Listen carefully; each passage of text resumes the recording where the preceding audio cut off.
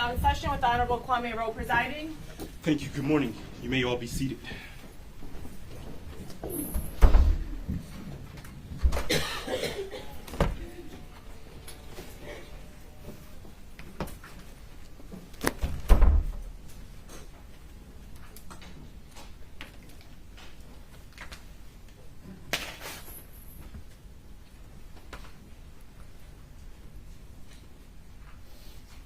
Your Honor, calling People versus Ethan Crumbley, case number 2022-279-506 FC. Thank you. Good morning, counsel. Appearances for the record.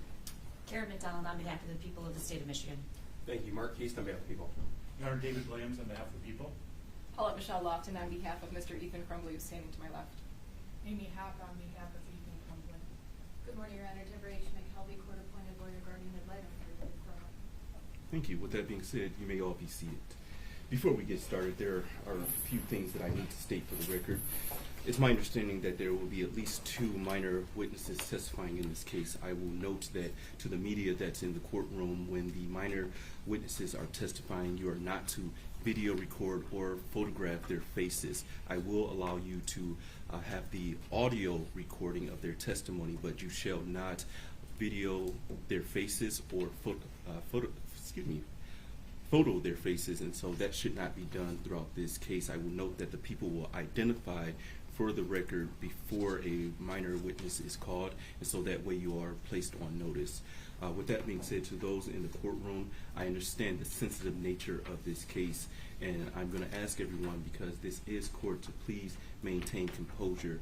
If you do need to step out of the courtroom, there is a composure room outside of this courtroom where you all can go and try to compose yourselves and return to the courtroom. However, I can't have any outbursts because we need to make sure that we protect the integrity of these proceedings. And so I will ask you, if you need to take some time, please feel free to take some time in the composure room and then return to the courtroom if need be. I will also note that please do not record these proceedings using your cellular phone. If I see anyone with their cellular phone out and it appears that they are recording these proceedings, your cellular phone will be taken. With that being said, people, any preliminary issues or statements that we need to address? Thank you, Judge, and I appreciate the opportunity to have a conference in the court's chambers. One thing that we did not discuss, we're asking the court to take judicial notice of the prior placement hearings and any court hearings that occurred for the pendency in this case up until today as well. Thank you. The court will take judicial notice of such. Thank you, Judge. We do have prepared a exhibit binder for defense as well as the court. In speaking with defense in chambers, it's our understanding that the exhibits will be admitted, so I'll make a general statement of admissibility for exhibits 1 through 62. And as the court stated, I will notify the court prior to extremely sensitive information and photos, images being broadcast on the screen in the presentation of our case. That way we will ask the court to request the media not to film or broadcast those images in any way, Judge. Thank you. With that being said, defense, any preliminary issues or statements? Yes, Your Honor, that is correct. We also have an exhibit binder for the court when the court is ready. We would be admitting defendants exhibits A through W. Thank you. Are those also stipulated? They are. Yes, Judge. Thank you. With that being said, peoples, and you stipulate to peoples 1 through 62? Yes, Your Honor, I would just ask the court to note my previous objections that were filed in a motion and the court ruled on them. Thank you. The court notes your previous objection. The people's exhibits 1 through 62 are hereby admitted as evidence. Defense exhibits A through W are hereby admitted as evidence. That being said, any other preliminary issues from defense? Your Honor, I know that this is very different from a trial, but we are asking the court to consider allowing Mr. Crumbley to be taken out of all of the chains and handcuffs. Thank you. Respectfully, I'm going to have him still in the chains because this is considered an evidentiary hearing, and so this is not a trial, and so he will remain in chains. However, he can have one hand that's unhandcuffed so he can take any notes or communicate with counsel. Perfect. Would the court like me to approach with the exhibit binder? I Yes. don't know if you already have the I will papers. take binders from both the people as well as defense. Thank you, Judge. Thank you.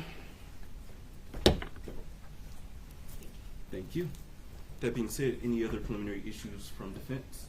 Your Honor, I plan on using the PowerPoint, the TV in my opening. So I know we tested it yesterday. We should be good, but I may just need a moment once it turns to my turn. Thank you. Thank you. With that being said, people, do you wish to present an opening statement? We do, Your Honor. Thank you. You may.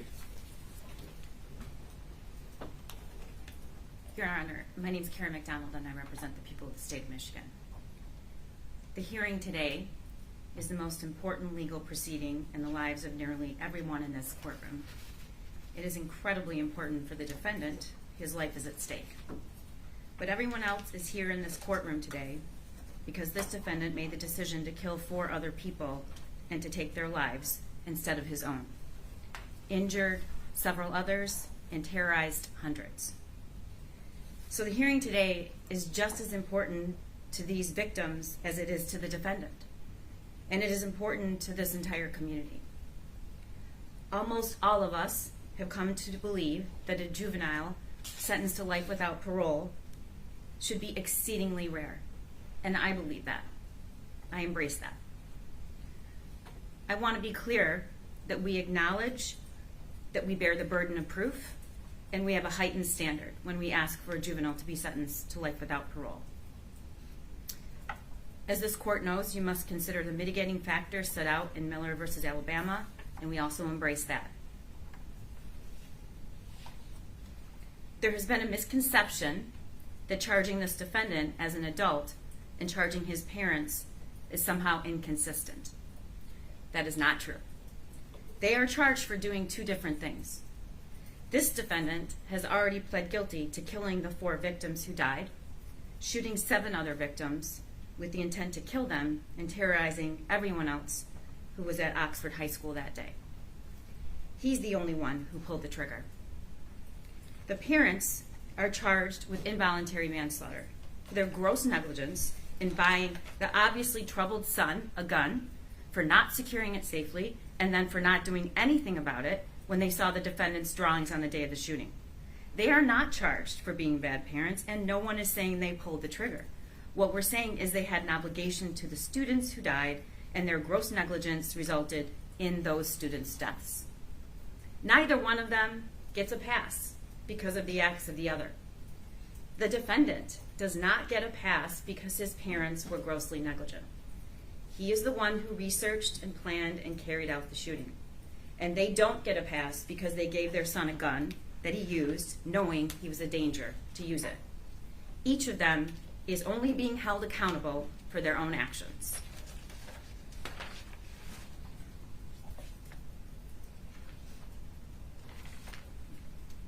It's important to be candid about what we do and do not know about this defendant. No one can tell us what he will be like in 40 years. None of us have a crystal ball, and we are not going to present any witnesses who will say there is 0 chance of possible rehabilitation. No one can say that for sure. But this hearing is not just about the defendant's potential to be rehabilitated. It starts and ends with proportionality. The court has to consider the Miller factors, but also every facet of the offender and the offense, and that's what we will present to you in this hearing. This is an offense unlike any other in this country or state has ever seen. Not just the number of children who died, but the way the defendant killed them, the amount of research and planning and preparation that went into it, and the way he carried it out, the picking and choosing of who would die. The video of the shooting doesn't have audio, but you will have no trouble interpreting the defendant's demeanor as he kills people and kids in that school. The way he walks up to them and fires at point-blank range, the way he takes a shooter's stance in the middle of a hallway to kill Tate Meir. And this is an offender like no other. The video of the defendant torturing a 1-day-old baby bird shows that he is capable of a level of violence that most humans are not. And he takes joy in it. And he recorded it. The way he researched and planned the shooting, the way he thought through the weapon he wanted and how he got it, the way he researched and knew that Michigan does not have a death penalty, and that he stated over and over, I know I'll spend the rest of my life in prison. And one of the most extraordinary things that makes this defendant different than any other mass shooter in this country, as far as we know and can tell, is that he decided in advance that he was not going to kill himself. and he researched response times to make sure that he surrendered before the police arrived. And he did not because he wanted to witness. He stayed alive because he wanted to witness the suffering he created. When the United States Supreme Court and the Michigan Supreme Court talk about the rare case and the defendant, this is the one, Your Honor.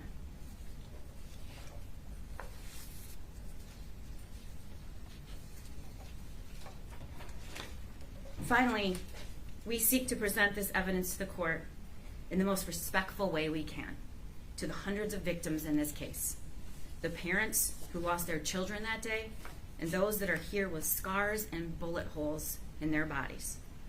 Your Honor, there is only one way to do that.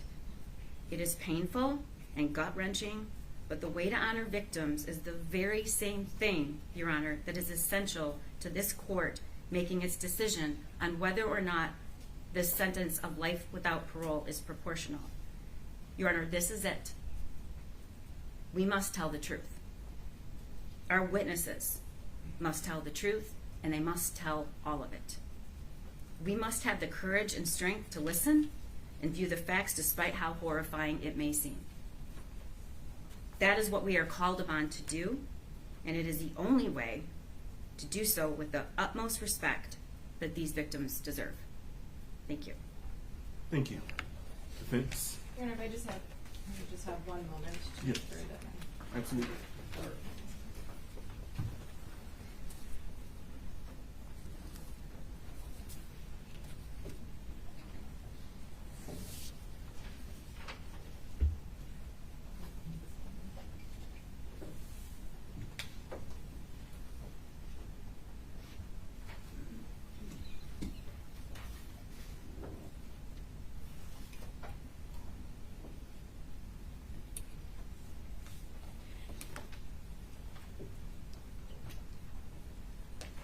Good morning again, Your Honor. I want to first go over the law that we must use during this hearing. We're here today because of the case of Miller versus Alabama. That's a U.S. Supreme Court case from 2012. They held that juveniles facing the most serious penalties must be individually sentenced, and courts must have the opportunity to consider mitigating circumstances. Those are chronological age, family and home environment, circumstances of the crimes, not the facts, but the circumstances, incompetencies associated with youth, and the possibility of rehabilitation. We also look to Montgomery versus Louisiana, a U.S. Supreme Court case of 2016. A lifetime in prison is a disproportionate sentence for all but the rarest of children, reserved for those whose crimes reflect irreparable corruption. 2021, People versus Bennett. They state that nearly every situation a sentencing court is asked to weigh in on the appropriateness of a life without parole sentence will involve heinous and oftentimes abhorrent details. The fact that a vile offense occurred is not by itself enough to warrant the imposition of life without parole. A court must undertake a searching inquiry into the particular juvenile, as well as the particular offense, and determine whether this is the truly rare juvenile for whom life without parole is constitutionally proportionate. And most recently, in People versus Taylor, the Michigan Supreme Court held in 2022 that when a prosecutor seeks to impose life without parole for a crime committed by a juvenile, the prosecutor bears the burden to rebut a presumption that life without parole is a disproportionate sentence. The standard for rebuttal is clear and convincing evidence. Clear and convincing means that the evidence is highly and substantially more likely to be true than untrue. Your Honor, this hearing is not like something that we are used to. Usually when the prosecutor and defense stand before the court, we're here for a trial. And in that scenario, the prosecutor has to prove each and every element beyond a reasonable doubt. This hearing is distinctly different. Mr. Crumbley has already pled. He raised his right hand. He told this court that he was guilty of committing all 24 counts against him. We are here today because the people filed a motion for life without parole following that plea. We must move away from the trial mentality and into a sentencing phase. The facts of this case are difficult, they're unpleasant, unnecessary. The images that you will be shown are not something you are ever likely to forget. But through the evidence, through the witnesses and our experts, we believe that the court will agree that the people are not able to meet their burden in rebutting the presumption against a life without parole sentence. The experts and witnesses that will come before you will not give you an excuse for Ethan's actions. They will give you an explanation as to how Ethan ended up with a weapon in his hand on November 30th of 2021. As Jillian Peterson, a nationally recognized expert on the psychology of school shooters, concluded when called by the people at a Daubert hearing in the case of Jennifer and James Crumbley, there is a common misconception by the public that mass shooters are evil monsters who simply snap and commit a shooting one day. At the end of this hearing, we will be asking for the imposition of a term of years, because it will be clear to you that 15-year-old Ethan Crumbley is not one of those rare juveniles that is irreparably corrupt and without the ability to be rehabilitated. Thank you very much. Thank you. People, you may call your first witness. Thank you, Judge. People call Lieutenant Tim Willis. We have a PowerPoint presentation, if I may. Absolutely. Detective, if you could, please approach the witness stand. You're then going to stand in the witness box, face my clerk to be sworn, sir.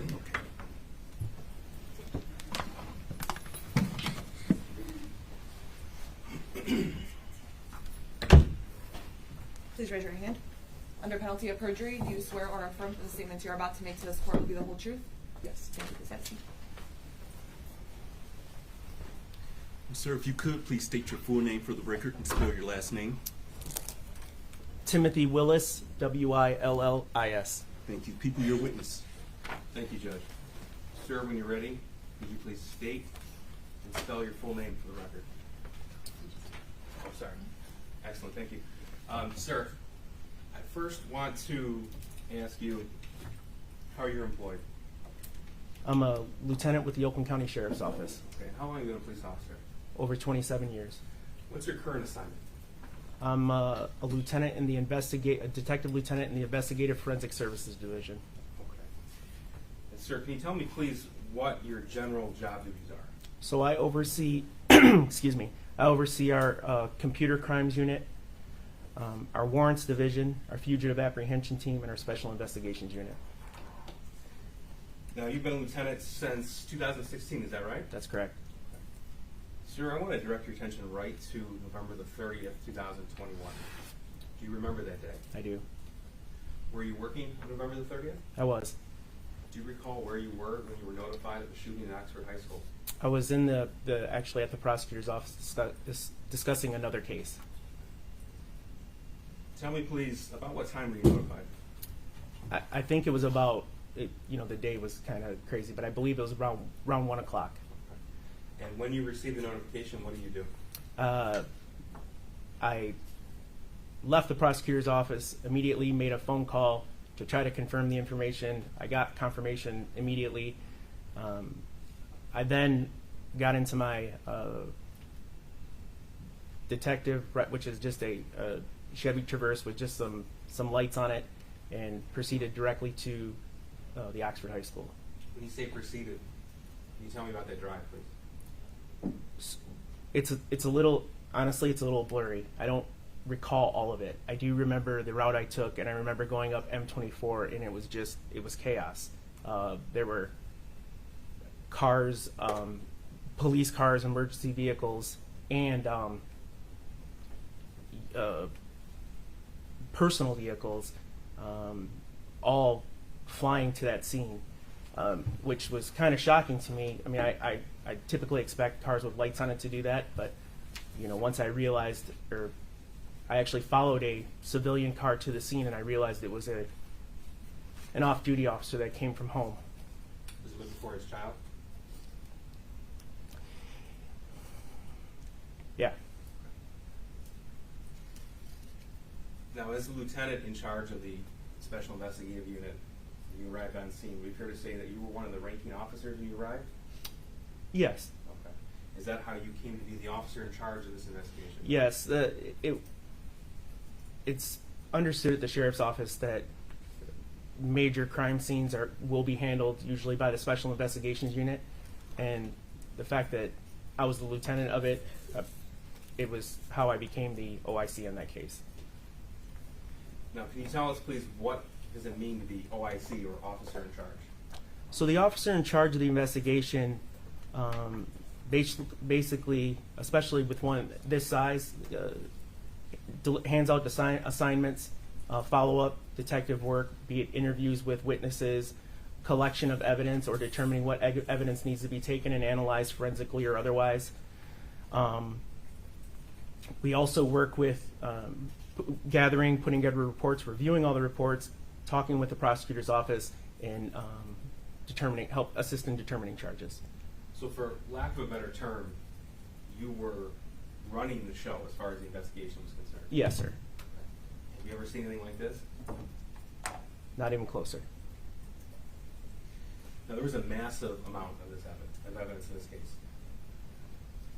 Now, is it fair to say that you reviewed all of that evidence, at least in a supervisory role? Yes, sir. Okay. And as part of your duties as lieutenant in your division, you also supervise the computer crimes unit. Would that be right? That's correct. Okay. So, what do the computer crimes unit detectives do? So they handle any electronic evidence that we may take as a course of an investigation, and then they forensically analyze it, meaning to hook it up to their systems, to obtain images, pictures, videos, recordings, texts, a lot of different ways to get into either computers, phones, or tablets. Okay. And now, you're aware that the defendant's cell phone was seized when he was arrested on November the 30th? Yes, sir. Okay. And it was the computer crimes unit that conducted that forensic analysis? Correct. Okay, so when we received our presentation today, we refer to evidence found in the defendant's phone to be computer crimes unit who actually did the physical extraction? Yes, sir.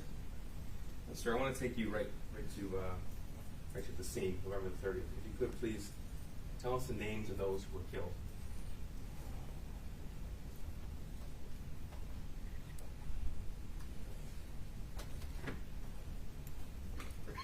Excuse me. Tate Muir, Hannah St. Juliana, Justin Schilling,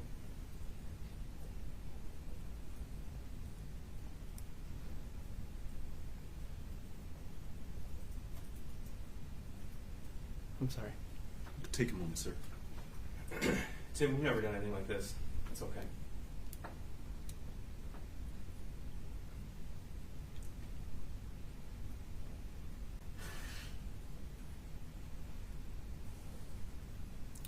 Madison Baldwin. Thank you. I'm so sorry. Who was wounded? Phoebe Arthur, Elijah Mueller, Riley Franz, Kylie Osage, John Asciuto, Molly Darnell, Aiden Watson. The person who committed these murders and attempted murders in court today? Yes. Please tell the court what he's wearing today. He's sitting next to the counsel. He's wearing orange jail uniform. Will the record reflect the identification of the defendant for this hearing? So reflected.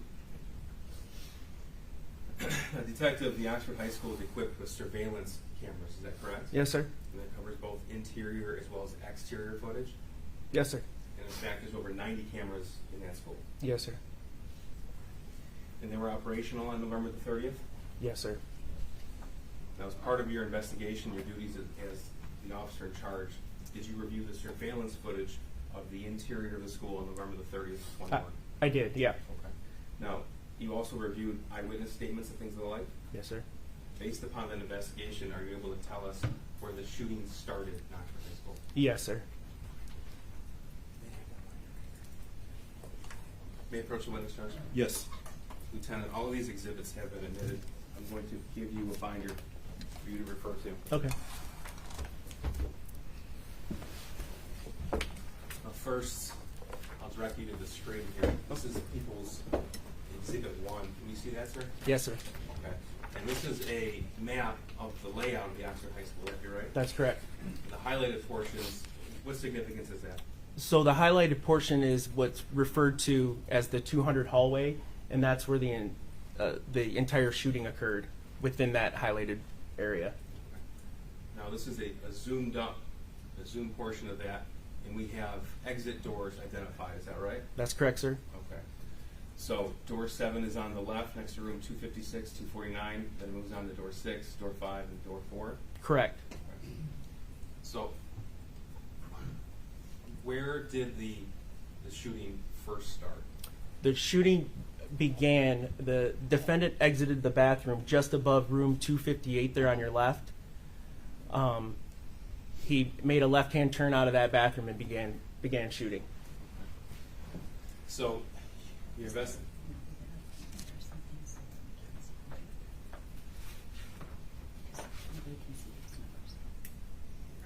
Are you able to see this now? I can. It's 258 right here. That's correct. Okay, and the bathroom is signified here with the laser pointer. That's correct.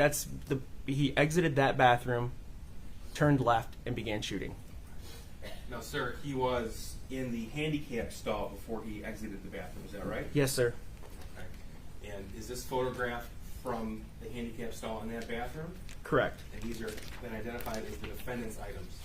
Correct. Okay. Tell us what was found in that stall. A miscellaneous homework papers or work papers from school, a hardbound journal, leather journal, some wires from, power cords from computers and things of that nature. Did you examine those papers found in the backpack? Yeah, the assignments, yes. Okay. Tell us what of note, if anything, was discovered on those pieces of paper. I believe there was 93 pieces of paper somewhere in that area, over 90, and on those over 90 pages, there was over 50 images of guns drawn. Now, there's no evidence that any teacher or administrator saw those particular pieces of paper. Is that right? No evidence, no. Okay. And you said there was a handwritten journal? Yes, sir. Okay, that's People's Exhibit 3. That's been admitted. Have you read that entire journal? I have. Now, if the journal were to be photocopied, how many pages would it be as far as the actual written portions? 22. Okay. And out of those 22, the first written page has a drawing of a rocket, am I right? And a quote from a book? Yes, sir. Okay. Now, the remaining 21 pages with actual content, can you tell me how many of those 21 pages refer to the school shooting? Every single one of them. Were you able to identify that journal as being written by the defendant? Yes, sir. How's that? Oh, several reasons. It was found amongst his items there. His name was written throughout it. Later we'll see another assignment where we've seen his handwriting on, and that matched the handwriting in the journal. It also references events that occurred at the school with the deer head weeks prior, the bird head prior, the fact that his father purchased a Kel-Tec. So you're able to tell from the overall context of the passages that it was in fact the defendant's and he did in fact write it. yes. I'm going to refer to portions of his journal, and feel free if you have written notes in front of you to refer to it. Okay. Helps. Yes, sir. We're going to start with page 22 of Exhibit 3. Looking at the screen, sir, can you tell us please what the defendant wrote? Yes. He wrote, excuse me, I want to shoot up the fucking school so badly. Soon I'm going to buy a 9mm pistol. Now, further down on page 22, can you please tell us what the defendant wrote? Yes. Ready and the 9mm ready. Then I walk behind any girl, pretty in parentheses, and shoot them in the back of the head. I will then shoot anyone I see, aiming for the head, until I have to reload. I will then find a full class. Lieutenant, the defendant indicated he wanted to aim for the head and then turn the firearm onto classrooms. Yes, sir. First, I'm going to refer you to exhibits 4, 5, and 6. Those are the autopsy protocols of the murdered children. Sir, you reviewed these? I have. Okay. Now, out of the 4 murdered children, how many were shot in the head? Of the 3 of those individuals were shot in the head, is that right? That's right, yes. And then out of the 7 wounded, an additional 3 were shot in the upper extremities, neck, face, or head area, is that right? Correct. Now, he also wrote in the passage about wanting to turn the firearm into the classroom. Did you find evidence in the school that the defendant actually did that? Yes, sir, we did. I'm going to refer you to Exhibit 8 on the screen. What is this photograph of? So our forensic lab who processed the scene, that is a rod that indicates the direction of travel from a fired round. So as you can see, that fired round went through that the little steel barrier outside the door, 247. And this is classroom 244. What are we looking at here? A similar thing, but this time it went through the glass. And this is classroom, or this is office 224, and this is Miss Molly Darnell's. Is that right? That's correct, sir. And there's 3 rods through that door, indicating 3 rounds penetrated that door. And this is classroom 223. What are we looking at here? Yeah, that appears to be a round that didn't penetrate all the way through the door, but was obviously shot at. And then 220, what do we have down here? Again, we have an additional round that was fired through a door. And finally, classroom 215. Yeah, we have 3 more rounds fired into the glass partition outside of in the classroom, I should say. Now, Lieutenant, it's true that each of these 6 classrooms were occupied by children hiding at that point in time. Is that correct? Yes. Now, I'm going to refer back to page 22 of the defendant's journal. Can you please tell the court what the defendant wrote? I will continue shooting people until police breach the building. I will then surrender to them and plead guilty to life in prison. Baxter, how was the defendant apprehended? He, deputy's arrival, he placed the gun on a garbage can behind him, got on his knees, and put his hands straight up in the air. So that was directly after he executed Justin Schilling and Keegan Gregory ran for his life. Would that be right? That is correct. Is there any evidence that the defendant tried to run? Not at all. Did he try to fight? None. So, in fact, he did a complete surrender, like he wrote. Absolutely. Now, at that point, the point he surrendered, was there anybody else left to shoot? No, I mean, at that point he had, after Keegan Gregory ran out of the bathroom, there was no one left in the bathroom. He came out. The hallways were obviously clear except for law enforcement coming down the hallway, and so there was no more victims for him to. So at the time the defendant opened the bathroom door and placed his gun on top of the trash can, the police were not next to him. In fact, you couldn't see them at that point. That's correct. I'll refer you to page 21 of the defendant's journal. Can you please tell us what the defendant wrote here?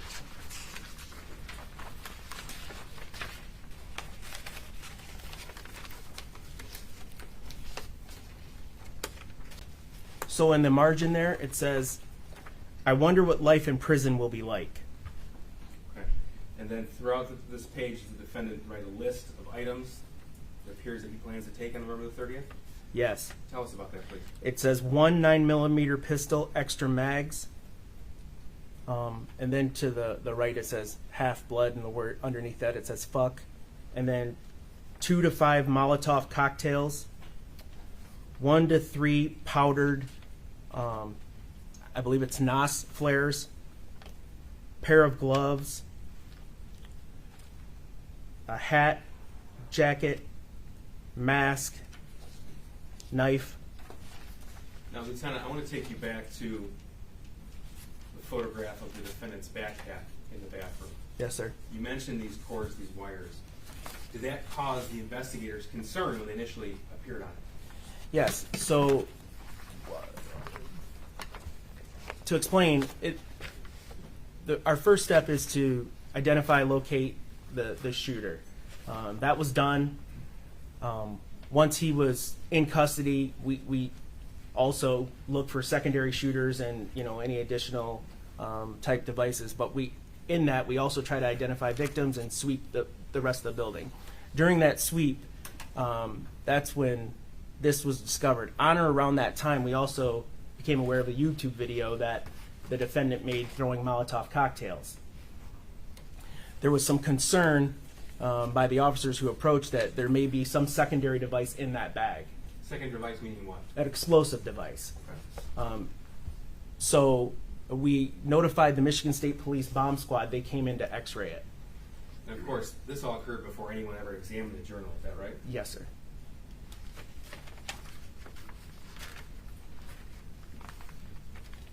Now, he also wrote about a hat, a jacket, is that right? Yes, sir. In reviewing the video, did you discover the defendant changed his appearance before the shooting? Yes, prior to going in, he has a gray hoodie on, his backpack, no hat. He comes out. It appears that hoodie was just flipped inside out. He dropped his backpack and he's wearing a Blatnick cap. Now, page 21, the defendant indicated a date and a time, and then read the passage right underneath that. The date is 11/9/2021 as of 2:13 p.m. I want the world to remember me.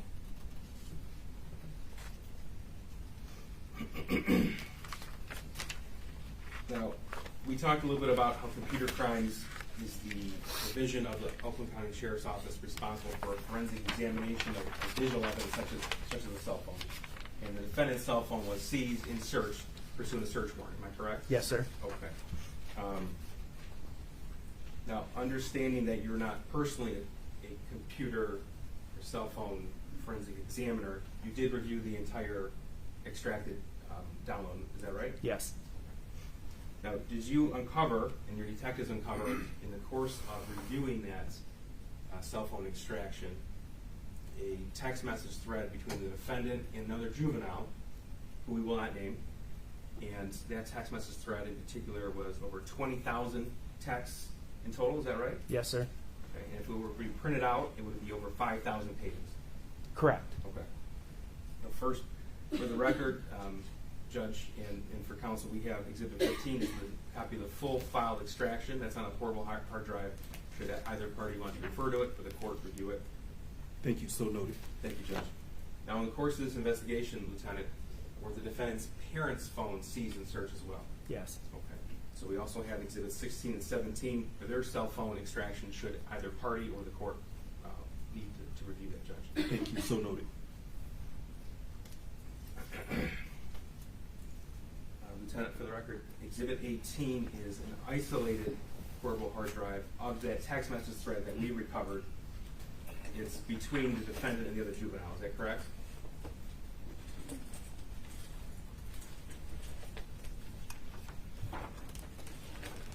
Yes. Okay. And again, you've had the opportunity to review those text messages? Yes. Now, referring you to the slide, this is a text message from March 17th, 2021, sent at 12:41 a.m. to 12:46 a.m., UTC -4. And for the record, every text message has a date and a corresponding page number to Exhibit 18. And this time has been converted from UTC to Eastern Standard Time. Is that right, Lieutenant? Yes, sir. Okay. Please tell us what the defendant wrote here. This is why when you die, you need to be remembered for a long time. Doing something that will make people think about you until time ends. Unless you do something that will make people remember you, like people remember King Henry, or Cleopatra, or even Hitler. If you want to be remembered forever, how would you want to be remembered? As a smart and heroic person, or someone who massacred people and scars other people's brain of your life? At that point, the other juvenile replied, smart and heroic, probably. And then, how about you? Then the defendant replied back, not for me to say. Okay, so this was in March 17, 2021. And this theme of wanting to be remembered, is that repeated throughout the defendant's journal? Yes, sir. Moving on to page 19, can you please tell us what the defendant wrote?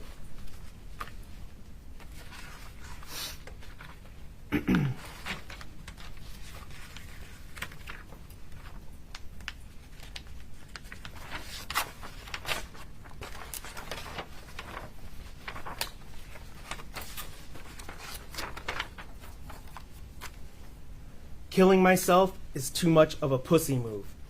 People will just forget about me, and I will have never making an impact in this world. The only way is to shoot up the school. Further on down page 19, can you please read what the defendant wrote? Start with I'm going. I'm going to rain fucking fire down on this school. I will cause the biggest school shooting in Michigan's history. I will kill everyone I fucking see. And finally, page 19, bottom. I want to be remembered through all of history. Flip please to page 18 of the defendant's journal. This is the top portion of page 18 of the defendant writing. Could you please read that passage? I just saw a group of girls sitting down in the hallway. If I had my pistol on me, then I would have not hesitated to blow both of their brains out. I would just hope their parents will feel with sadness and distraught. When I shoot up the school, I hope that every parent of kids I gratefully murder will be so sad that they kill themselves. I want all of America to see the darkness in me. I want to impact the world with this. I'm going to record the shooting so when they show the video in court, everyone can see their children and friends dying. I want for the parents to see their kids burn to ash and bawl their eyes out. I'm going to spend the rest of my life in prison, rotting like a tomato. Oh, sir, that page doesn't end there, is that right? That's correct. And in fact, there's a drawing right underneath that. Yes, sir. Tell us please what we're looking at. It's a drawing of a hand extended, firing a round into the back of presumably a young female. And what did the defendant write about that? The first victim has to be a pretty girl with a future so she can suffer just like me. Lieutenant, who was the first person shot? Phoebe Arthur. Excuse me. Phoebe Arthur. And do you know where she was shot? In the face. I want to move now to page 17. There's a part here that's redacted, and we redacted the name of a different school shooter. Is that correct? Yes, sir. Okay. Can you please read the remainder of that passage? He is my idol. I want to do what he did. I want America to hear what I did. I know that rarely only shootings have happened in Michigan, so that means I will cause the largest school shooting ever in the state. I'm not going to kill myself. I will surrender to the police. I wish to hear the screams of the children as I shoot them. All I need is my 9mm pistol, which I am currently begging my dad for.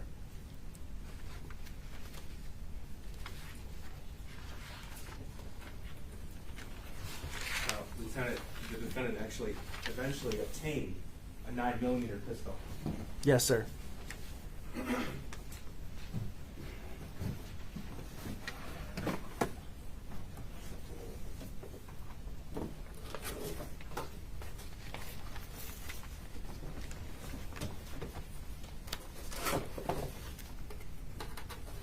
Okay, approach the witness, Judge. Yes. I'm going to hand you what's already been admitted, as well as evidence left.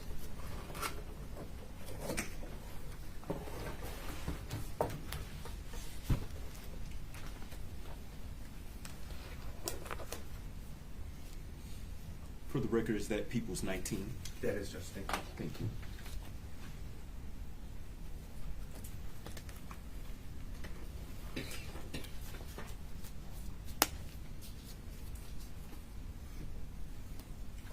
Sir, What is Exhibit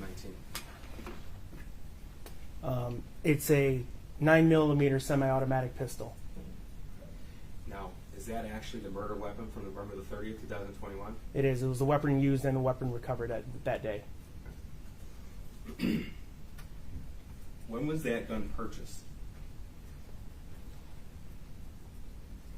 The Friday just prior to the shooting. So that would have been November the 26th, 2021? Yes, sir. And that was purchased from a firearms store in Oxford?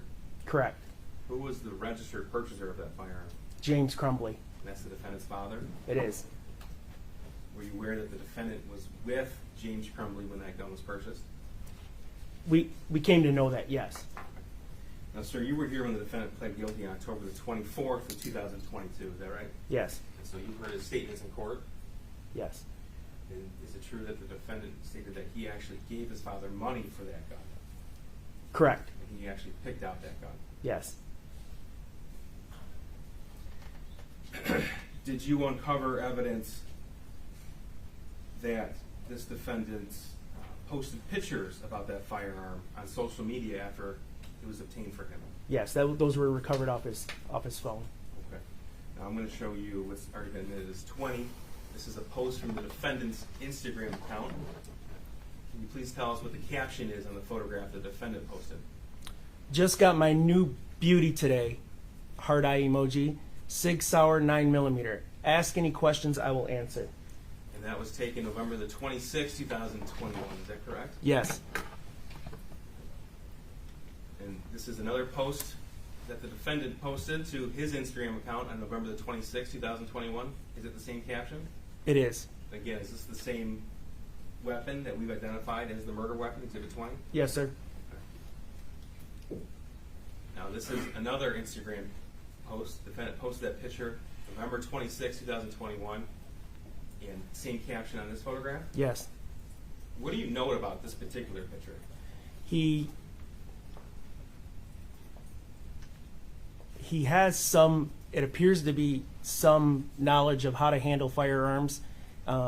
His finger, which is very important when handling firearms, is outside the trigger guard. He is lining up the sights.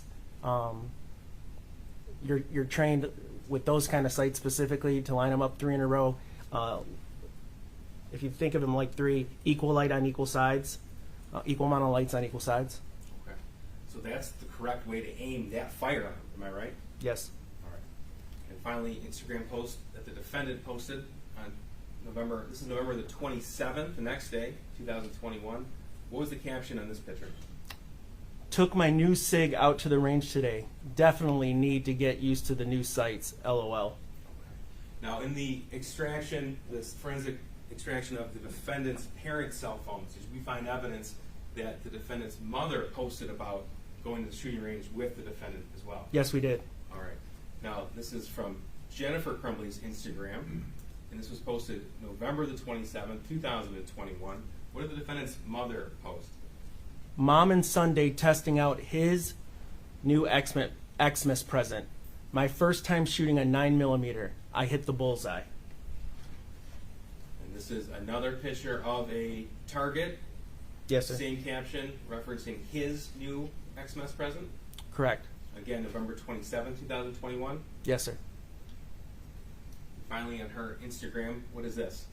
That is the this pistol along with those magazines. A picture of him. And what's the caption here? Mom and Sunday testing out his new Xmas present. My first time shooting a 9mm. I hit the bullseye. Now, in a review of Jennifer Crumbley's Instagram stories, was there a short clip of the defendant training with a firearm? Yes, sir, there was. And in fact, throughout this investigation, was evidence uncovered of the defendant training with different firearms? Yes, there was. Okay. Now, this picture right here that Jennifer Crumbley posted, this was just 3 days before the shooting. Is that right? Yes, that's correct. First, I'm going to show you a clip from Jennifer Crumbley's Instagram story. This is from June the 22nd, 2021. What's the post that Jennifer Crumbley wrote? Ethan and James R. Crumbley both got handguns this week, testing them out at the range. Now, you mentioned that evidence was uncovered that they were both training with firearms. Yes. I'm going to show you what's already been admitted as exhibits. As soon as this unfreezes, Lieutenant.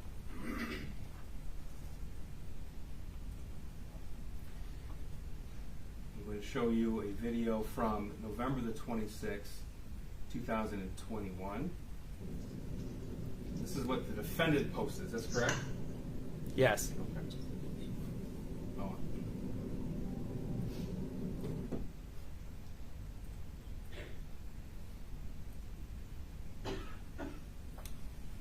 Judge, I believe we have the television, the court's television is frozen.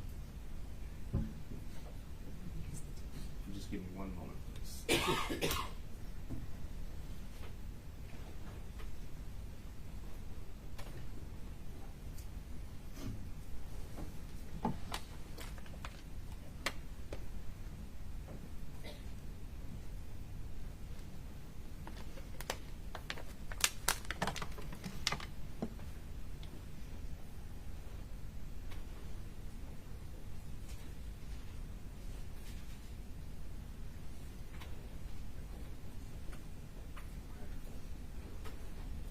Play this again.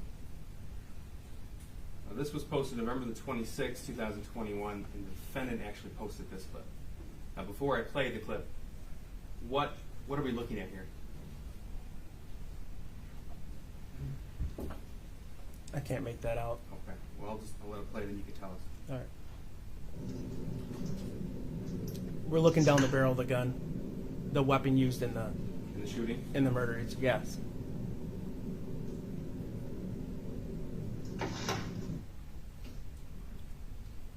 Now,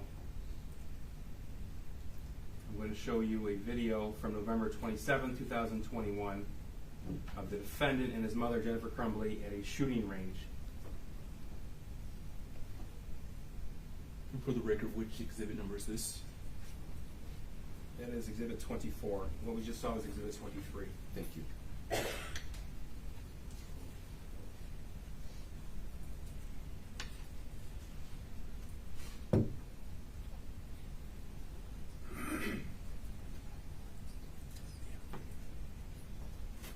So we see the defendant with a gray sweatshirt, Yes. and that's his mother walking next to him. Yes, sir. And the defendant has a target, paper target in his hand. Is that right? Yes, sir. He does. Okay. And next to him, has that been identified as the murder weapon that was bought the day prior? Yes, correct.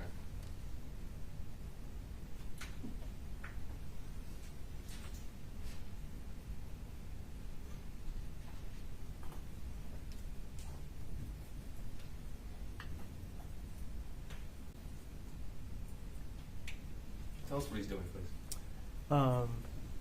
He's inserting the magazine into the, which is also known as the clip, into the pistol and chambering around, basically loading the gun.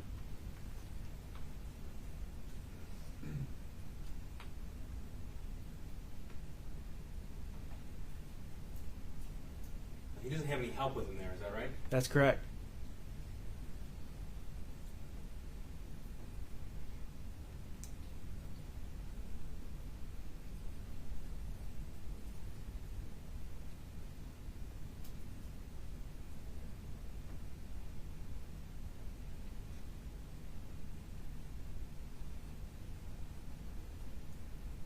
As you watch the defendant shoot this firearm on November the 27th, 2021, tell me what comes to mind. The most interesting thing to me is that obviously this is the first time he just bought this gun, so presumably this is either one of the first times, if not the first time, that he shoots this gun. He understands the basic concepts of shooting: two-hand grip, arms extended, bringing the sights up to your line of sight. And you've already mentioned the photograph of him lining up those three sights. Yes, sir.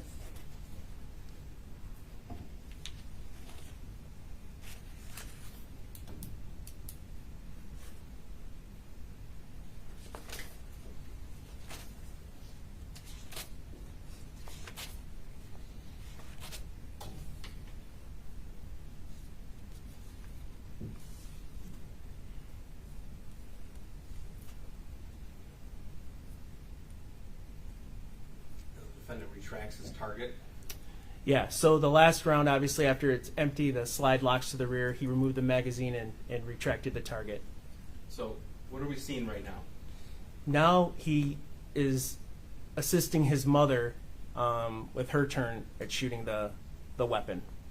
Now, when you say assisting, is Jennifer Crumbley showing him how to use it, or is the defendant showing Jennifer Crumbley how to use it? Yeah, it's clear. I mean, it's evident by the video that he is teaching her what to do.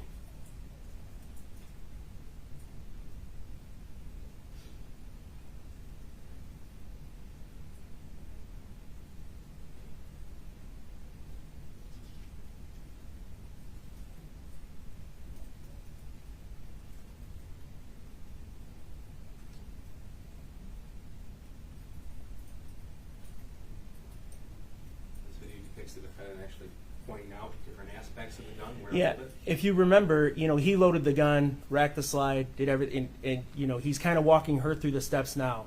That's called a slide release, what she just hit that moves the gun forward. And now it appears she doesn't know how to properly grip the pistol. Now, comparing shooting stances, who is the more experienced looking shooting stance? Yeah, experience and more confident looking shooting stance is Ethan, for sure. Pardon me, the defendant. At this point in the video, the defendant's mother actually calls the defendant over to retrieve the magazine. Yes. So she sets the gun down when she's done, whereas the defendant, properly unloaded it, left it down. There's multiple times throughout the surveillance video that shows the defendant's mother asking the defendant for help. Yeah. See, here's she's still unsure about how to grip the firearm. She's putting her thumb around her wrist, and he's showing her, no, your thumbs forward. 2 hands on the gun, thumbs forward.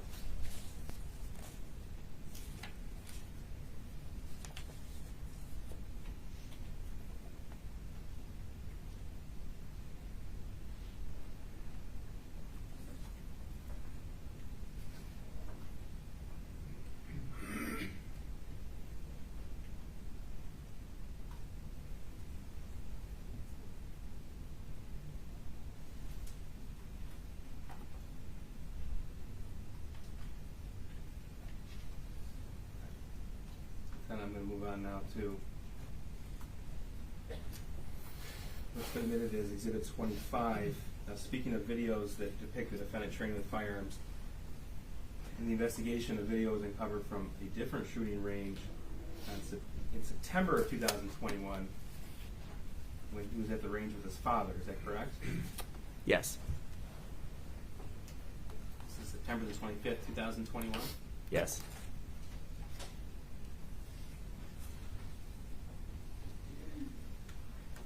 Okay, so who are we looking at on the video right now as I turn it on?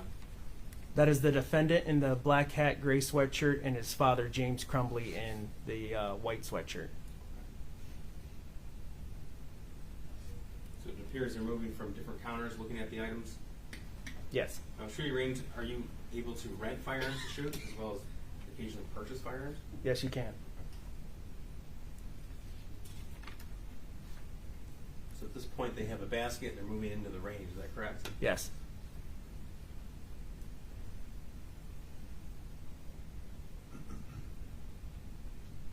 Now, earlier you mentioned the Kel-Tec pistol. Yes, sir. Is it true that James Crumbley purchased that Kel-Tec pistol in June of 2021? June, yes, sir. Okay. So there appears to be a pistol in James Crumbley's hip. So this is before the 9mm used in the murder was purchased, right? Correct. Okay, so we presume that James Crumbley brought his .22 caliber Kel-Tec semi-automatic pistol to shoot.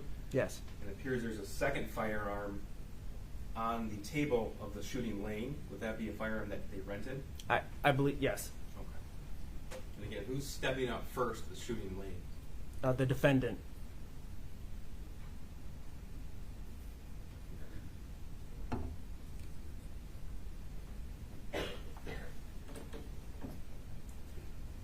There's nobody showing him how to use that firearm, is that right? Correct.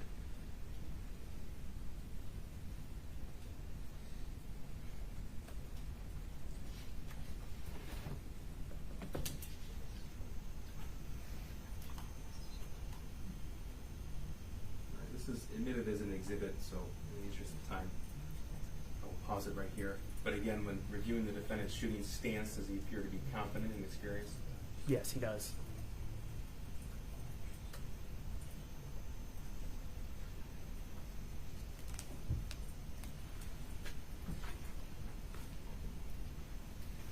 Okay, I'd like to direct you back to the journal. Page 16 of the defendant's journal. Please tell us what the defendant wrote. I plan on dumping Jeffrey's head in a bathroom to hope the stench will reek. I hope that people will talk about it for the rest of the day because I want the attention. However, I do not want to be caught, as that will make me getting the 9mm impossible. Okay. Now, I want to ask you the next few questions as you're thinking about the entire context of the journal, the text messages, and the entire investigation. So, the defendant wrote, I plan on dumping Jeffrey's head in a bathroom. Did you uncover, and the investigators uncover, what he was talking about? Yes, there was an incident where a bird head in a jar of fluid was left by the defendant in the same bathroom that he exited the day of the shooting. But it was prior to the shooting. Okay, so if I'm correct in understanding, and this was November the 11th, 2021?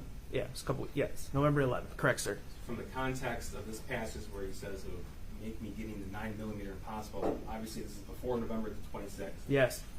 Okay. And then you did come to learn that someone at Oxford High School did uncover a decapitated bird head contained in a jar of fluid from the men's bathroom. Yes. The defendant is writing about how he actually did that and what he's talking about. Yes. And this theme is continued on throughout the journal and the text message. Is that correct? Yes, sir. Okay, we'll get into more detail in a little bit.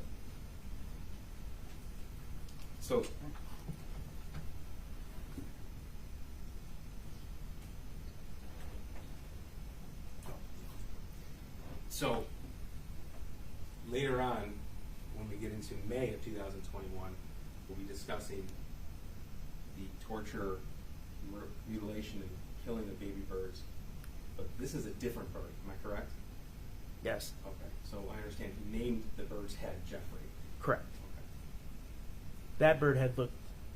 I don't know birds all that well, but it looked more advanced in age. It looked more like an adult bird than a. Certainly different than the picture of the bird subsequently tortured. Yeah, the hatchling. Yeah. Page 15 of the defendant's journal. Please tell the court what the defendant wrote. So during the passing time of 3rd to 4th hour, I went into the bathroom and I wanted to dump the bird head on the ground and keep the jar, but there were people waiting, so I put the whole jar on top of the toilet paper dispenser. And in fact, that's where that jar was found. Yes. Further on down, page 15. So now I'm pissed because I want to do the shooting with a 9mm pistol, as they are effective for killing. But right now all I got is a puny 22 LR Keltec that I don't know where my dad hid it. And underneath that passage, what do we see? The defendant draws 2 separate rounds or bullets. On the left, a 22 LR long rifle. It says kill range 25 meters max, and then a 9mm Parabellum, kill range 100 meters. Now, Lieutenant, the police officer for 27 years, you're obviously familiar with firearms and ammunition. Yes, sir. If you could please tell the court what's the difference between 22mm or 22 caliber and a 9mm? Well, the most glaring difference is the size. The 9mm caliber is a much larger round. It has more, it has more impact. It does more damage. Which round, comparatively speaking, the 22 to 9mm, would be more likely to penetrate a classroom door? The 9mm. The 22, I'm not a gun expert, but 22s are designed for target practice with paper and or very small game hunting, where the 9mm is essentially a combat round. So, police officers, soldiers if they're sidearmed, they commonly carry a 9mm handgun. Correct. Okay, they wouldn't carry a .22 into combat. Absolutely not. Now, in the course of this investigation, you and the detectives uncovered internet search history of the defendant on his phone. Is that right? Yes, sir. Okay. And did you find evidence of the defendant researching different weapons and ammunition on his phone? We did. We'll start with November the 29th, 2021, at 2:07 p.m. What was the defendant's Google search? His Google search was type of 22 bullets. And, Your Honor, for the record, when we have item 1, item 12, that signifies the search, particular search in the exhibit for the court. Thank you. So noted. Thank you. Now, item 12, on November the 26th, what did the defendant search? Sig Sauer P365. Okay. And that's 4 days before the shooting? Yep. Yes, sir. Okay. Now, item 23, on November the 24th, what did the defendant write? The 24th, he wrote 9mm types comparison. He searched that in Google. Now, everything that we have here in quotes, that's bolded on the side, those are the defendant's actual words that he typed into Google on his phone. Yes. Now, we have a few different items redacted for privacy purposes. Can you tell us what the defendant searched on November 23rd, 2021, which is 1 week before the shooting? Used firearms, redacted firearms and range. And what about the next search, item 34? He typed in used guns, redacted shooting goods. Now, November the 10th, 2021, 20 days before the shooting, what did the defendant search? What is a Molotov cocktail? Now, moving on to item 62, November the 9th, 2021, which is 21 days before the shooting, what did the defendant write? How deadly is a 9mm pistol? And October the 4th, 2021, item 99, what did the defendant write? How many yards away is a 22 effective? Okay. And when you see in type or text the decimal point and the numbers 22, that signifies a .22 caliber. Yes, sir. Now, in the text message thread, did you find evidence of the defendant's desire to own, possess, and use firearms? Yes, sir. All right. I'm going to direct you to June the 14th, 2021, 5:34 p.m. to 5:47 p.m. Can you please read to us what the defendant wrote? Yes. We went to the store. That place is fucking cool. They close soon, so my dad will go up there and do it tomorrow. My dad even said I could get a revolver if I wanted to, like a snub-nosed one. Yeah, it's just more money. No, I'm not getting both. And that's in reference to a Derringer and a revolver? Yes. Also, for 100 rounds of 22 LR, it's only $15. Sir, what's LR signify? Long rifle. And it's only $40 for 50 rounds of 9mm. Every type of ammo there is stupid expensive, expect for the 22. My dad said I can get a gun like this if I want to. And then he sent a YouTube link? Yes. Correct.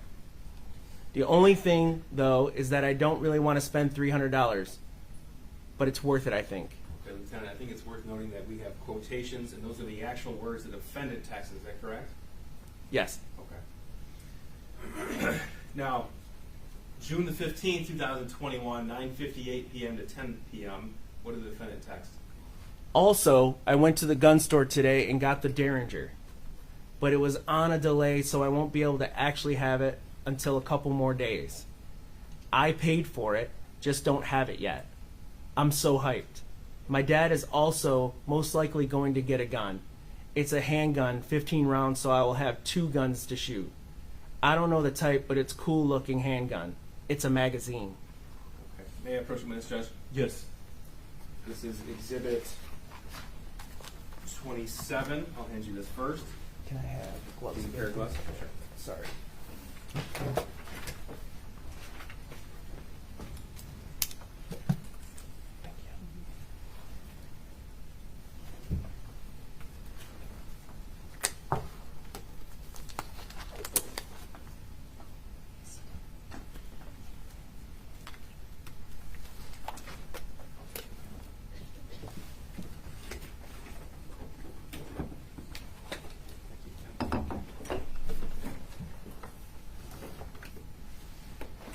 Exhibit 27, right here. Can you please tell me what I've handed you?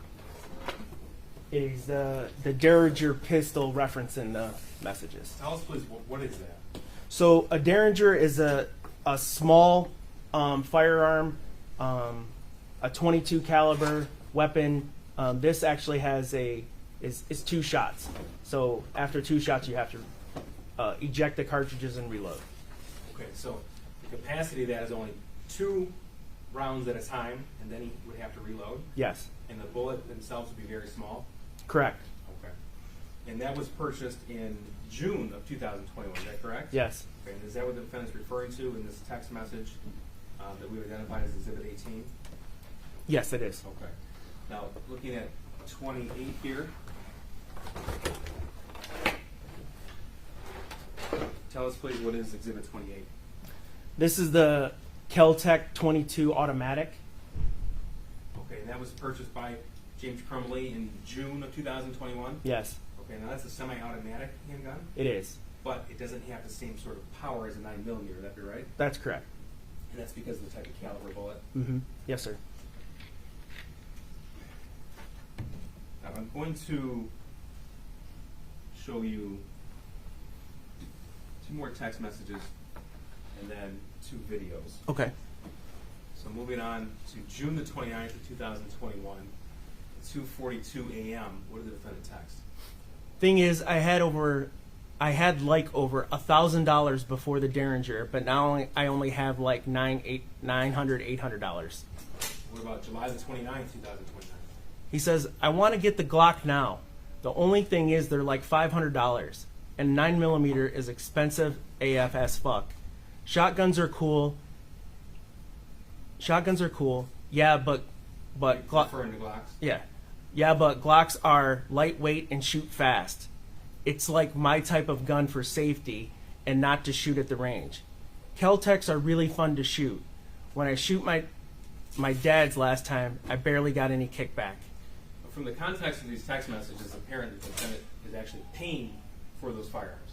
Yes. Now, moving to August the 10th, 2021, can you please read what the defendant wrote? I got my Derringer back and some more ammo. What about August the 19th, 2021? He So the posted. defendant sent a video to Yes. his friend? Yes, Okay. he did. And then what did the defendant write? Shoot that Sunday. And then August the 20th, this is just after midnight, another video was sent? Correct. And what did the defendant write? My dad left it out, so I thought, why not? LOL. Just kidding. Not just kidding. IK, I know gun safety, so it's no problem. Now it's time to shoot up the school. Devil emoji, and then a series of JKs, which reference just kidding. I'm going to show you those videos I referenced.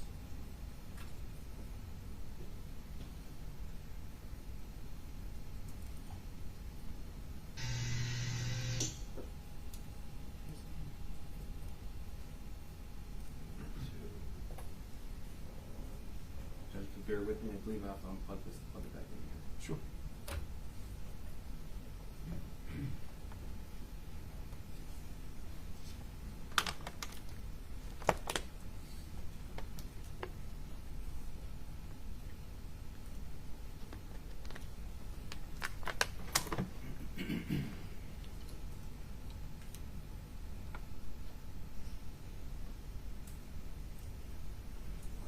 Now this is June, this is Exhibit 29. This was sent in that text message conversation, June the 16th, 2021. Yes, sir. This appears to be the defendant's hand with the Derringer in his hand. Yes. What's he doing with it? He's dry firing it, meaning there's no rounds in it. He's just cocking the weapon and pulling the trigger. I'll show you now Exhibit 30. This is from August the 20th, 2021.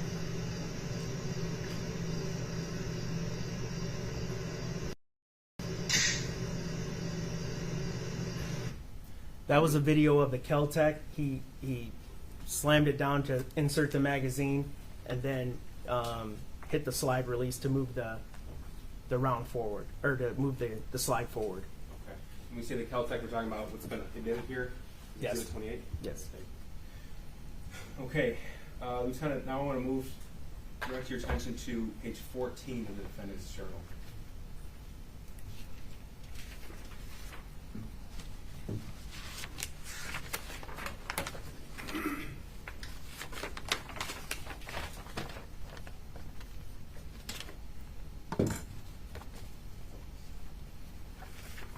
Okay. You're able to read the passage? So I am very optimistic. Every night, I'm not sure, awake. Every passing minute, I think about how many potential people will die. I think about how I'm getting closer to prison and how many potential people will die. Is that correct? I'm sorry, I gotta. So I'm very optimistic. Every night, I'm not sure, awake. Every passing minute, I think about how I am getting closer to prison and how many potential people will die. Okay. Now, further down the page, what did the defendant write? The security guard, so no one knows that, put the bird head in the bathroom. It just amuses me how I can cause people to talk about what I did, and it makes me happy. Once I do the shooting, it will go down as one of the biggest school shooting in America and Michigan. Now, the defendant writing about spending his life in prison, going to prison, is this a theme that you found throughout the journal? Yes, sir. Okay. And did you also uncover, when reviewing the defendant's internet search history, was that theme prevalent there as well? Yes, it was, sir. I will direct you to a few different internet searches found in the defendant's browser history. November 29, 2021. This is 8:45 p.m., which is the night before the shooting. And it's item 5. Can you please read what the defendant wrote? He Google searched, what is the worst prison sentence you can get in Michigan? And what about item 9? He wrote, what is a life sentence for a 15-year-old? And that's what he actually searched on his phone in Google. Yes, that's what he entered, correct. And this was 1 week before the shooting. Yes. What about item 11? What is the sentence for for a 15 to life? Again, that's 1 week before the shooting. Yes. And moving on to item 12, again 1 week before the shooting. What did the defendant search? He searched, what is the legal age to be sent to prison? And what about item 13, also 1 week before the shooting? Michigan Youth Correctional Facility. Okay, and there actually is, in the state of Michigan Department of Corrections, there's one facility that houses youthful offenders. Is that correct? Yes. Item 15, again 1 week before the shooting. What did the defendant search? What prisons are there in Michigan? Moving on to item 16. Has anyone ever been executed in Michigan? He searched that 1 week before the shooting. Yes, he did. Item 17. What states have the death penalty? Again, a week before the shooting. And Yep. what about Yes, item sir. 19? It's redacted, and what part is redacted here? The name of another school shooter. A different convicted school shooter from another state? Yes, sir. Okay. What did he search regarding that individual? Is redacted, sentenced to death. Now, what about item 22 that he searched 1 week before the shooting? He searched, what is the maximum death penalty? Okay. And November the 6th, 2021, this is 24 days before the shooting. What did the defendant search? Is Michigan a death penalty state? Now, I'm going to refer you back to the journal on page 11. Tell me when you're ready to read that passage.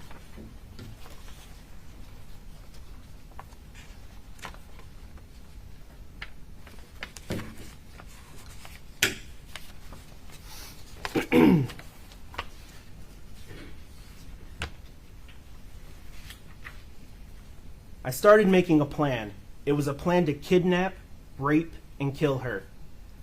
I talked to Redacted name. find out where she lives and found out she lives a 5-minute walk away from me. I made this plan to break in the BR bedroom at night and kidnap her with an industrial-sized garbage bag. I would then take her to my basement where I would torture and rape until I slit her throat alive. I was so close to executing the plan, but fortunately, my friend, redacted, stopped me very calmly. Okay. Now this plan that he referenced, that was regarding another student in Oxford High School? Yes, it was. And did this come through in his text messages to that other juvenile as well? Okay, I'm going to show you Yes. some of those text messages.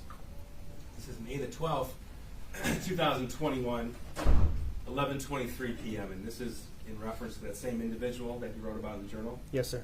Tell us, please, what the defendant wrote. Kidnap her, then tie her up, then rape her, then torture her, then kill her, then dissect her, then take her eyeballs, then bury the body. Okay. On May the 20th, 2021, he was still writing about this? Yeah, he quotes, "I'm not going to get caught, man. I'm going to bring my gun just in case. Full air and pellets. Basically deadly. But I have full plan on how to kidnap her. It's just super risky."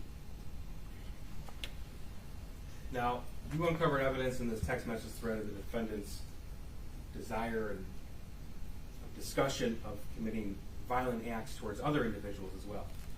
Yes. Okay. And specifically towards children in this portion of the text conversation. This is March the 16th, 2021. Please tell us what the defendant wrote regarding drowning children. Just looking them in their eyes as they look back at you while they know that their entire life is about to end so young. The best feeling. But stick your fingers into their eye sockets and push down so they scream in pain and drown their lungs with water. Just thinking about the torturing and the screaming and the way their excuse me, and the way their legs flail in the air as they cry, it fills the void. And this theme about violence towards children, this continues, is that right? Yes. This is again March the 16th, 2021. Can you please start with the first text message that he wrote? Whenever I see a little kid about a year old or a little more, I want to pick them up and run off with them and then torture them before throwing them off a cliff. What about April the 25th, 2021? I will kill any innocent. I don't care who I kill. I will kill who I feel like killing. Age, gender, I don't care. May 13th, 2021? I don't care about innocent. Killing the innocent is the same as killing the bad. It's both satisfies. I'm going to direct you now to a text from February 21st, 2021. Of course, this was months before the shooting. This is in the midst of a discussion about wanting to stalk and kill people. What did the defendant write about that? Scary thing is, I like being this fucked up. I don't know if you do. Some people don't, but I like it. I like being like this, which is fucked up. And then he responds to us, same, I love the darkness. It feels good. Knowing that you're different from society and not some mindless human like all the others. We have the ability to stuff that other people think is wrong, and we can tell ourselves that it's okay. But I want to do bad. It satisfies me.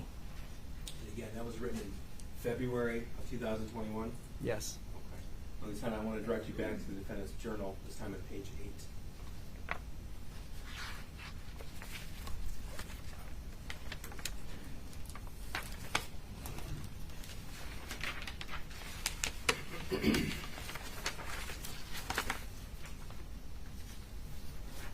Starting with Last can you please read that?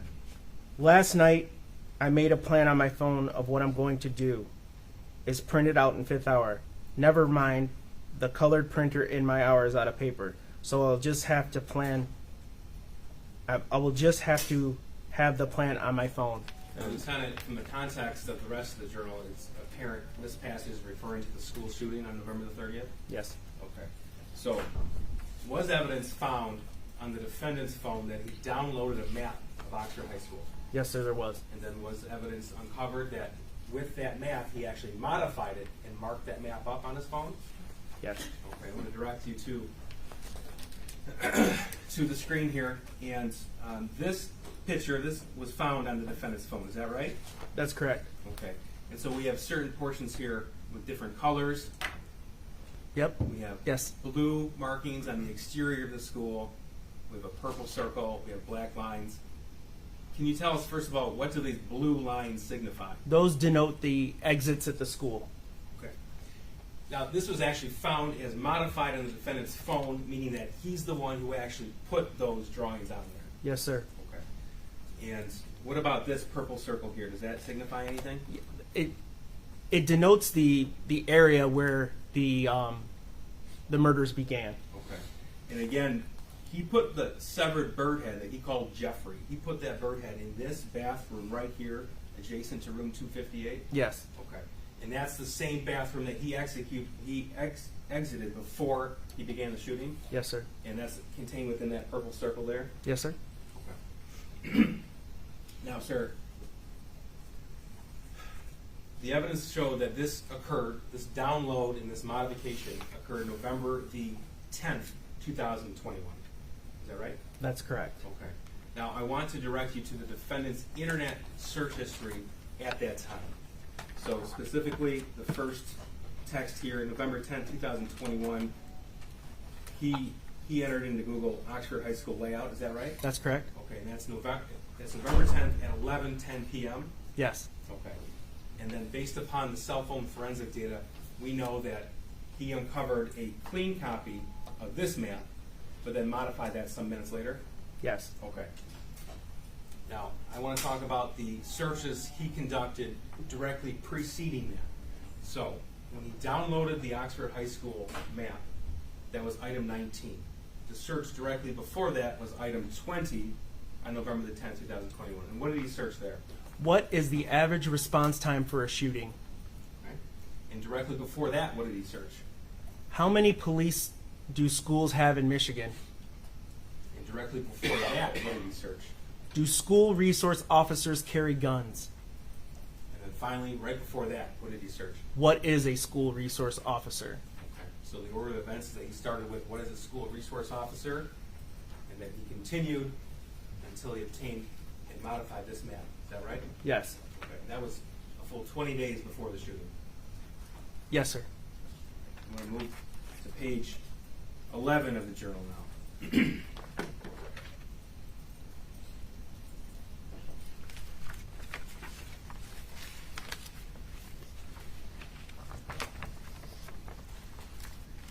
if you could read that passage, please.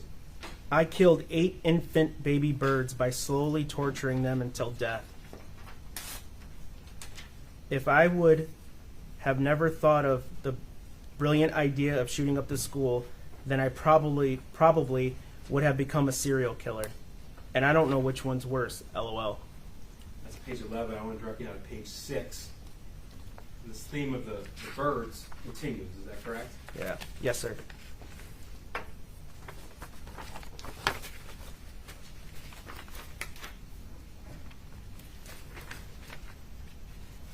Go ahead. Last time I had my mental breakdown, my parents were out of town. I murdered an entire family of 5 newborn baby birds. I drowned them and burned them alive while we all screamed. I cut one in half and stuck the head of its brother in its stomach. I have completely lost my shit. My grades are falling. My parents hate each other. We have no money. I have zero help for my mental problems, and it's causing me to shoot up the fucking school. He talks about, in that journal, torturing and killing baby birds. Was evidence uncovered that he actually did that? Yes, there was 2 videos found on his phone of where he was torturing baby birds. And then was there also a discussion in that same text message conversation about that? Yes. I'm going to direct you to a text message from April the 17th, 2021. Can you please tell us what the defendant wrote? I want to take the axe and chip a baby bird, chip a bird in half. Okay. April the 25th, 2021. What did you write? Shoot it, torture it, dissect it. I want to chop it in half with an axe. And that leads to a discussion with that other individual about catching and killing a fish. Yes. What did the defendant write then? I want to kill it while it's alive so it can feel the pain. Now, May the 1st, 2021. What did the defendant write? Also, there is a baby bird's nest right next to my house with 5 baby birds in it. I can also reach them. 3 double emojis. Tomorrow I'm making my move. I will get video and pics. I can't wait till tomorrow. There is 5 and they are going to die anyways. I want to take something heavy and break its beak. I can't wait, dude. I'm so fucked up. I'm going to break its beak, then chop its head off. I'm going to take so many vids and pics. The next day, May the 2nd, 2021, this conversation continue. Yes. Go ahead. I want to hear it scream. The first bid, though, I want to torture it. And it's so young, too. Like it's just born and already going to be killed. It's like 2 days old. I'm going to snap the beak off and then chop its head off. Then take out its heart. Then chop it into pieces. And also take out the brain. Then smash it into little bits. I'm so fucked up I like it. Jeffrey Dahmer got the good idea. Only thing he did wrong was get caught. Also on May the 2nd, 2021 at 4:33 in the afternoon, what did the defendant write? I want to kill another bird so badly. Or baby bird. I can reach into the nest. They're not safe. The next day, May the 3rd, 2021, what did the defendant text? During third hour, all I thought about was ways to torture the bird. I'm going to film this like a documentary. My dad is pulling out of the driveway right now. I'm going to wait a couple minutes, though, just in case he comes back. Okay. You said there were 2 videos uncovered in the defendant's phone? Yes. And then the defendant texted about what he did afterwards? Yes, sir. Okay. May the 3rd, 2021. Very graphic, but go ahead. I'm sorry. I just finished. The vid is too long, so I can't send, but I can send pics right before I throw it out. Pictures were sent. And then you sent pictures of that individual? Yes, sir. Okay, please continue. I cannot wait to show you the vid. It's so fucking disturbing. And as I don't even remember saying half the stuff. Like I talked to the bird like a little child while torturing it. I can't wait to show you, dude. It was so fucking fun, dude. This is the... Thing is? Oh, I'm sorry. Thing is, the vid ends halfway through, so you don't see the good stuff. I put a drill in its stomach and skull. I also shot the gun at it a couple times in the stomach and in its head. I also chopped it in half with the axe.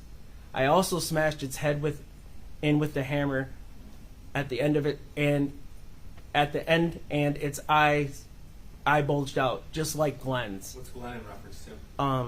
The TV show The Walking Dead. Okay, character in that show? Yes. Okay. Continue, please. Like the eyelids came apart, and I could see the bird's eye.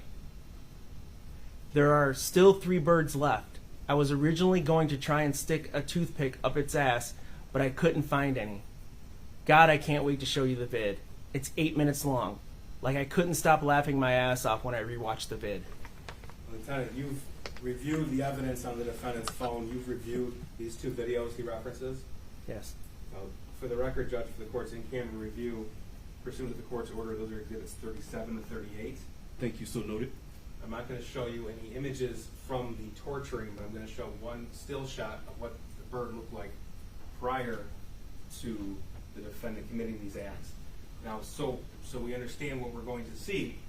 This isn't a full-grown bird, am I right? That's correct. Tell me how old obviously you're not a scientist, you didn't study birds, but can you give us an idea of the age of the bird that the defendant tortured? Yes, I mean you'll see it's pretty apparent it's a hatchling or recently born baby bird. Okay, and for the record, this picture is before he began the torturing, is that correct? Yes. Okay, so this is exhibit 36, and it's a still shot from the video that the defendant took, and this is right before he began what he described? Yes. No, again, we're not going to play the video, but we do need you to tell us what's in it. Can you please tell us what you saw? The video has the defendant in a shed, and he takes the bird with a pair of kitchen tongs, removes the bird and puts it on a workbench, and then like he referenced in his message, he talks to it like a little child, calls it "Hey, little buddy," and things of that nature. With that sort of inflection in his voice? Yes. He uses initially he grabs a small butane lighter, torch lighter, and lights it on or burns it twice to watch it squirm, and you can hear the bird squeal, the baby bird squeal and chirp. He then takes a knife and tries to saw off one of the legs. He breaks the leg, but he doesn't saw all the way through it. He then grabs a flathead screwdriver and tries to take off one of the wings with it. He jams it in and tries to wiggle the screwdriver so the wing comes off. Periodically, he would pick the bird up and place it in the water, replace it in the water to see if it would drown or move or what it would do. The bird would lay motionless for a while, and once it would start moving again, he would move on to the next area of torture. One of the last things he did was take a drywall screw, about a 3-inch drywall screw, and impaled it. Obviously the little bird has a big belly, and he states he wanted to see what was on the inside of it, so he impales it, continues to hammer until it's all the way through the bird, picks the bird up with it, twists the screw, flicks the bird off. This video is about 8 minutes long. Yes. And you can hear the bird audibly chirping for a portion of the video, is that right? Yes, it appears the bird is alive. Basically the entirety of the video, all 8 minutes. And the video did cut off about 8 minutes, but then he took a second video, Yes. and that was much shorter. Yes. What did he do in that? This video, the head was already separated from the bird, and he took a ratchet and smashed the head and beak. Now, we talked a little bit about how the bird appeared to be alive. I mean, the defendant was speaking to it at that point, right? In Yes. fact, he was saying things like, "You're alive. Let's go, champ. You're still alive. You're doing it, right?" Yes. How does that wing feel? How does that broken leg feel? He was enjoying it. He squeezed that bird between his fingers too, didn't he? Yes, he did. Now, you've been an officer for a very long time. You ever seen anything like this? Never. It's obviously the torture's disturbing enough. The commentary throughout, the inflection, the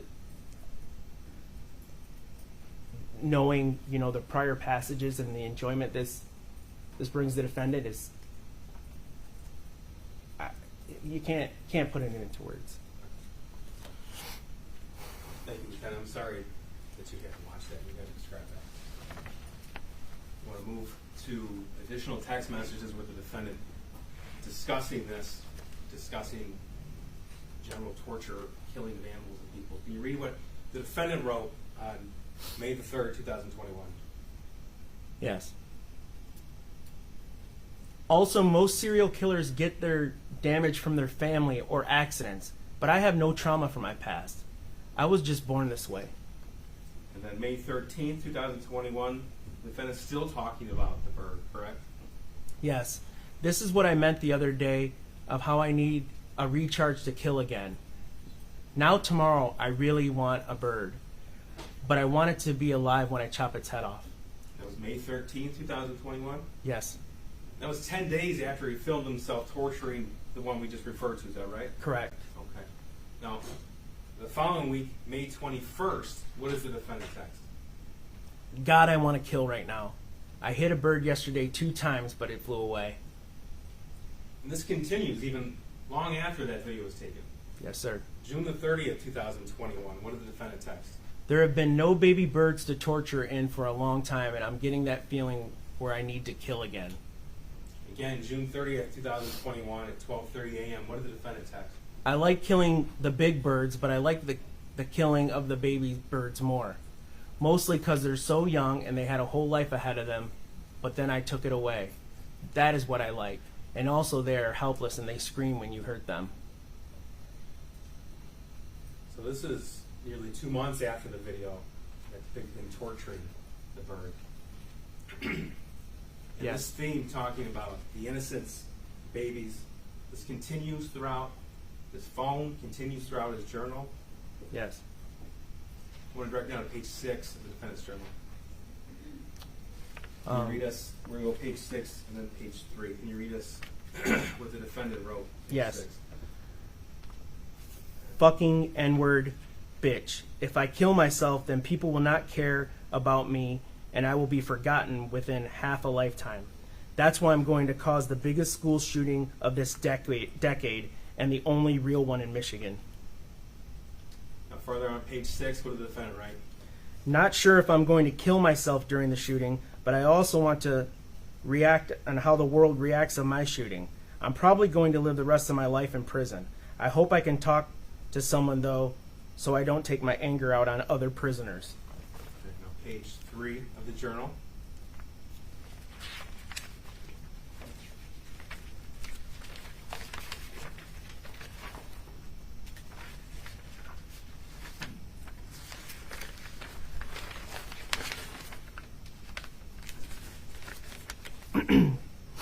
I don't care about my grades no more. I'm about to shoot up the school and spend the rest of my life in prison. Now further on that page. Starting with first.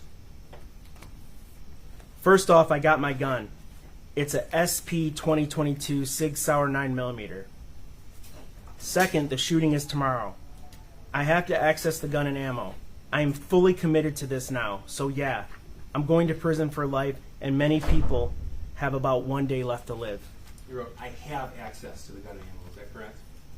I'm sorry, yes, if I didn't say that. I have access to the gun and ammo. Now, it's apparent from the context of these pages in the journal that we're getting closer in time to November the 30th. Yes. Right? Because he obtained the SP 2022 Sig Sauer 9mm, and that's the actual model number and caliber of the murder weapon, right? Yes, the You one we showed. obtained that, thank you, and you obtained that on November the 26th of 2021? Yes. Okay.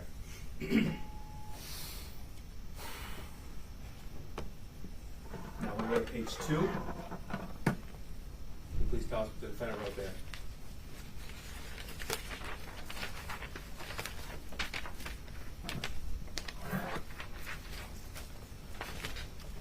I was just looking up some bullet calibers in ELA and got called down to the office for it. I wasn't even scared. I was almost about to say I'm shooting up the school. Okay, and he actually did get called down to the Oxford High School office on November the 29th, 2021, is that right? Yes. Okay, ELA, that's a class that he was in that day? English language arts, yes. On November the 29th, the school administrator called Jennifer Crumbley, his mother, and left her a message about the defendant looking up bullets while in class. Is that right? Yes. Okay. Now, continue on page 2. Can you please read us what the defendant wrote? This is the last passage I will write. It's currently 29/11/2021, 1:23, exactly 1 day before the shooting. The shooting began at 12:51 p.m. on November the 30th, so he's literally correct exactly 1 day before the shooting. Is that right? Yes. Now, on November the 30th in the morning, you learned that the defendant was called down to the office again. Is that right? Yes. And you know why? Yes. A teacher saw concerning written words and drawings on his assignment. I want to refer you to Exhibit 39. So, in the morning of November the 30th, a teacher noticed the defendant with this paper in front of him, and she took a picture of that paper and emailed it to administration. Yes. Okay. And then the defendant was subsequently removed from class and taken to the counselor's office. Is that right? Yes, sir. But by the time he got there, he had changed this drawing. Is that correct? Yeah, so it appears the teacher took a picture of it, sent it up. He was, prior to being called down to the office, he he modified it. Oh, he being the defendant? The defendant, yes. What's significant to you in this photograph, this picture? There's a picture of the of a pistol, which is very similar to the murder weapon that we showed earlier. There's an image of a body with bullet holes and bleeding from the head on it. And then there's obviously a bunch of different writings reference his life is useless, the thoughts won't stop, help me. And then once he was caught, Yes. he modified it to this. This is Exhibit 40. Yes. What do we see here? He scribbled out the firearm and the drawing of the person who was suffered the bullet wounds. Scratched out some of the sayings that he had written. Wrote on there a video game this is. I love my life so much. OHS rocks. We're all friends here. Harmless act. Now, from your review of the surveillance video from November the 30th, 2021, and right now we're talking about before the shooting started, the defendant was called down, was taken from his room, his classroom, to the counselor's office at 9:14 a.m. on November the 30th. Is that right? Yes. Okay. And a counselor named Sean Hopkins called Jennifer Crumbley on 9:24 a.m. and left her a voicemail. Yes. She returned that phone call at 9:27 a.m. to Mr. Hopkins. Is that right? Yes. Both James and Jennifer Crumbley then had a conversation amongst themselves and arrived at the school at 10:37 a.m. and shown to Mr. Hopkins' office where the defendant had been waiting, and that was at 10:40 a.m. Is that correct? Yes. They had a meeting in Mr. Hopkins' office until 10:52 a.m. when the defendant is seen on the surveillance video leaving the office and going back to his class. Correct. The defendant's parents left the building at 10:53 a.m. and drove away in the same car. Is that correct? Yes. But now, even before the defendant was seen with this math worksheet, even before we sent down the office, he sent one last text message. Is that correct? Yes. Okay. Now, I do want to make a note so we're clear. The individual that the defendant was texting, that we've been referencing the text message conversation, that individual did not have access to his phone from at least October the 30th, 2021. So any text message sent to him after that date was not read or received. Is that correct? That's right. Okay. So I want you to read what the defendant wrote that other juvenile, November 30th, 2021, 8:21 a.m. Hey man, times have gotten rough ever since you left. I don't know if you are dead or you moved away, but I hope you're doing well. I'm about to do something really bad and there is no turning back, so I'll probably never be able to see you again. I hope the best for you, and I'm sorry for anything I've ever done. Okay. And so we know he was removed from class at 9:14 a.m., but he had sent this about an hour before that even happened. Okay. Yes. And in the entire text message conversation that we identified as Exhibit 18, the defendant never tells that other juvenile his plan to shoot up the school. Is that correct? Correct. Okay.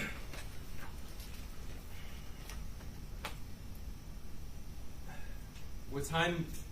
The shooting started at 12:51 p.m. Yes. Okay.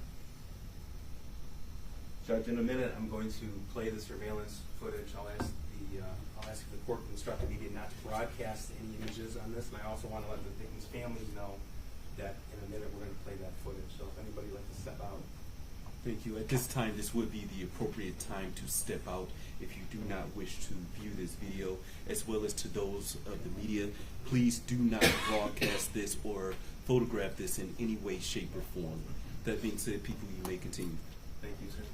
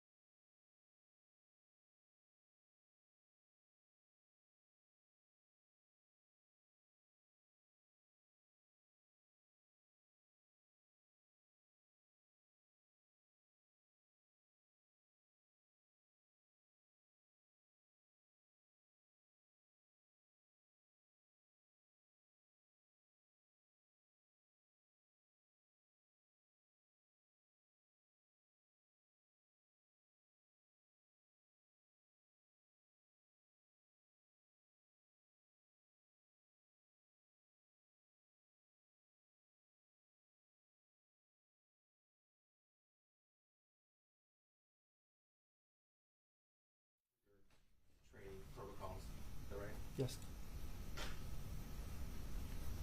And you've talked to the deputies who were on scene that day. You were on scene that day. Yes. What was the hardest part for them? So they were trained to drive right on an active shooter situation, to drive right up to the door of the school and rush in and listen, look, find stimulus, meaning gunshots, screaming, things of that nature. So you saw the officers when they came in, and they kind of went down the hall, then he came back and made a left go up. That was because of the wounded in the hallway outside of the bathroom. And they went up there, got whatever information they could, and the young victims there, are pleading for them to help them.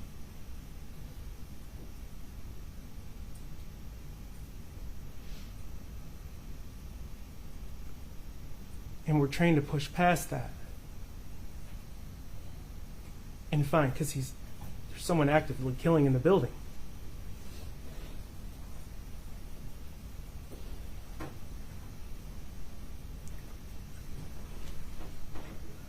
Take a moment, sir. All right, I know those officers, and the most difficult thing for them, and something we weren't prepared for, is how do you push past a child that needs help?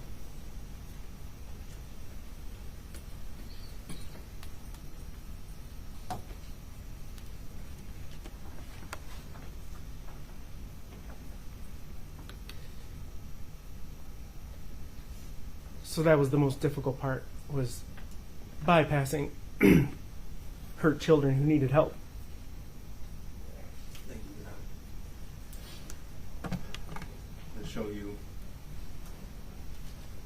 some screenshots just so we can identify those who are visible. Could we ask the Yes, again, there's going to be sensitive information shown on the screen. Please do not video record this or take any photographs. Thank you, Judge. Thank you.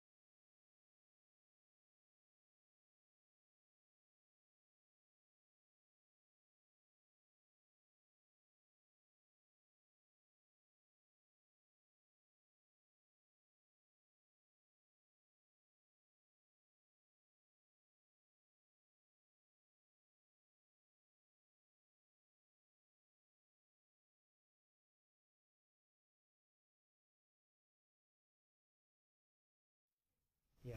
Upon arrest, officers noticed he had toilet paper tissue in both ears. So he made his own earplugs before he committed the shooting. Yes. So we're going to admit, but not show today, the in-car recording of the defendant. That's 42. the booking room and interview room video of the defendant. You've seen those videos, though. Yes. Did the defendant display any emotion when he was transported from the high school to the substation? No. Now, as the officer in charge, you're also given updates on the defendant as he's been housed in Oakland County Jail for the last 20-some months. Yes. I'm going to talk to you. I think if defense wants to admit all the records, that's fine with me. I want to talk to you about one specific incident, and that is when the defendant bypassed security on the jail tablet, courtroom tablet that inmates are allowed to use. Can you tell me about that, please? Yes, so he was given a tablet to use. GED, there's several reasons that they're allowed to use it for. And he was able to access the internet on it and immediately went to a website that we know to be about real death, killings. So this is a website, we're not going to name it. And Detective Wroglowski from Computer Crimes, he'll be here later to testify in more broad terms about the forensic download. But the particular website that he immediately looked at, and he bypassed security on the Oakland County Jail tablet, that's the same website that he had reviewed hundreds of times before the shooting. Yes. And that website features death, gore, and videos of animals being boiled alive, school shootings, things that people upload to that website, Yes, real life torture, death. executions. Yes. And that, Judge, for the record, that's Exhibit 44. It's a Celebrate export from the extraction of that particular tablet, and that indicates also that the defendant, after he viewed that, I believe it was 38 times, he deleted his search history after. He did, yes.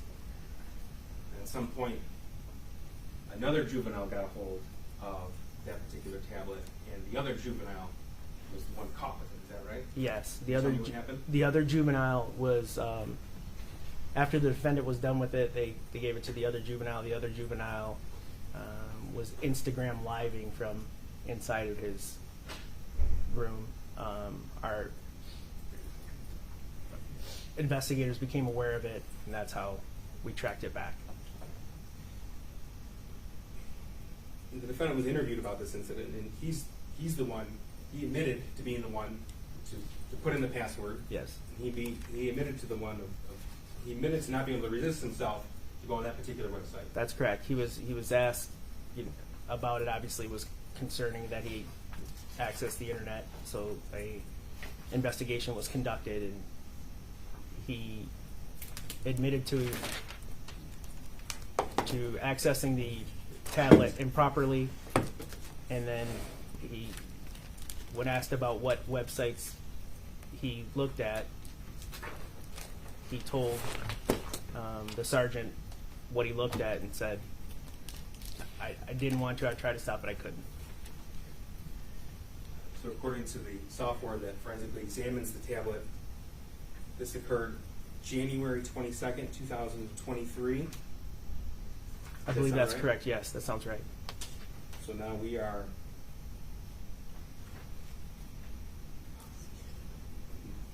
16 months past the shooting. He's still looking at the violent content. Yes. Earlier, Lieutenant, you mentioned that this scene was like nothing you've ever experienced, nothing you've ever encountered. Just if you could kind of paint us a picture of when you got to the scene. First of all, how many people called 911 that day?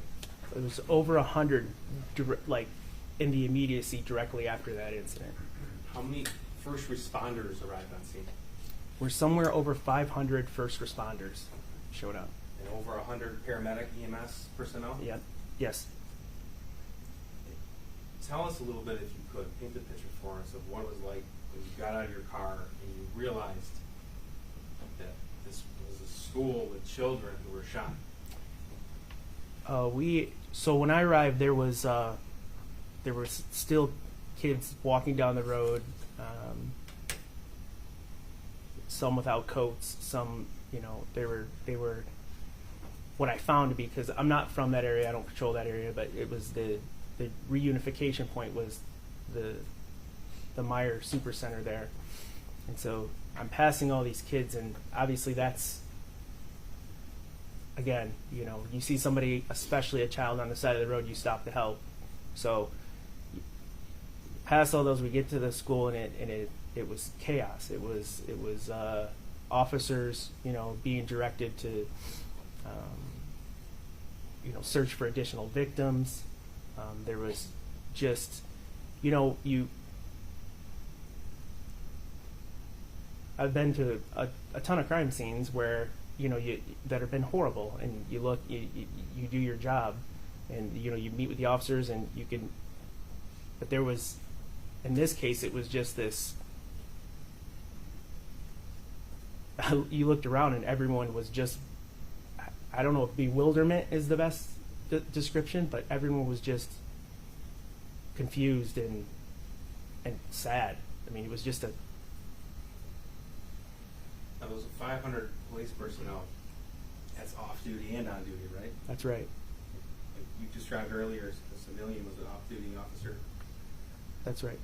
And multiple examples of that.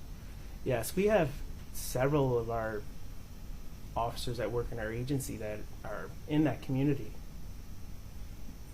And they responded the same? They know these people personally.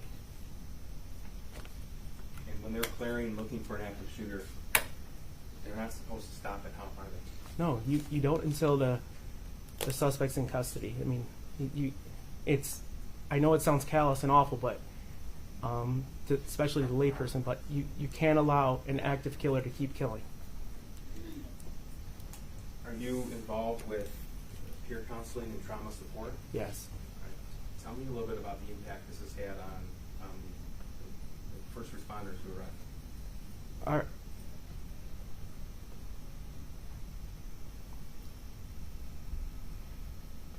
It's hard to talk about how we suffered when I know there's been a lot more suffering.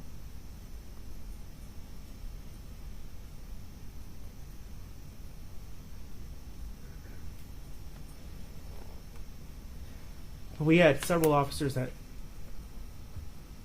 were not ready to come back to work.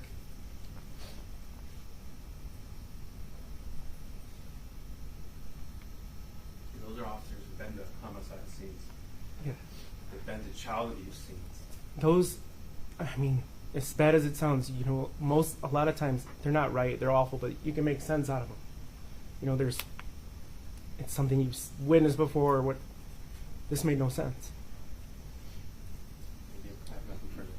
Thank you. Before we get across, what we're going to do is take about a 5-minute break. Who is overseeing the deputies? Captain, if you could, please approach.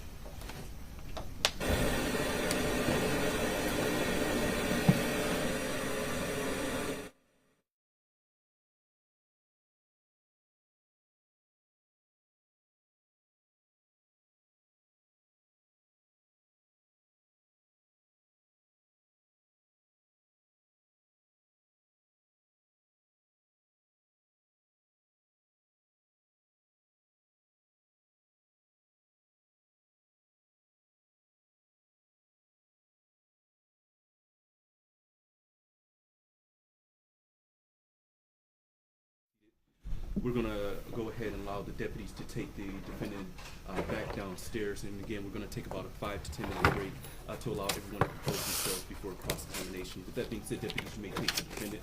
The court will stand in about a 5-minute recess, but nobody please rise until the defendant has exited the courtroom, please.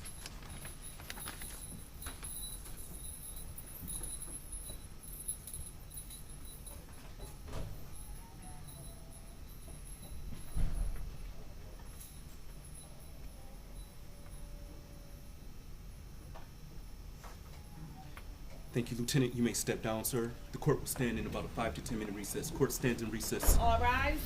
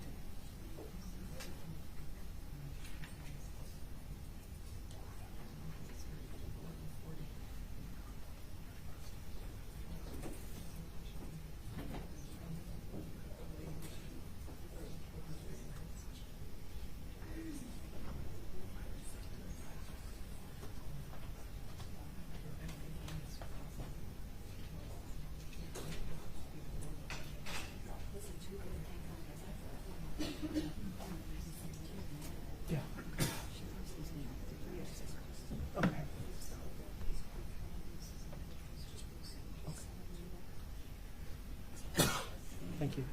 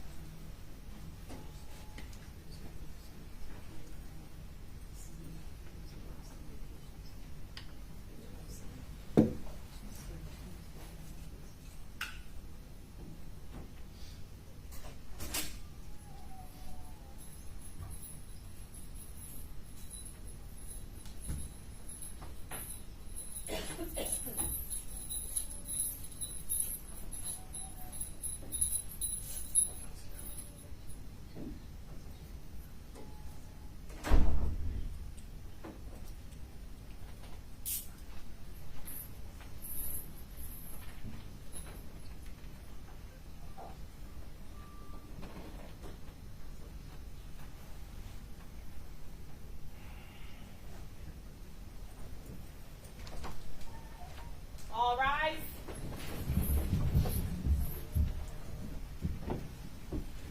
Thank you. You may be seated.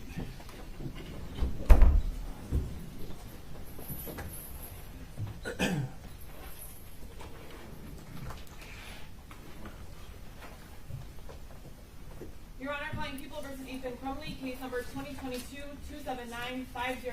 FC. Thank you. Appearances? Karen McDonald on behalf of the people. Thank you, Mark Keast on behalf of the people. Your Honor, David Williams on behalf of the people. Paulette Michelle Lofton on behalf of Mr. Crumbley. Amy Happ on behalf of Ethan Crumbley. Deborah H. McKelvey on behalf of Ethan Crumbley. Thank you. With that being said, you may all be seated. With that being said, Lieutenant, you are still under oath, sir. Yes, sir. Cross-examination? Thank you. Your Honor, I do believe that my cross will go a little longer than the noon hour. Should I just power through or try to stop around noon? Yes, we'll take a natural break whenever this witness is done. We'll take a very brief lunch break and then we'll continue. Understood. You may proceed. Thank you. Thank you. Good morning, Lieutenant. Good morning. You're the officer in charge of this case, correct? Yes, ma'am. And because of that, you're responsible for making sure that all of the investigations are done that need to be done, correct? Yes. And you make sure that all of the physical evidence that can be collected is collected.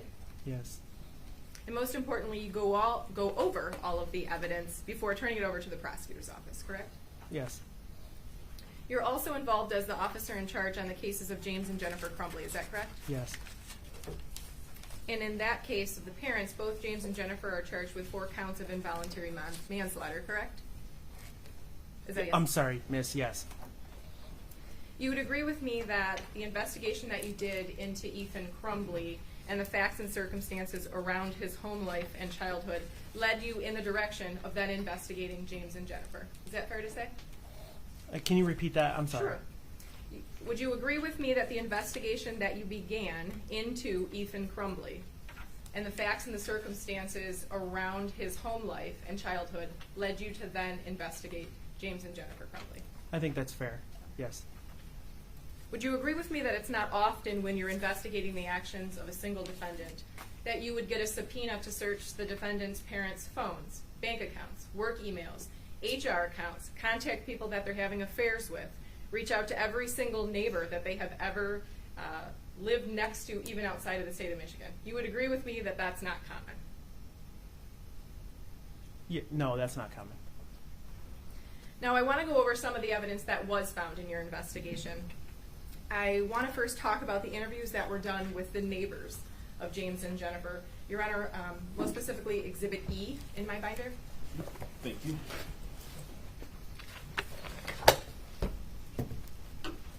Would you agree with me that most, if not all, of the neighbors and landlords that your office spoke with were not fond of the Crumbleys? Excuse me. I don't remember. Because that's our one. Did you not need to bring one? This one? I did not. Do you have an extra one? I don't, but I can give you my exhibits if you prefer.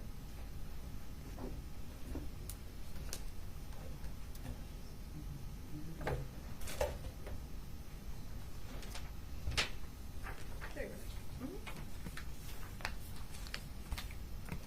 So just to recap, Thank you. would agree with me that most of the neighbors, most if not all of the neighbors and the landlords that your office spoke with were not fond of the Crumbleys.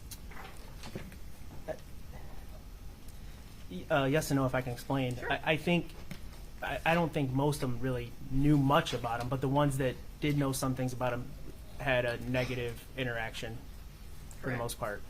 So there was interviews done of neighbors in Washington. Your office was able to confirm that Ethan was living with his parents while they lived there. Is that fair to say?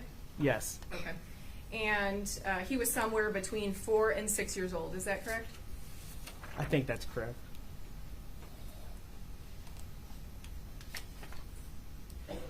Yeah, it seems to be correct. And you spoke with, or your office spoke with, the landlord in Washington. They called them the neighbors from hell, and that they still owed him money. Correct? Yes. Another neighbor in Washington stated that James would scream at Ethan and a stepchild on a regular basis, and Ethan was always crying. Correct? It says usually crying, but yes. Another neighbor in Washington said the Crumbleys were always yelling and screaming from inside the house, calling each other names and always cussing. Sometimes they could hear Ethan screaming and crying too.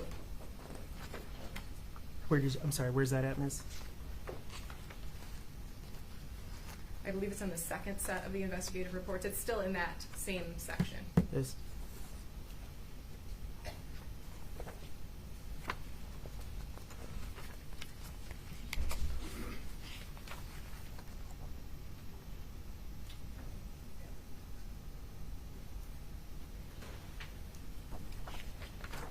I see it, yes. And that in that same interview, that neighbor felt that both parents were too hard on Ethan. She witnessed Jennifer smack him and drag him multiple times into the house by his arm. Correct? Yes, smack him, the little boy on the butt, correct. And then drag him into the house by his arm, yes. Your office also spoke with neighbors in Lake Orion when the Crumbleys then moved to Michigan. Is that correct? Yes. Yes, they did. All right. Roughly 2013, so Ethan would have been around 7 or 8, correct? Trying to do the math. Yes, I think you're correct. Math is not my strong suit either. Your office spoke with a neighbor who had actually babysat Ethan when his parents went out a few times. Is that correct? Yes. And she told your office that James and Jennifer would also leave Ethan home alone with the dog and the ferret and wanted the neighbor to come and check on him. Correct? I'm assuming it's correct, Miss, because it's. But I'm just trying to keep up with you so I can see. I understand. Absolutely take your time. If you need a moment to review that, I don't want to put words in your mouth. Okay. Do you know what page that's referenced on? Unfortunately, I gave my copy to Oh, gosh, all right. the rest of yours. Would you like this copy, Ms. Laughlin? That's okay, Your Honor, but thank you. Thank you.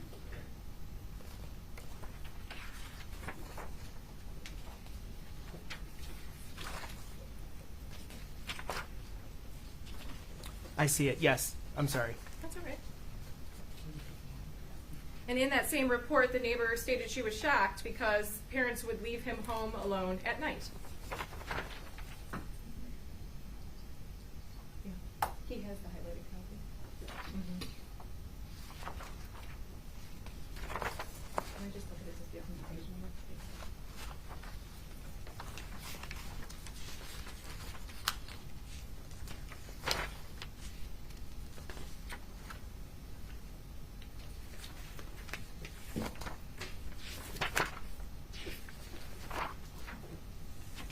I'm sorry, Miss. Is this in Orion or is this in Washington? We're referencing We're speaking of Lake Orion. Lake Orion.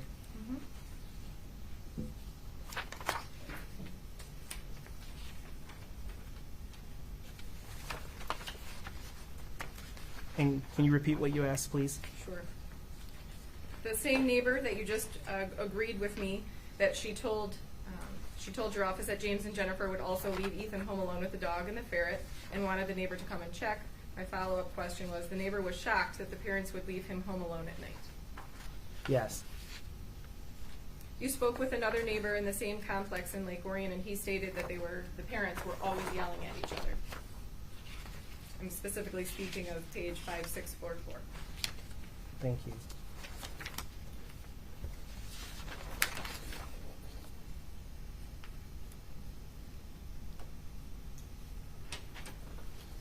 Correct, Miss. And he remembered a fight in the summer when he had his window open and he could hear them arguing about one of them having an affair or cheating. Yes. and he could hear things being thrown and a lot of yelling and screaming. Yes.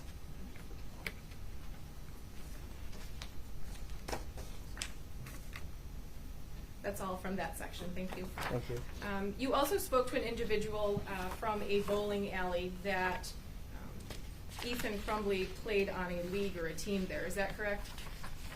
Yes, we did.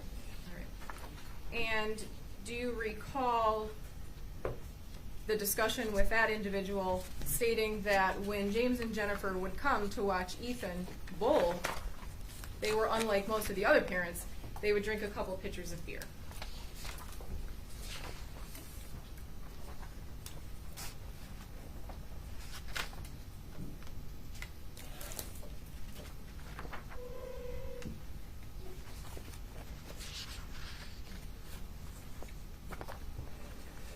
I actually have a copy of that if it would be easier if I approached. May I approach, Rhonda? Yes. Thank you. Let me know once you've had a chance to review that.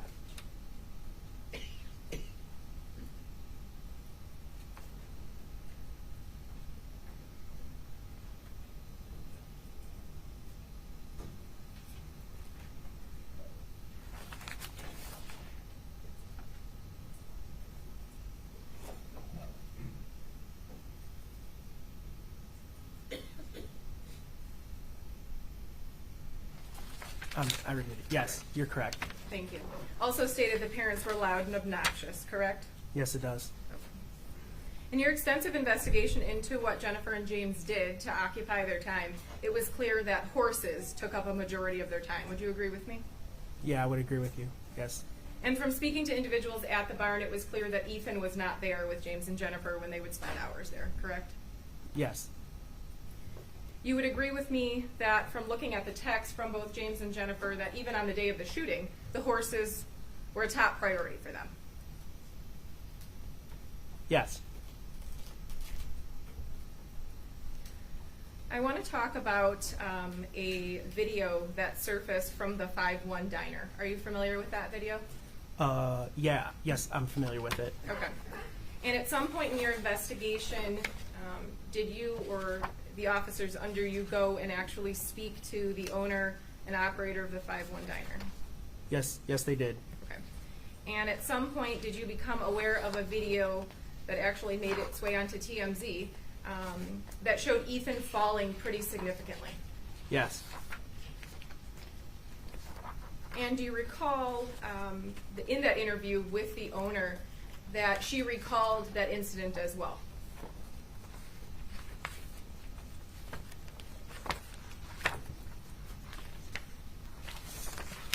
One second.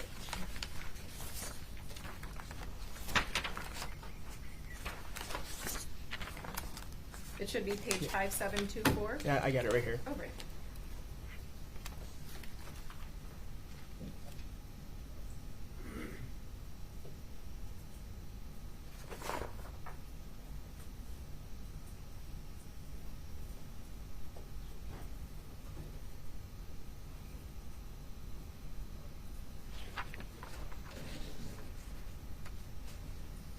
Can you repeat your question, please? Absolutely. Do you recall that in the interview, the owner of that diner recalled the incident where Ethan fell? Yes. All right. And she told detectives that when Ethan started back working after the pandemic in February of 2021, that he complained of headaches and stomach aches and mentioned that he was not sleeping well. That is correct. And she also then talked about this fall. She told detectives that she wanted to call 911, but James and Jennifer said that Ethan had not eaten anything that day, he just needed to eat, and that they did not want him to go to the hospital to get checked out. Yes. And she did not call 911. Is that your understanding? It's my understanding, correct. Okay. You also had investigators meet and interview all of the teachers that Ethan had while in Michigan. Is that correct? Yes. And would you agree with me that the general theme of those conversations was that James and Jennifer were not very involved in Ethan's education? That's fair, yes. Your Honor, I'll direct your attention to Exhibit D.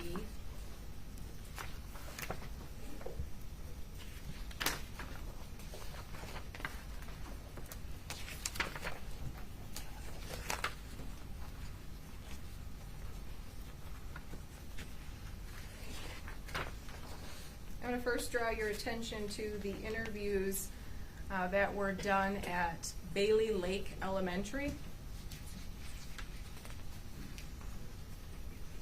Okay. In the interview there, the teacher recalls giving Ethan extra assignments to be completed at home. Extra reading assignments were not being completed, and that Ethan continued to struggle. Yes, that's true. That same teacher also stated that parents were never volunteers, never attended any of the events. That's what she said, correct? And she recalls when Ethan was leaving the school district, the parents didn't even reach out to her. Ethan was the one that told her, I'm not going to be in school anymore. Yes. I now want to talk about the interviews of the teachers. I believe it's Blanche Sims Elementary School. Okay. Isn't it true that the teacher told the parents at parent-teacher conferences that Ethan needed help reading? And the teacher felt that they were not reading with Ethan, gave them the impression that it was the school's responsibility.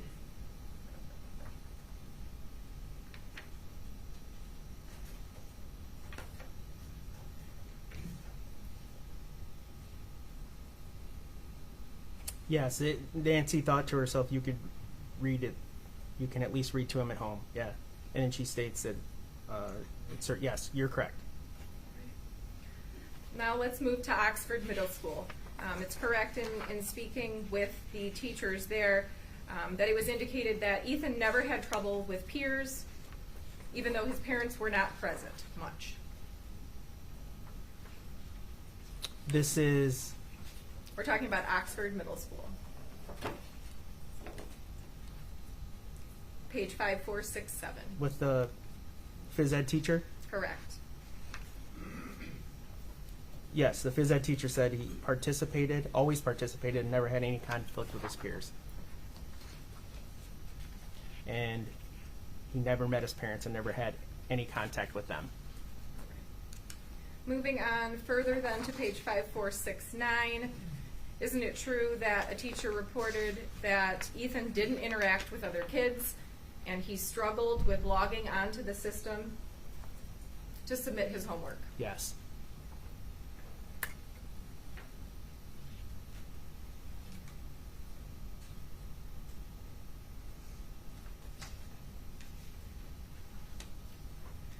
I'm going to direct your attention to page 5470. Again, these are still interviews with people at the Oxford Middle School.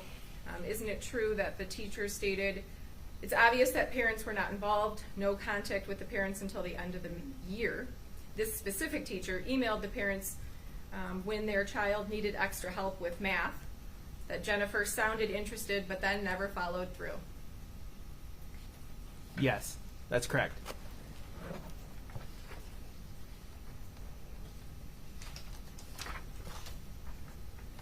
All right, I then want to move to high school.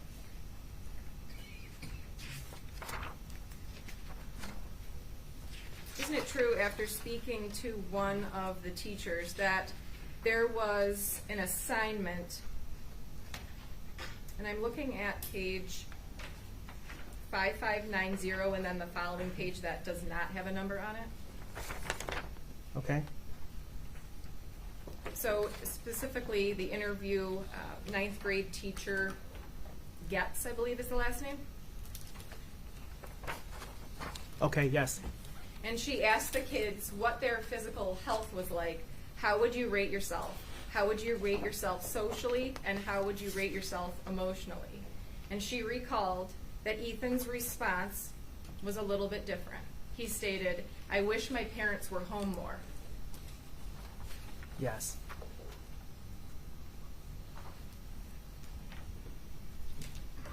I want to talk a little bit about his report cards that are at the beginning of Exhibit D. Okay. You would agree with me that for the semesters 2021 into 2022 year, Ethan had C's, D's, and E's.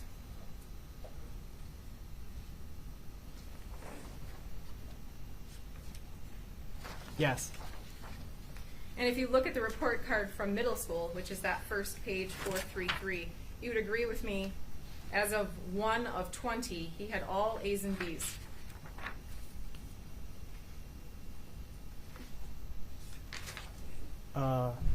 I'm not seeing that, miss. Page 439. Okay, that's why. All right.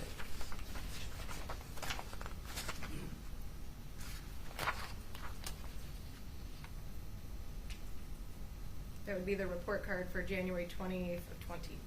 January 20th, 20. Yes, all A's and B's.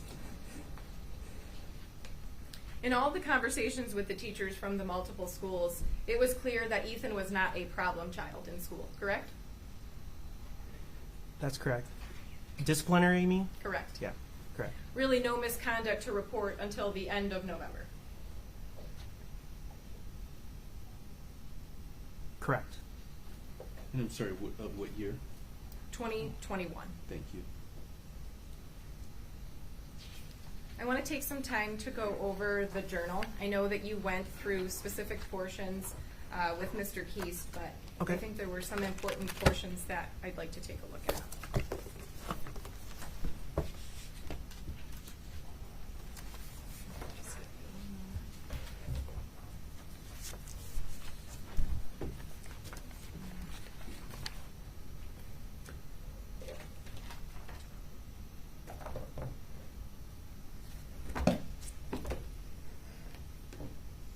So mine are numbered by page. I don't know if it would be helpful to use my exhibit binder, which is Exhibit Q.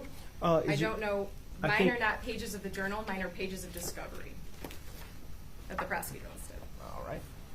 I apologize for making you fumble with so much paperwork. It's okay. What is, under what tab, miss? Exhibit Q. I'm going to start with page 775, which I believe is physical page 2. What you believe is what, I'm saying? Physical page 2, Oh, got it. 775 at the bottom. Okay. You would agree with me that on that page it says, I wasn't even scared. I was almost about to say, I'm shooting up the school. I don't care about anything anymore, except I will very much miss my cat Dexter. He is the only thing I have ever loved in a long time. You agree with me that he wrote that? Yes. At the bottom in very large font it says, please forgive me, correct? Correct. I want to go to the next page, page 776. I'm looking at the fourth line down. You would agree with me that Ethan writes, I am actually hoping that I get sent down to the office. That will show them that I have given up, and they will keep an eye on me. It will make them see that I am a possible shooter, and so when I do my shooting, they will have something to put for motivation. I have already stopped doing school, so once the school sees my photos of guns and gun ranges on my Instagram, then they will know what's up. Oh man, my hallucinations are really kicking in. I started seeing weird stuff last, I think it's supposed to be week, and now they have gotten worse. You would agree with me that's contained in Ethan's journal? Yes, I would agree.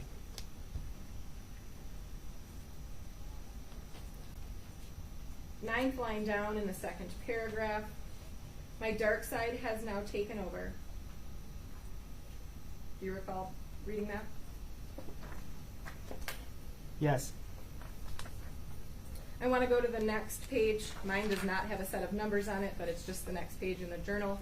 Would you agree with me that that page states the following? Over the weekend, I actually felt warm for once. I woke up from a good dream at 12 o'clock p.m. after 13 hours of nonstop sleep. I put on The Walking Dead and pet my adorable cat. At that moment, I said to myself, why can't everything just freeze right here? I had just hoped that everything could have ended there and not a second longer. Now I'm back in school and back down the drain again. Is that an accurate reading of the journal? That is. A little bit lower on that page, 8 lines from the bottom, Ethan writes, I am genuinely surprised right now that none of my teachers have contacted my counselor or sent me to the office for not doing my work. Would you agree with me that that's what it says? Yes, I would agree. We'll go to the following page, 778 at the beginning. Would you agree with me that Ethan wrote, I just want to go back to the good days when I didn't have a worry in the world? Would you agree with me? Yes. A little bit down on that page, another juvenile is named, and it says, that person is gone, so I have no friends. Would you agree with me? That's the 5th line. Yes, I would agree. 10th line down, Ethan writes, I talk to no one. I have very little talks with my parents, and sometimes talk more to my cat Dexter than people. I rarely talk to when I open my mouth, I hear my jawbone crack and my cheeks hurt. I have no life, and I unfortunately cannot read, and no, I think it says future. Would you Yes. agree with me? I would agree. 4 lines down from there in the sentence, in the line that starts laughing, would you agree with me that Ethan then wrote, I haven't had a real laugh in 4 years. I haven't felt genuinely happy in 4 years. Everyone hangs out with friends, girlfriends. They go to parties and have fun every day of their lives. I can feel the evil around me, and even dogs sense it. Do you agree with me? I do.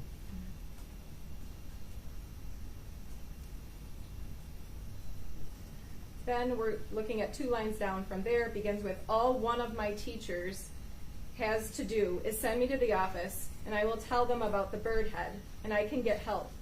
1 call, and that can save a lot of lives. My evil has fully taken over in me, and I used to like it, but now I don't want to be evil. I want help, but my parents don't listen to me, so I can't get any help. Would you agree with me that that's what he wrote? I would agree. The following page, the very last line, would you agree with me that Ethan wrote, I feel like I'm in a time loop of sadness? That's how I read it correct, yes. I'll go to the next page, 780.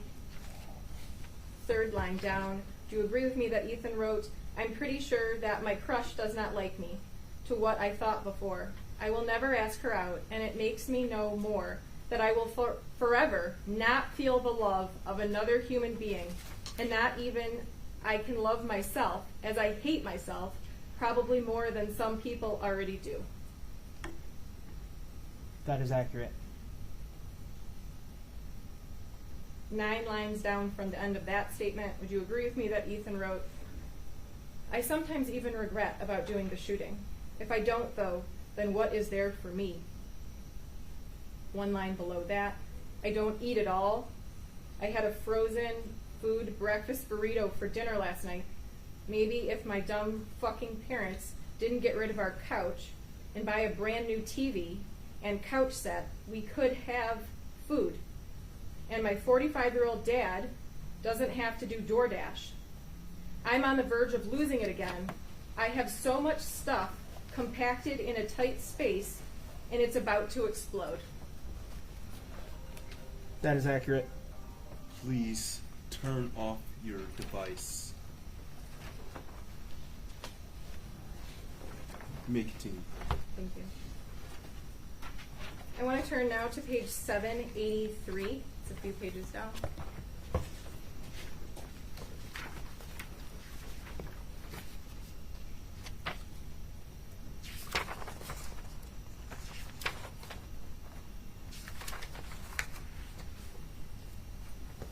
I want to start in the middle of the page that begins with fucking college.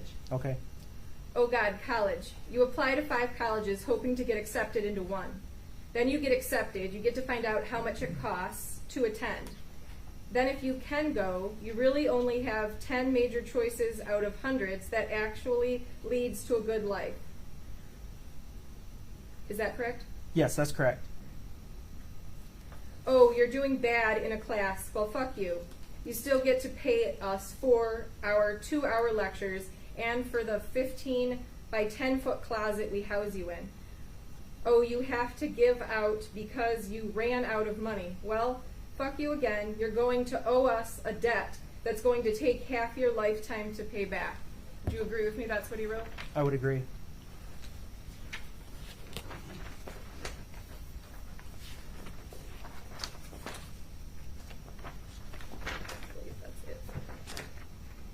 I want you to flip to page 790 if you could. Okay.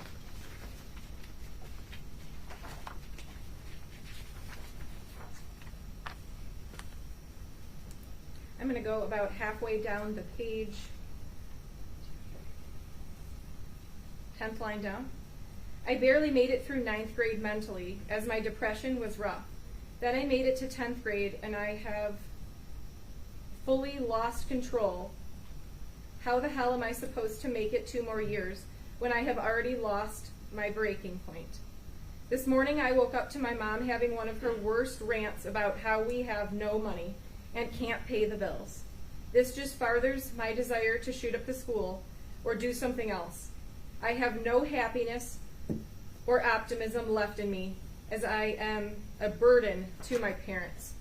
Would you agree with me that's what he wrote? I would agree. All right, that is all of the journal that I want to go through. Now, your office spent an appreciable amount of time speaking with all of the staff who interacted with Ethan from Oxford High School. Is that correct? Yes. Okay. And it's your understanding that on November 29th, the day before the shooting in first hour, Ethan's teacher, Ms. Kubina, noticed that Ethan was looking at pictures of bullets on his phone and that she sent Pam Fine an email about that, correct? Yes, that's correct. Your Honor, I'll draw your attention to Exhibit C. Thank you. And that following school on the 29th, she was thinking about Ethan and went to look at some of the assignments that he had turned in that year. Do you recall that? I'm sorry, miss. Oh, I apologize. Speaking still of Miss Kubina, do you recall that in her interview she discussed that after that incident with Ethan looking up those things that morning, she went back to the classroom and tried to look at some of the previous assignments that he had turned in? Yes. And isn't it true that she actually found an index card that Ethan had filled out at the beginning of the year, and Ethan had drawn a picture of a person holding a gun in front of a brick building, correct? Yes.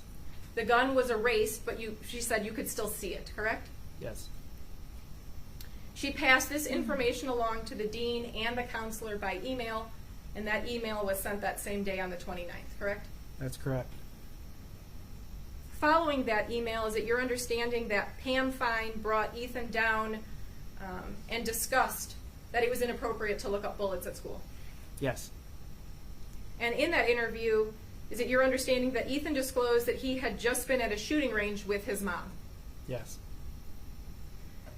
And it's your understanding that Miss Fine left Jennifer a voicemail about the incident, but Jennifer did not call back, correct?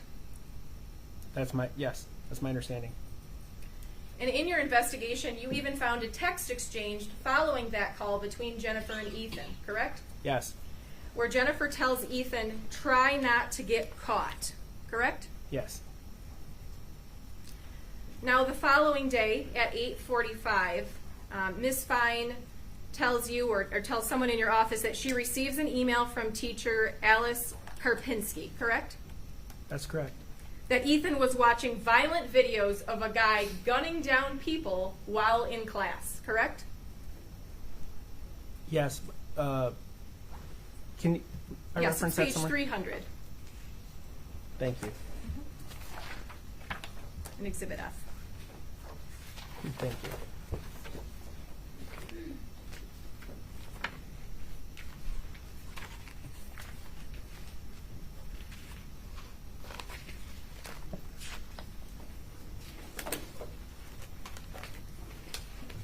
Exhibit F only goes to 218. The pages may not be completely in order based on whose interview was given, but let me... I apologize. That is the text message section. I need you to direct your attention to Exhibit C. See?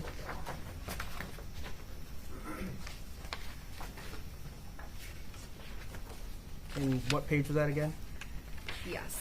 We are looking at the email that she actually sent. I believe it's page 300.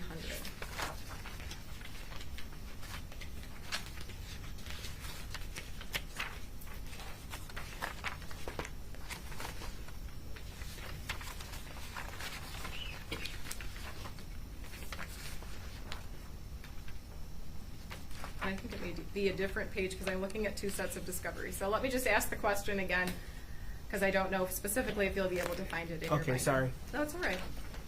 So it's your understanding that the following day, so we're talking about November 30th now, at 8:45 in the morning, Ms. Fine receives an email from a teacher, Alice Karpinski. Do you agree with me? I do agree with you. All right. And in that email, she is telling them that Ethan was watching violent videos of a shooting. Yeah, it's my recollection that it was someone, a person shooting people, but it was a movie. It didn't appear to be a real life event or something of that nature. Right. I think that's my understanding of it. Okay. So a video of a movie or some sort of scenario where someone is being shot, correct? Yes. Okay. And it's your understanding that that email was not just sent to Ms. Fine, but it was also sent to Mr. Hopkins, correct? Yes. And who is Sean Hopkins? He's the school counselor.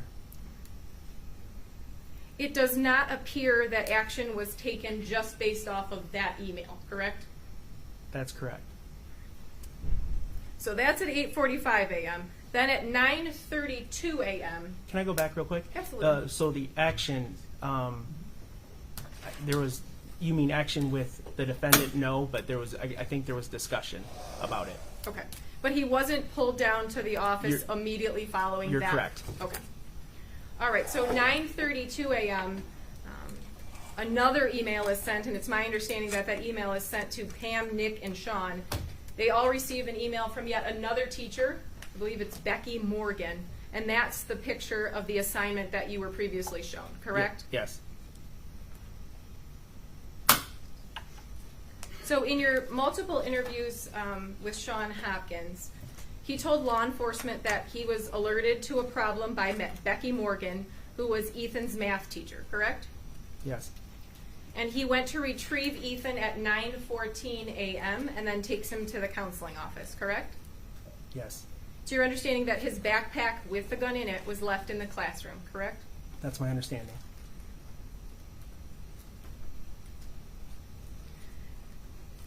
Now, the document that you were previously shown that caused the concern, it's your understanding that by the time the actual assignment got brought down to the counseling office, Ethan had altered or crossed out the most worrisome things that were on that page, correct? Yes. I believe he crossed out the words "help me" and crossed out the gun, correct? I think that's correct, yes. So according to the timeline that was provided by the prosecutor's office, would you agree with me that sometime between 9:14 and 10:45, James and Jennifer come to the school, they meet with Ethan, and they're in that counselor's office, correct? Yes. And is it your understanding that in that meeting, Ethan discussed that he was sad about the argument that he had with his parents, correct? I don't recall that exactly. I don't know. Do you recall that he mentioned his dog dying? Yes, yes. How about his friend going away for a lengthy period of time? Yes. And he told them he had no one to talk to. I don't specifically recall that. Do you recall that Ethan's parents acknowledged that Ethan was more sad lately?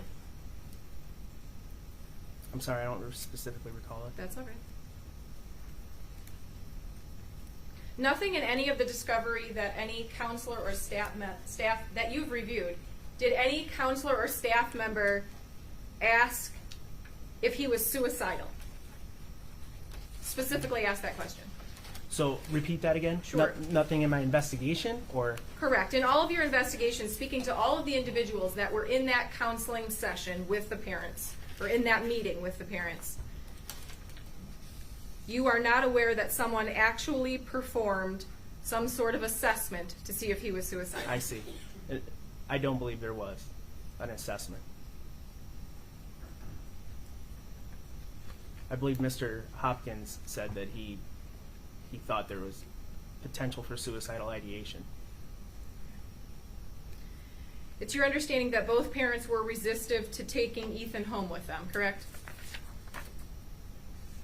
Yes, Both parents indicated that they had to go back to work. that's correct. To the best of your knowledge, James and Jennifer did not disclose that they had purchased the very weapon that was in his backpack for him as an early Christmas gift, correct? To the school? Yes. Correct. To the best of your knowledge, neither Sean Hopkins or Nick Ejak asked James and Jennifer specifically if there were guns in the home or if Ethan had access to weapons. I agree, yes. Ethan's backpack was never searched, correct? To my knowledge, it was not. Ethan's locker was never searched, correct? I don't think they were even using lockers during COVID, but no, I don't believe it was. So now, even though we have a child who on day 2 of being in trouble for looking up bullets, shooting videos, and drawing weapons with graphic scenes and actually writing the words, "help me," he was not sent home, correct? Correct. CPS was not called, correct? Not to my knowledge. You're not aware that 911 was called for a welfare check or a proper evaluation to see how Ethan was doing, correct? I'm not aware. Correct. During direct, Mr. Keast asked you about what was in that backpack, and you had mentioned that there were a number of pages. What was the number? I think you actually remembered the number specifically of pages. Of the assignments? The school or- assignments. Yeah, I think it was 96, I believe. And how many did you say had drawings of either weapons or bullets on them? I'm not sure. I can't recall how many. I know there was, because I specifically counted, there was 52 guns drawn in that stack of papers, but I don't know how many pages actually were drawn on. Understood. All right, I want to talk about parents' employment. As part of your investigation, you looked into the current employment and past employment of James and Jennifer, correct? Yes. You would agree with me that in reviewing their text messages with each other, money troubles was something that they were dealing with pretty frequently. Yes, I would agree. Do you agree with me that James had a spotty employment record, and at the time of the offense, he was working for DoorDash? Yes. You also spent a good amount of time investigating Jennifer's employment and speaking to her boss and coworkers, correct? Yes. Jennifer did have steady employment, correct? Appeared so, yes.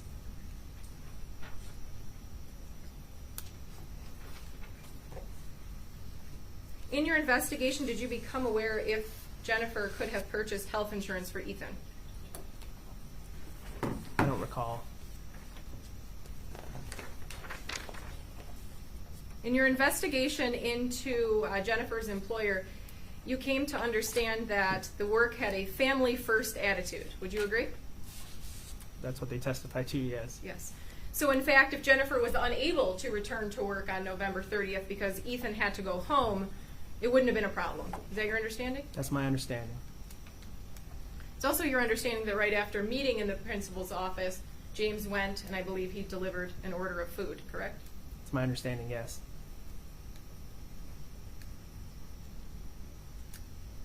I want to talk a little bit about the messages between James and Jennifer, and there are a lot of them. Would you agree with me that the messages are replete with discussions on who was picking up alcohol to drink, who was buying cigarettes, conversations about marijuana, and Xanax pills? I'm embarrassed to ask, what is replete? Oh, that there are a lot of. Yes, there was several. Yes.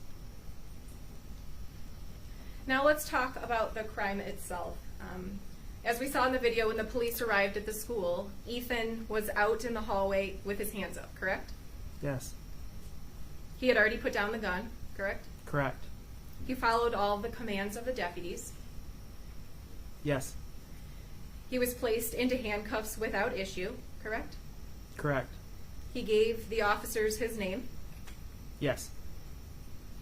In the backpack that we described, he did not have any bombs or Molotov cocktails, correct? No, he did not. He did not have a knife, correct? No. He went willingly into the police car. Yes. He answered questions that he was acting alone, correct? Yes. He answered questions about there being no bombs. That's true. Yes. Was there unused ammunition found? Yes, there was. Do you know approximately how many rounds? I believe it was 18. After being taken to the substation at some point in time, Ethan was then taken to Children's Village, correct? Yes. You weren't made aware of any issues that arose during transport, correct? I was not made aware of any issues, no. You were not made aware that there was any issues at Children's Village, correct? Correct. He was then transported to the Oakland County Jail. You were not made aware of any issues with his behavior during that transport, were you? Correct. Now, following the crime, after learning of the shooting, is it your understanding that James went home immediately to go and look to see if his gun was missing? Yes, that's my understanding. He then called what I believe was an off-duty police officer first before 911, is that correct? Yes. And at some point in time, he called 911 to report that he believed that his son took the gun and could be the shooter. Yes, that's correct. And in your investigation, you observed a text around the same time as I'm sure 911 started being called. Jennifer texted Ethan, "Don't do it." Is that correct? Her text was after the influx of 911 calls. You also found a text message, James texting Ethan, "Call me now." Yes, that's correct. You would agree with me that in reviewing hundreds of text messages between students and parents on that day when the shootings began, that the messages that Jennifer and James sent were unlike those of hundreds of other caring parents. Yes, I would agree. In your review of Jennifer's text messages with her coworkers, would you agree with me that Jennifer messages that Ethan isn't going to get out of this? We need to save ourselves. Yes, that was written. Or texted, I should say. You would agree with me that there are 0 messages where either James or Jennifer thoughtfully discuss that they themselves have failed by not treating Ethan's mental illness. So, I'm sorry, can you repeat that question? Of course. You would agree with me that in your review of all of the messages on James and Jennifer's phone, that there are no messages where they thoughtfully discuss that they themselves have failed by not treating Ethan's mental illness. I don't recall any. We were shown footage of 2 different shooting ranges. And you had commented that Ethan had a familiarity with the weapons. Do you recall that? It appeared to be, yes. Okay. Someone that is 15 years old, are they able to go into a shooting range and shoot themselves? And shoot themselves? Shoot by By the- themselves. I apologize. It's okay. No, they're not. They So have is to be a parent's required? Yes. A 15-year-old individual is not able to go and purchase a weapon by themselves, correct? That's correct. And in all of the videos that you found from shooting ranges, Ethan was either there with mom or dad, correct? Yes. And were all the guns purchased by dad in his name? To my knowledge, yes. I now want to move to the search of the Crumbley home. Okay. That occurred following the incident at the high school, correct? Yes. And let's talk about what was in Ethan's room. Would you agree with me that there were 2 silhouette targets with bullet holes in them? I would agree. Miscellaneous shell casings in a dish next to the bed? I would agree. And an air rifle sitting on a chair? I don't recall specifically, but I do recall there being an air rifle. I want to talk about the other weapons that were found. I believe they were found in the shed. The report references that a Woodstock Red Ryder BB gun was found, a 760 Pump Master BB gun was found, an SNR 357 revolver style BB gun, 6 cartridges for the BB gun, and a Witness BB gun with a magazine. Would you agree with me that there was a number of weapons found in that shed? Yes. In a search of the basement, would you agree with me that there was a failed marijuana grow operation, which investigation led you to discover that was the work of James? Did you say failed? Yes, failed. Yeah, I'll agree. Yep. In the search of the home, no documentation showing that in fact Ethan had an appointment with a counselor or a receipt from a doctor's visit was located. That's not part of the discovery, correct? That's correct.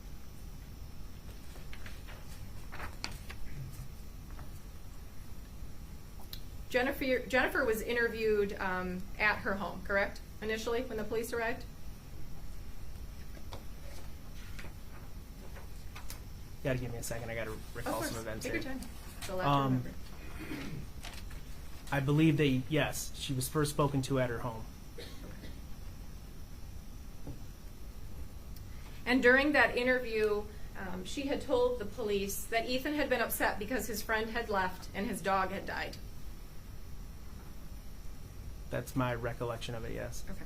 And you were actually able to confirm that Ethan's closest friend, I think Mr. Keese asked you how many messages these two shared. It was a lot. It was Yes. all day long, every day. You were able to confirm that juvenile actually had left at the end of October without much notice to Ethan, Yes. correct? Correct.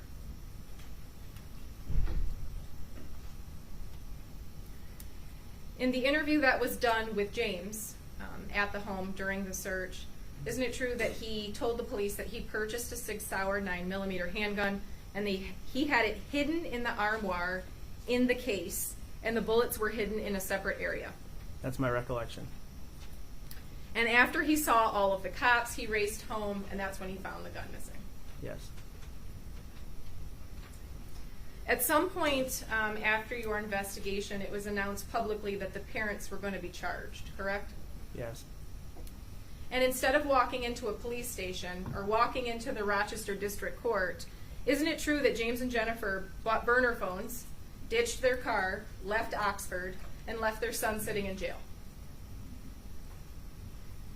Repeat that. Of course. I just I'll want to break make it sure I down. get them correct. Go ahead. After it was made publicly announced that the parents were going to be charged, they didn't turn themselves into the police station or the court, correct? No, they did not. And isn't it true that they bought burner phones? It's my understanding at the advice of their counsel, but yes. They ditched their car. No, they drove their car. They had one car they didn't drive, but they drove the other. of Okay, their so two. they left one car. They left one car. And I believe, was that at a hotel parking lot? It was. Yes. And they left Oxford, correct? Yes. In fact, when they were arrested, they were hiding out in Detroit, correct? Yes. You also found proof that the parents went to the bank and drained Ethan Crumbley's bank account, correct? Yes. I want to talk a little bit about the questions you were asked about the jail and the tablet. Okay. I think you phrased it, or Mr. Keese phrased it, that he bypassed security. Is it Yes. your understanding that the password was saved but was visible? It's. I think I don't know computers or tablets all that well, but I think on the tablet, it was you had to go into the settings, search for the password, and then, but yeah, it allegedly, or from what I understand, it was saved. And isn't it true that when Ethan was questioned by someone there at the jail, he explained exactly what happened? It sounds like that, yes. And isn't it true that he stated he had the tablet unlocked for roughly 2 weeks, or a lengthy period of time before they were actually caught? That sounds about right, yes. And in that body camera footage, isn't it true that Ethan explained exactly how he got the password, and that he said multiple times, I tried not to look at that website. I tried really hard. Yes. May I have one moment, Your Honor? Yes.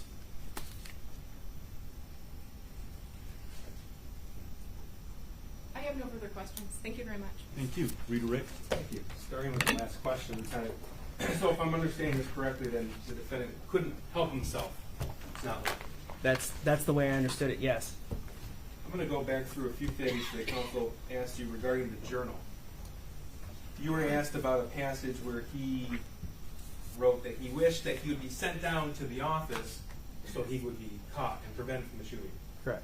He actually was sent down to the office twice. Is that right? That's right. So he was sent to the office November 29th.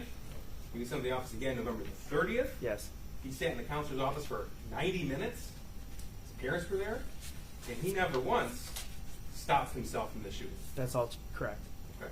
And in fact, November the 30th, before he ever even went down the office, before he was caught by the teacher, he sent a text message indicating his intent to do something, quote, really bad. Yes. Now, you were asked about a journal entry where the defendant expressed not being happy in months. I don't remember the last time I was happy. Where's that effect? Do you recall that? Yes, I do. Okay. You watched the video of the defendant torturing that bird. I did. You watched the video of the defendant shooting the Oxford High School students. You watched the video of the defendant in the back of the police car after he was arrested. Now, tell me, did the defendant appear happy or sad when he was torturing that baby bird? Happy. Okay. And why do you say that? If you watch the video, you'll, again, we talked about it earlier, the inflection in his voice. Also, he writes about literally how happy it makes him to do these awful things. Now, what about the defendant's demeanor when you observe him after he's arrested in the back of the police car? Is he coherent Yes. when he speaks with officers? Okay. Is he crumbling, crying? No. At any point on November the 30th, when he gave up to when he was arrested in the back of that patrol car, did he appear that he was crying? No, it doesn't appear that way at all. Okay. What about his demeanor when he exited the bathroom adjacent to room 258 and he began the shooting? What about his demeanor there? Well, I mean, obviously, I've had the opportunity to analyze this video 1,000 times, and when you follow the defendant's, days prior or whatever, he slouches a lot, but you'll on the shooting video, as soon as he comes out of the bathroom, he's standing as tall as I've ever seen him stand and walk around that school. You agree with me that he acted with purpose when he exited the bathroom on November the 30th? Yeah, and again with confidence, it looked like. Now, you were asked about some of the teacher interviews, and obviously this is a massive investigation, and I think in total we're at 5 or 6 terabytes of data. Would that be right? Yes. Okay. And some of the teacher interviews that you were asked about, they talk about that the defendant didn't have any other problems with students. Yes. So I want to confirm that he was not bullied. No. He was not thrown in a locker. There's no evidence to suggest any of that. No. Nobody beat him up. Nobody messed with him. No. Thank you, Judge. I'm done. Thank you. With that being said, any reason why this witness should not be excused? No, Your Honor, thank you. Now, for people, he was the OIC, so we ask that he remain throughout the hearing. Thank you, sir. You may step down. You may also stay in the courtroom if you wish. Thank you, Judge. Thank you.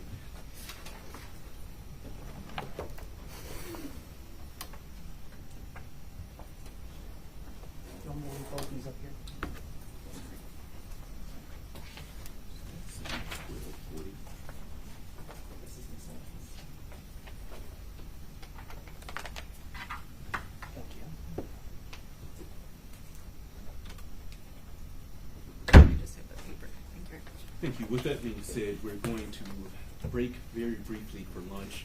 We're going to return at approximately 12:30. I believe that will give the 1:30. Excuse me. That will give the parties enough time to grab food as well as the defendant to get food down in the lockup as well. With that being said, I will see you all at 12:30. Anything we need to address before the court takes recess? I believe so. No, Your Honor. Thank you. With that being said, everyone in the courtroom, please be seated until the defendant has exited the courtroom. Deputies, you may take the defendant. Thank you.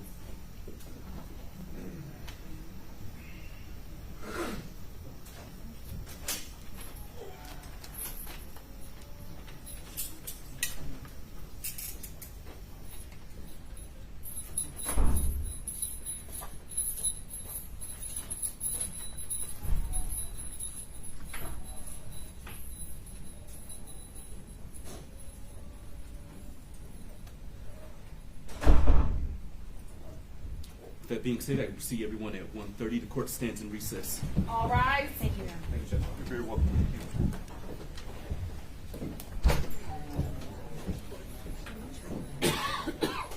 Is it safe to leave out?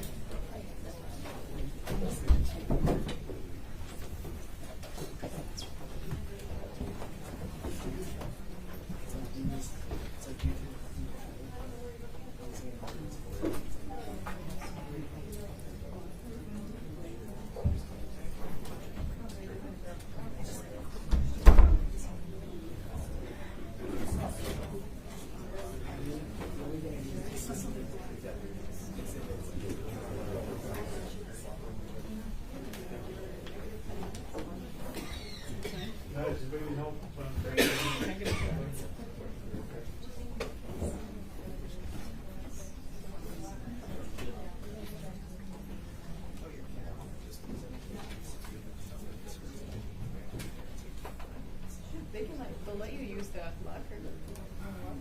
No. Thank you.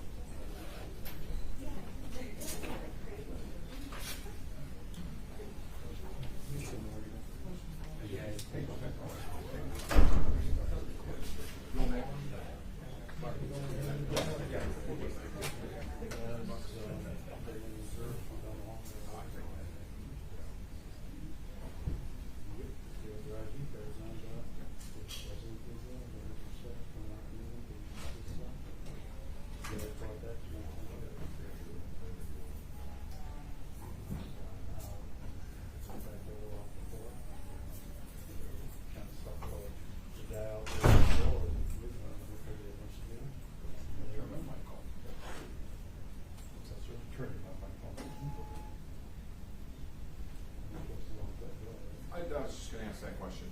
I mean, with the sensitive information that is at in locked. Judge told us that where they have to leave, he's locked there. Okay. Make sure all the guys are told to make sure they back it up. Yeah. The right of the window. But Judge Rose said everybody has to exit, and they're not forced to lock the door.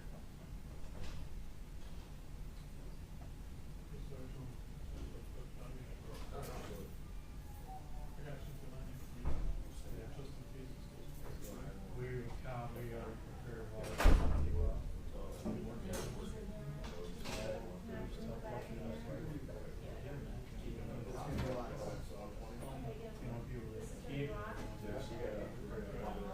Yeah, I just want to let them know. So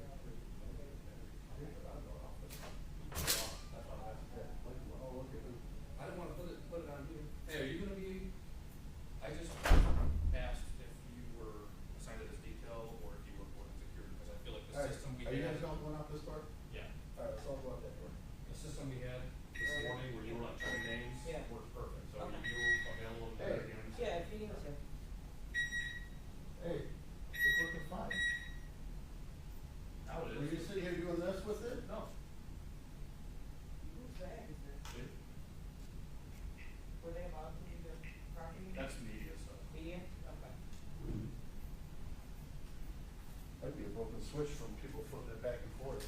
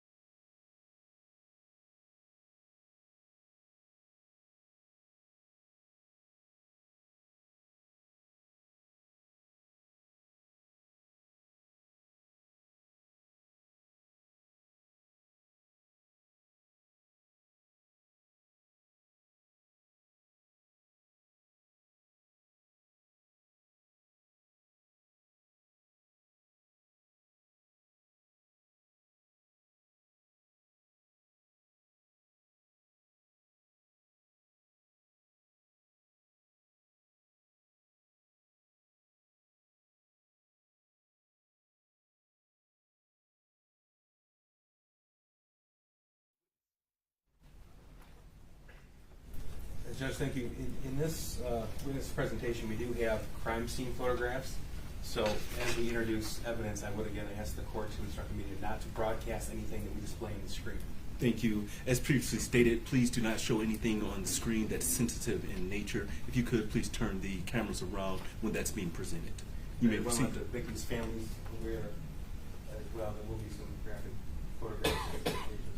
Thank you. And at this time, if anyone wishes to leave the courtroom, you may leave the courtroom at this time, as sensitive information will be shown on the screen. That being said, people, you may proceed. Thank you. Sir, how are you employed? By the Oakland County Sheriff's Office. How long have you worked with the Oakland County Sheriff's Office? I'm in my 17th year of employment there. Okay. What do you do there? My technical name is a forensic laboratory investigator leader, which is a vast array of supervision. I'm the latent print supervisor of 5 individuals. I also am the crime scene supervisor, which we have 7 people on that team. I'm also the crime scene response team supervisor, which I have 10 team members on that, along with an evidence technician program that I run that has over 100 technicians. Okay. So you're a part of the crime scene investigation, would that be correct? That is correct. And sir, we're not going to go through all the qualifications because it is a Miller hearing, not a jury trial. But it's true that you've been qualified many times over in crime scene analysis? That is correct. How often do you conduct a crime scene analysis? How often is this part of your day-to-day? Not every day. The teams that I run do a lot of crime scene investigations that are out of my realm, but I've been a crime scene investigator for this is my 25th year, starting with Pontiac Police and with Oakland County Sheriff's Office, and I've done hundreds, if not thousands, of crime scenes throughout my career. I'd like to direct your attention to November the 30th, 2021. Do you remember that day? Yes, I do. Were you working? I was working in the office, yes. Okay. And were you the on-call crime scene supervisor in that day? Yes, I was. Do you remember being called to the Oxford High School that day? Yes, I do. Tell me where you were when you received that phone call. I was sitting in my office at 38 East of the Sheriff's Office, and my Captain Quisenberry informed me that I needed to respond to the Oxford High School. And you responded there? Yes, I did. Tell us what you do, please. What are some of the steps you take when you process a scene? The initial thing is an assessment, a crime scene assessment, to see what we actually are looking at as far as the actual crime scene. So to get an idea of what resources I may need or what processes we have to actually perform before we actually start photography or anything else. Okay. Now, at the Oxford High School, this is an extremely large crime scene, would that be correct? That is correct. And before you conducted your analysis, did you do a walkthrough? Yes, I did. Tell me about that, please. There were several individuals that were involved. It was my entire team, which I had 8 team members, along with our Special Investigations Unit. There were several sergeants and lieutenants that walked through the scene because there was different intelligence that we were receiving at different times. We wanted to make sure that we were all on the same page. Now I'm going to approach the witness. This is Exhibit 46. May I approach, Judge? Yes. Now this has already been stipulated to his admission. I just want you to have that and refer to it if necessary. That's your report that you authored regarding the crime scene analysis in this case. Is that correct? Yes, it is. Thank you. Okay. Now, it's obviously a lengthy report. We're not going to go all the way through it, but I am going to show you some photographs. It's also been stipulated to, they're already admitted into evidence. I'll take you through that through the PowerPoint presentation on the screen. But I just want to confirm with you, you've seen our exhibits. These were all taken on November the 30th, 2021 at the Oxford High School. That is correct. So, directing you now to the screen, this is a map of the Oxford High School, and we have blue markings on this map. Is that right? That is correct. Okay. Did you make these markings? Actually, one of my team members had actually placed the numbers on the schematic of where the evidence pieces were collected from within the school. Okay. Now, can you tell me, please, what these numbers signify? They're item numbers that coincide to a specific piece of evidence that was given a specific number and then collected from the crime scene. Okay. When we're talking about evidence, are we talking about shell casings? Yes. Can you tell us, please, what exactly is a shell casing? So what the technical term will be a fired cartridge case. It is a portion of a cartridge that ejects out of a semi-automatic weapon when the firearm is fired. So the bullet goes out the end of the barrel, and the fired cartridge case will eject out the side of the weapon, typically out the right-hand side of the weapon. Okay. Now, Oxford High School, it's a single-story building. Is that true? That is correct. Okay. And did it appear to you from your investigation that the shooting was contained to the 200 hallway? Yes, it was. And just for a little bit of background, the hallways are named for the number of classrooms in the hallway. Is that right? That is correct. Okay. So, throughout your investigation, were you able to determine the path that the shooter took? Yes, it appeared to be on the south side of the school, and then headed a little bit east and then to the north. Okay, I'm going to direct you to I have a laser pointer with the map here. Now, this is a bathroom that's directly adjacent to room 258. Did you come to learn the defendant was in that bathroom directly before he opened fire? Yes, I did. Okay. And if you could tell us the path that he walked, please? Then he would go directly east, which is down, and then go into the north, which is a little bit to the right, and then follows that hallway there. Okay. And where did the evidence of the shooting scene stop? In front of room 213, which is right there Okay. on the right-hand side of the screen. And of course, sir, you're aware that at that point the defendant turned around and continued to walk in reverse path down the 200 hallway. Is that right? That is correct. Now, I want to take you through some crime scene photographs following the path of the defendant. So this is previously admitted as Exhibit 2. If you could tell me what we're looking at in this photograph. This is a bathroom stall in the bathroom that is just outside of room 258 in the 200 wing of the school. And there's some personal effects that you can see in the picture there, a backpack, some electronics, a journal, along with a Gatorade bottle, some other miscellaneous items. Okay. Now, next picture is in the 200 hallway. We're looking down the 200 hallway. We have rooms 258 and 256. And obviously, we have some images redacted, but also yellow evidence placards. Can you tell us what we're looking at here? Yes, this is a photograph taken just outside of that bathroom, what we saw the inside of in the previous exhibit.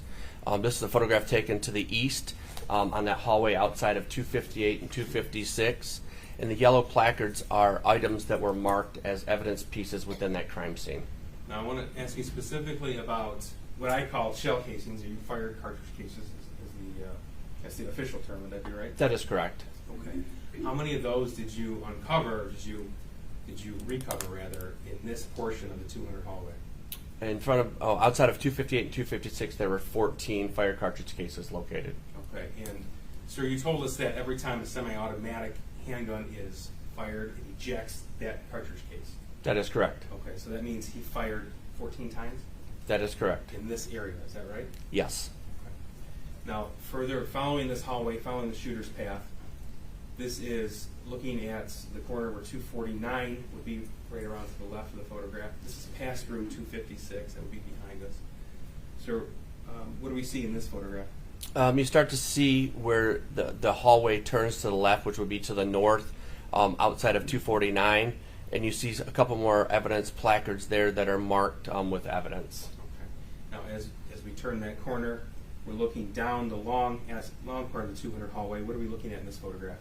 Once again, it's the hallway. You can start to see at the top of the photograph that this hallway is a curved hallway. It's not a straight hallway. Once again, the evidence placards were placed next to pieces of evidence that were located within the crime scene. Okay. Now, again, specific to those cases, those shell casings, this is where 249 would extend to 213. That would be the end of the crime scene? That is correct. Okay. Now, how many of those shell casings were recovered in this portion of the hallway? There were 18 fired cartridge cases between 249 and 213. Did you recover any handgun magazines? Yes, I did. Okay. Is that exhibit, or is that placard 35 right here by the laser pointer? That is correct. What is a handgun magazine? What is it? So a gun magazine, a handgun magazine, would be something that contains those cartridges prior to them being fired, and they're inserted into the bottom of a semi-automatic weapon to be able to be loaded into the chamber of a firearm to be expelled through the barrel. Okay. Now, you're familiar with the murder weapon from November the 30th, 2021? correct? Yes, I am. Okay. Tell us, what is the firing capacity of that particular handgun? The magazines, there was 3 magazines covered from within the scene, and the capacity was 15 rounds per magazine. Okay. So if we see an ejected magazine, that was empty when recovered, right? That is correct. That tells us that he went through the entire magazine, and then he ejected that, and we saw in the video earlier that he then inserted a full magazine of bullets. Is that your understanding? Yes, it is. Now, was there evidence that the defendant turned and fired into classrooms with children and teachers as well? Yes, there was. All right, the next slide here is room 247. Can you tell us, please, what we're looking at? This is a photograph taken from the outside of room 247. You can see there's a pink trajectory rod that is to indicate where the bullet actually passed through the framework of the door in 247 into the classroom. Now, that rod, we talked a little bit about it earlier with Lieutenant Willis. You obviously weren't here for that, but tell us what that rod means. It's the direction that the bullet actually traveled into that classroom, prior to my arrival during the crime scene.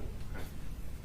Now, moving on to room 244, we see another one of these trajectory rods. Is that right? That is correct. Okay. So again, this signifies that the defendant turned and fired into that classroom. Yes, and this looks to be a small window that was on the left-hand side of the door to 244.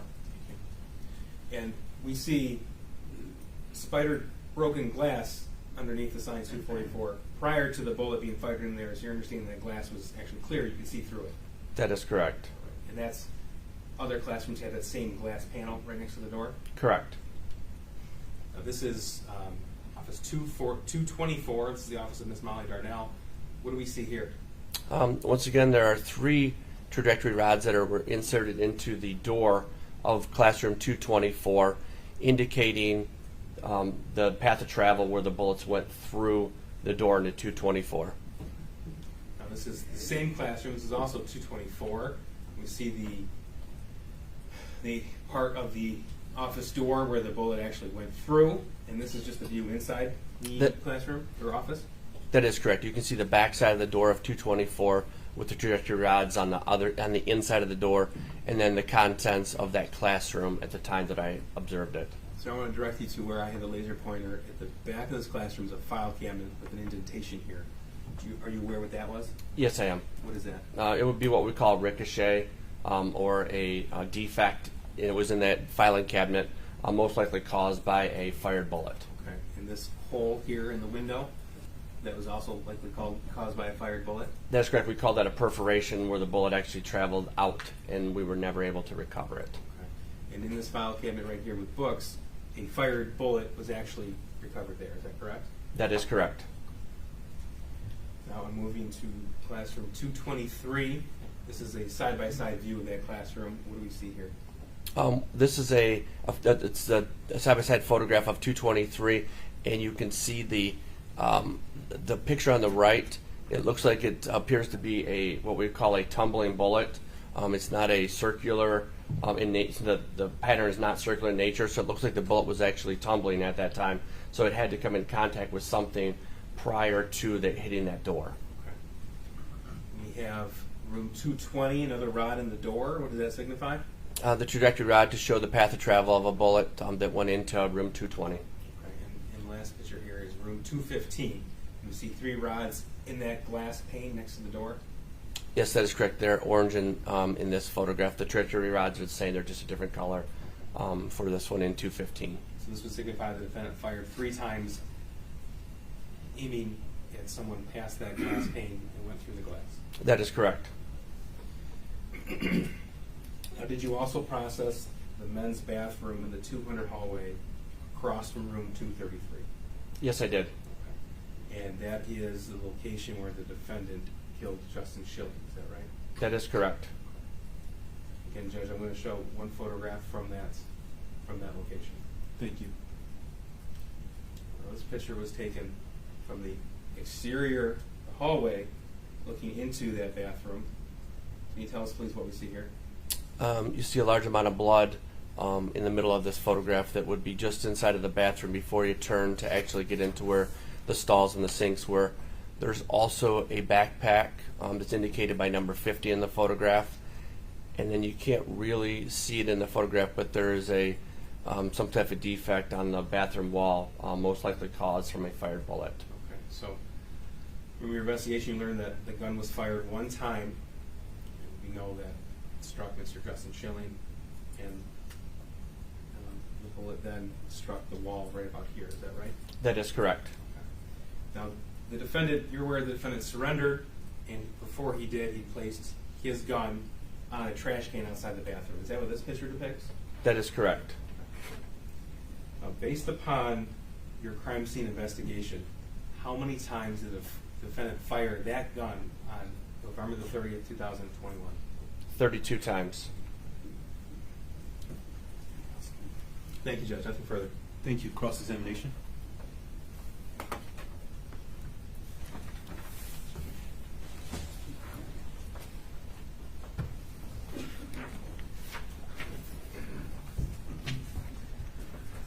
Other than the crime scene at the high school, were you involved in the search of the house?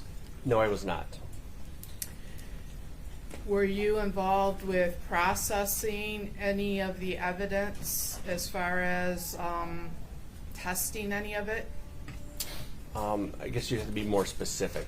Okay, for example, if clothing was taken from Ethan, would you have processed that clothing for any type of trace evidence? No, I did not. That's not my area of expertise. Would you have done any trace evidence analysis on the firearm? I did check the firearm And when you checked it, what were you checking it for? for blood. And was there any blood on the firearm? No, there was not.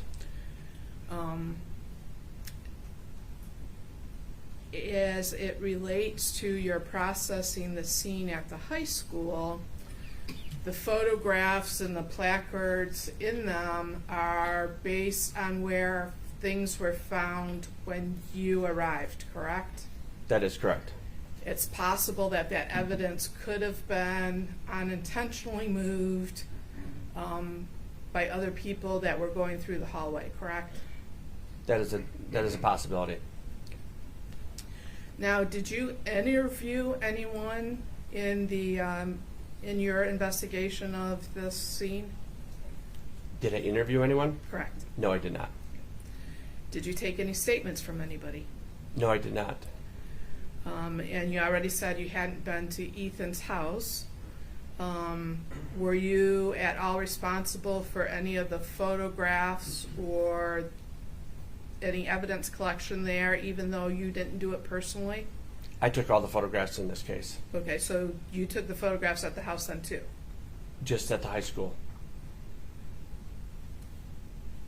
Okay, so you just said you took all the photographs, so if there were photographs from the house, it wouldn't be Well, I something mean, you did? then I apologize if I misunderstood the question. I was never at the house, so I could not have taken any photographs there. I took all the photographs at the Oxford High School. Would one of the team members that you testified you supervised taken those pictures? Yes. And would you have been supervising what was collected at the house or what pictures were taken? I was not at the house. But were you telling your team member what to do or how to process that scene? No, I did not. Did you take any, and this may not be, it may be outside of what your responsibilities are, so let me know, any physical evidence from the person of Ethan, such as swabs? No, I did not. Would that have been outside of what your responsibilities were? It would all have to depend on the circumstances and if I was needed or they requested it.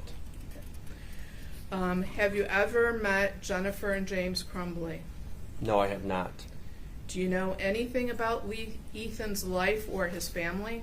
Only by hearsay. And by hearsay, would that have been from your team members or other law enforcement officials, or are you talking from like press reports? Just from my coworkers in law enforcement.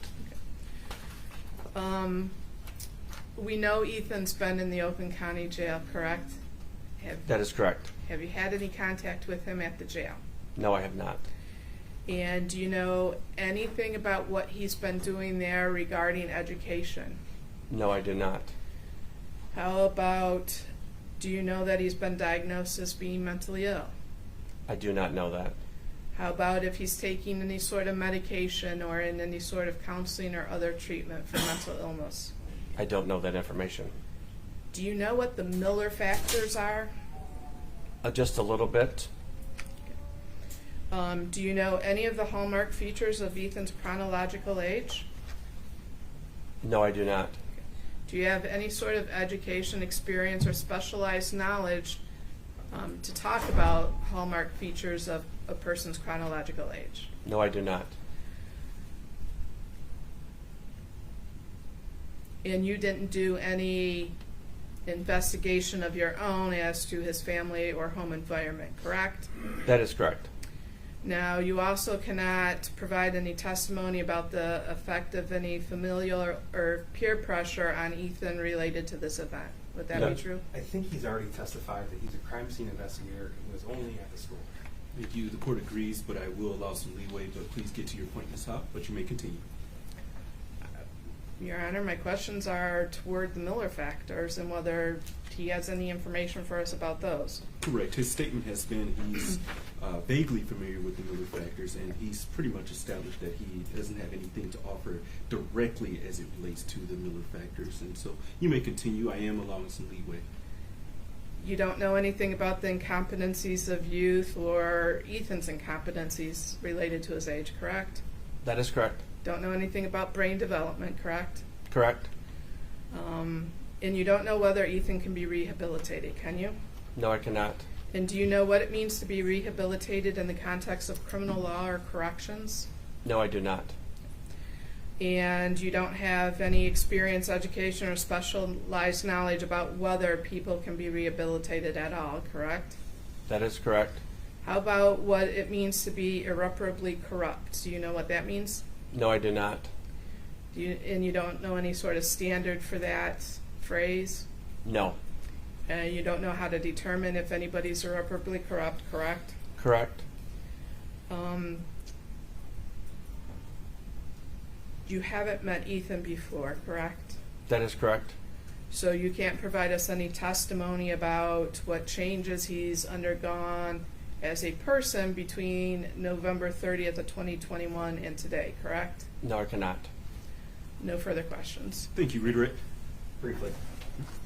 You're a crime scene investigator? That is correct. Okay. And so you went to the crime scene November the 30th to process the scene? Yes, I did. Okay. You can tell us that the defendant fired the weapon, the 9mm weapon that he used to murder 4 children. He fired that gun 32 times in that shooting event? That is correct. And each time he fired it aiming at a person. Is that right? One would assume. Thanks. Nothing. Thank you. With that being said, any reason why this witness should not be excused? Not from the people. Thank you. None from defense. Thank you. With that being said, sir, you may step down. You may also leave the courthouse. Please don't discuss your testimony with anyone. Thank you, Your Honor. You're very welcome.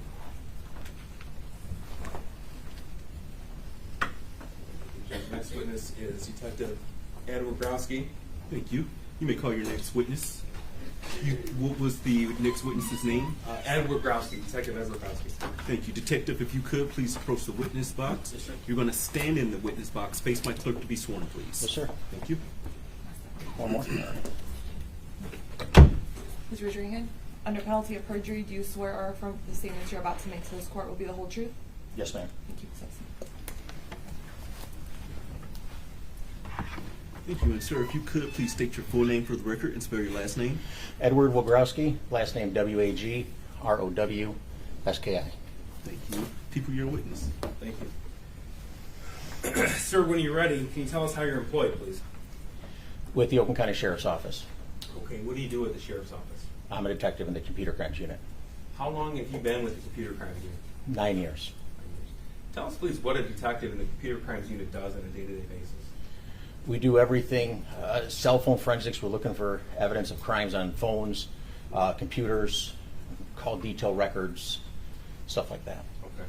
So is it fair to say that someone from the Computer Crimes Unit would be responsible for the forensic examination of any cell phone seized? Yes, sir. Would that with the task of reviewing search warrant returns from social media outlets. Would that fall with computer crimes, generally speaking? Yes, sir. And do you also have expertise in working certain surveillance systems, DVR systems, things of the like? Yes, sir. I want to direct your attention to November the 30th, 2020. Sir, do you remember that day? Yes. Were you working that day? Yes, I was. Do you recall getting a call about a shooting at the Oxford High School? I remember our captain coming in. Okay. So you were in the office and your captain notified you? Yeah, we were sitting down, getting ready to listen to a webinar on forensics, cell phone forensic stuff, and he came in, and the phrase he used is, he said there's been a shooting at the Oxford High School, and he said all hands on deck. What's going through your head at that point? This isn't real. What'd you do? I'll be honest, in my job, we're people call us the computer nerds, and I thought, this isn't real, it's going to be over by the time I get there. And so I got we always take our laptop wherever we go, and I grabbed my stuff and walked out to my car. I remember as I was pulling out of the parking lot, it became very real. I looked to my left out of the sheriff's office, 38 East, and the animal control and the medical examiners down at the far end, and there's two marked patrol units from another agency. They come around the corner and their lights and siren are going, and they're going very fast. And I remember thinking, they weren't from my agency, and I remember thinking, I knew where they were going. And I thought to myself, like, there's no way they're going to beat me to a place in my town that I work for. Do you remember the drive? Every minute of it, yeah. Tell me what you remember. I remember there was a lot of chatter on the radio, a lot. I was at 24 in Walton. I went up to Walton, turned right, and started heading north on 24. And it must have been 1 p.m. because I remember hearing say there's a subject in custody. But I kept driving, of course, license siren, and I remember coming up to the overpass where 75 comes off onto 24, and everything just seemed so, again, not real, but very real. And I saw one of our SWAT vehicles going across the bridge, and I thought, oh, wow, and then the light was red right there, but nobody was moving. There was cars at the ramp supposed to be coming off, but nobody was moving. I couldn't figure out why. I should be slowing down because there should be cross traffic. And as I go through the red light, I look to my right, and there's some agency patrol car. I don't know who it was. And then I just kept going up 24, Lapeer Road. Everybody was filing in behind me. And my county vehicle, my detective vehicle is a white minivan, and it's not like a patrol car. It handles different. It handles like a minivan does, not like a patrol car does. And I remember going the next traffic light past where the old palace used to be. I think it's Brown Road. And I remember there was cars in both lanes, and the light was red. And I remember thinking to myself, like, I gotta be safe, of course, and I gotta get around these cars, and the shoulders gravel. Like I picture it like it happened yesterday. And I went off onto the shoulder of the road to get around the cars. And I felt down to the tires pulling towards the ditch. I felt it. And I go around the cars and keep going north on 24, and there's cars behind me, patrol cars. I look up at one time, there's maybe 6 cars. I look up another time, there's 10. Like, they just kept stacking behind me. And then we got to an intersection. We were into Orion Township. I can't remember what road it was, but the light had just changed red. And I know everybody heard us coming. We were driving, everybody had their sirens going. So the intersection, nobody moved, but I thought the safest thing to do was to stop in the middle of the intersection so everybody behind me can just go through quicker. So I held the intersection, and then I remember I counted 18 vehicles go past me. And then as we got closer into town in that, Traffic was really bad on northbound. I remember going against traffic. I remember cars coming at us. You know, of course, we're slowing down at this point. And all I could hear on the radio was the staging point, staging area. It was the Meyer. And so I'm like, I'm just going to keep driving north until I see a Meyer. Because I don't know Oxford Township at all. And I follow just past the Meyer. There's a road there. And I remember hearing Ray Road also on the radio. And so I turned onto that road, and I got out of my car, and another deputy was just getting out of his car. And we look at each other like, what do we do now? And I go, I don't know. They said something about staging area, Ray Road. I go, where's that at? And I remember him saying, you're standing on it. And then I could see kids coming down from where the high school was. I know where the high school was. There was a tree line just behind the Meyer, and the high school was on the side of the tree line. Tell me a little bit about, as you arrived on scene there on Ray Road, you said there was kids. Yeah. Okay. What was your impression of them? What was their demeanor like? At that, I don't know if I paid attention to their demeanor at that point, but I remember thinking how unprepared they were. I was freezing. It was cold out. I remember when I got out of my car, I put 2 coats on, and I was still shivering at points. And there were kids with just T-shirts on. I remember seeing one girl, she didn't have any shoes on, and just walking along the side of the road in the gravel, and they cut across they didn't come down to the drive where we were, they cut across the snow, the hill, and started walking towards the Meyer. It looked like everybody was heading down towards the garden center, the far end of the Meyer, from where I was. So where'd you go? I went to the garden center because that's what I remember hearing on the radio. I get there, I walk down there because I left my car up on Ray Road, and I get there, and there were I remember somebody said we got to start collecting names, like get people's names and phone numbers. So Meyer gave us just opened up boxes of pens and gave us pens and tablets of paper and started handing it out to people, like just get your names. And then they started telling us to get everybody into the store. Meyer got on the PA system and basically told if you're not from the actual high school, get out of the store, leave your carts where they are. I remember hearing that. And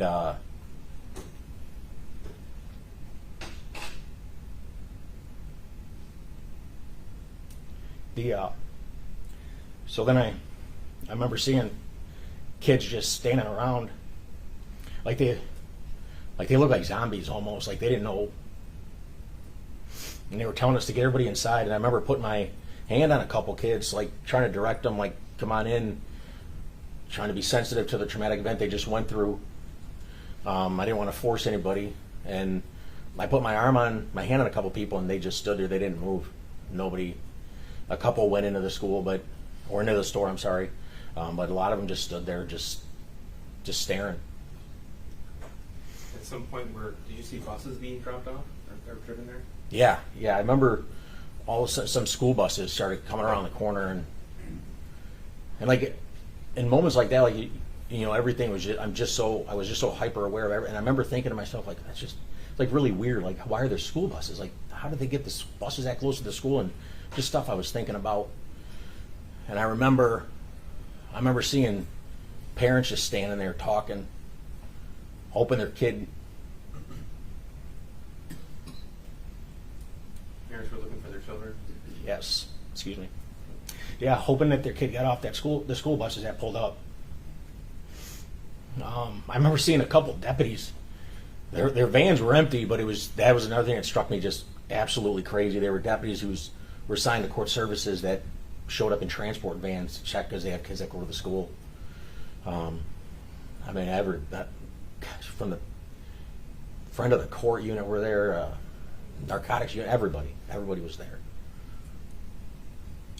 Detective, you were at the Meyer staging area for how long? 10 or 15 minutes? Probably that long. Okay. And at some point, were you redirected to the high school?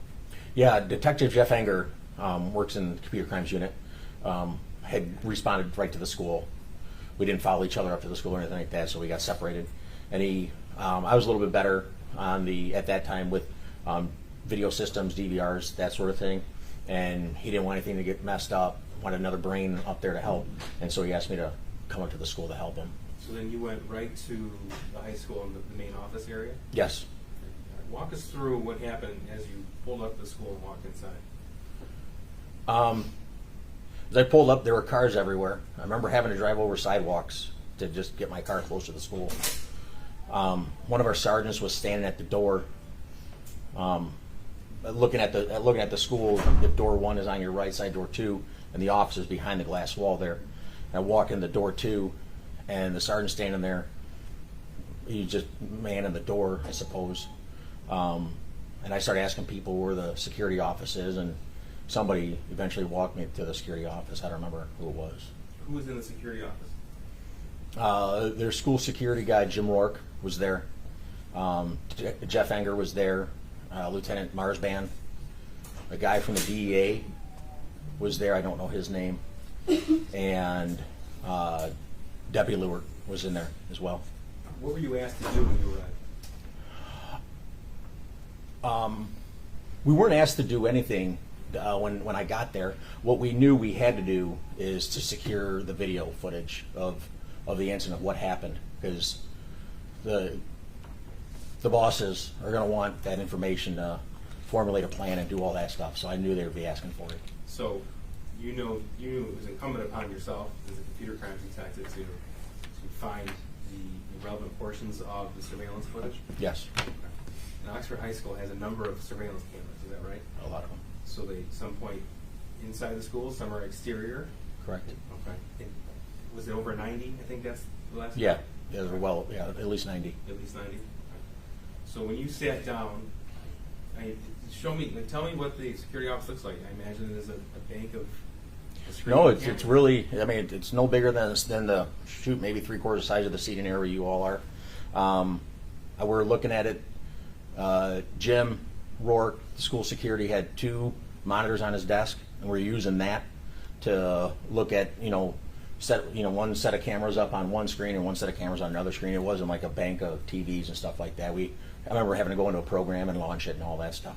What was the first thing you did in your attempt to isolate and preserve that footage? We knew where the shooting started. Jim knew where the shooting started, and so we went to that camera and to try to figure out who the person was and what time they got in the bathroom.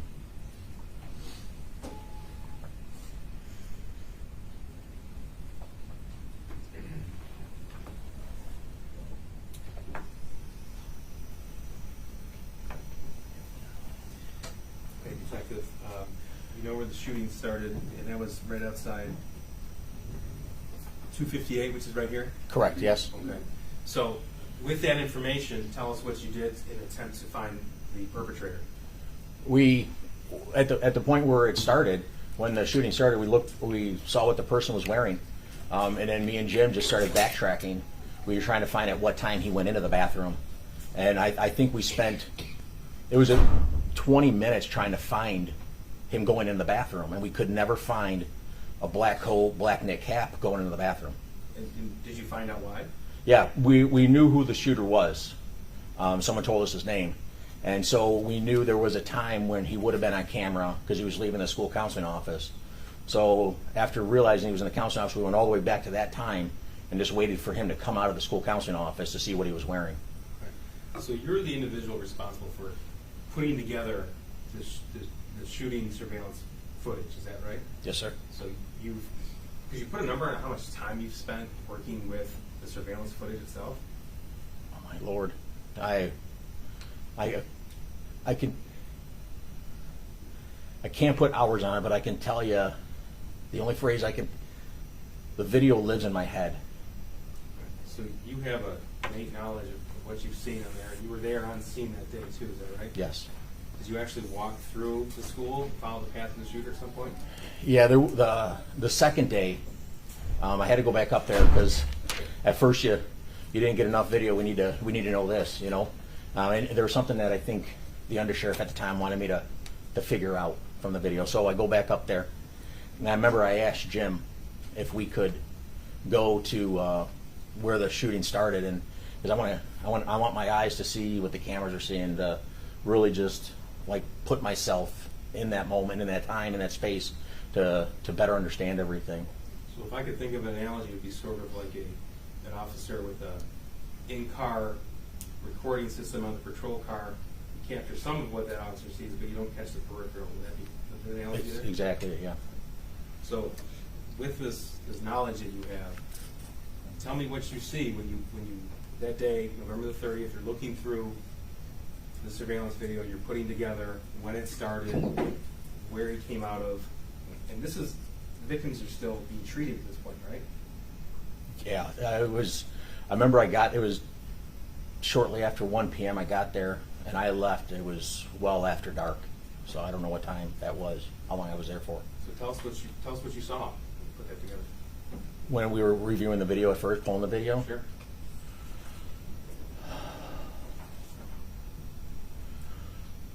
I remember at first I didn't know all the people that were involved in it, all the victims.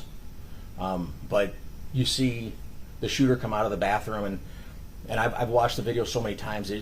He had a sense about him, like, I don't know, I call it like the proud chest. Like he walked out of there like his head was held high, like he was in charge. And I remember his finger was outside the trigger guard. Why is that significant? Oh, it's gun safety 101. You don't put your finger on the trigger unless you're ready to pull the trigger. Okay.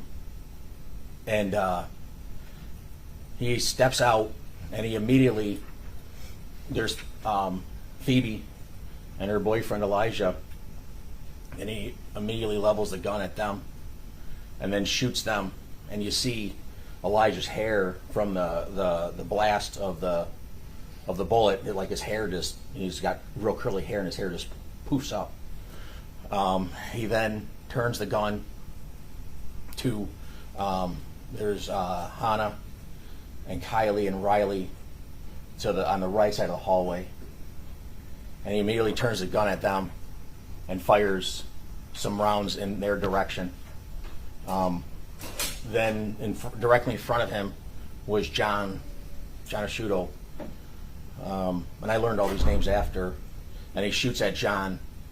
And then as John runs further down the hallway, the shooter stops and he shoots again at Hannah. And at this point, she just completely falls over. And then he runs down the hallway. I don't know how to describe it, but he sprints down the hallway, and he puts the gun to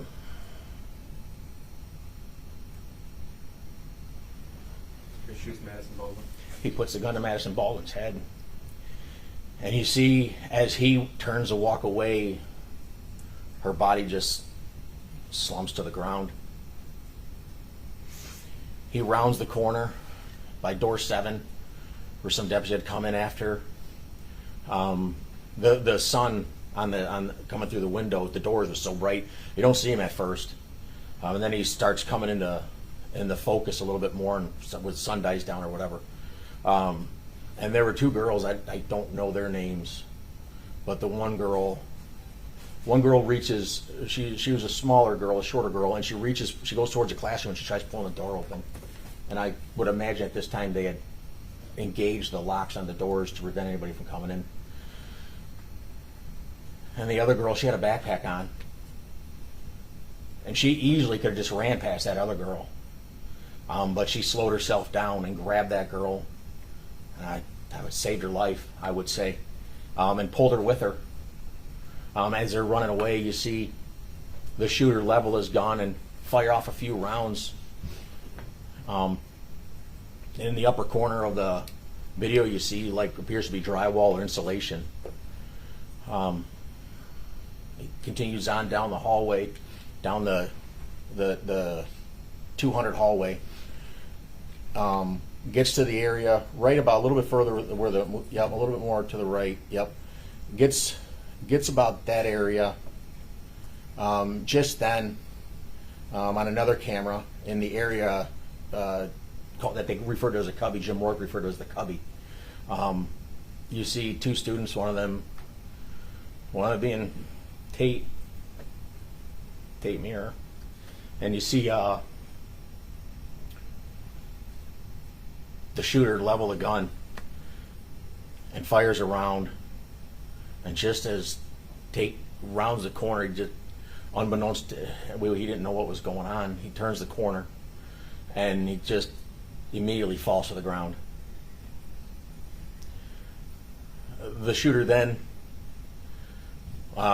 continues walking, and then before he gets to where Tate is, he stops again and levels a gun just to shoot Tate one more time. And he leveled the gun, and you see Tate's body flinch after he pulled the trigger. He walks past, so Tate's laying in the doorway to go past and further into the 200 hallway to the right of the picture. And he walks past Tate without a care, didn't look at him or nothing.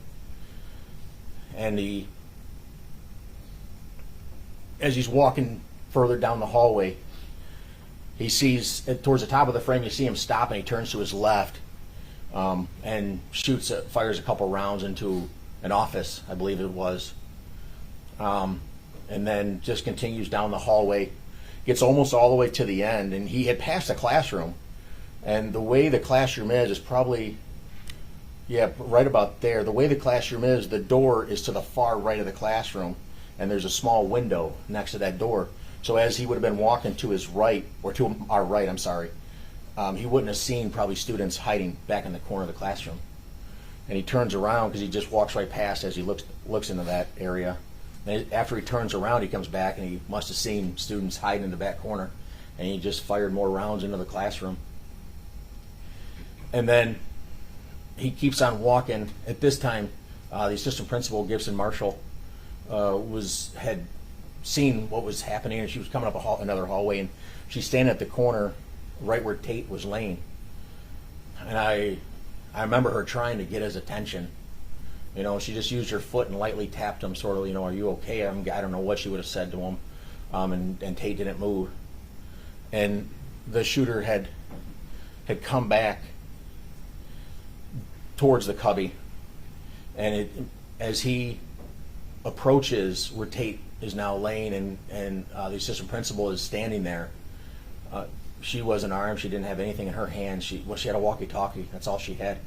And you see the shooter walk past her, and almost in a sense of, shame maybe, I don't know, but he turns his head away from where she is, turns and looks away from her.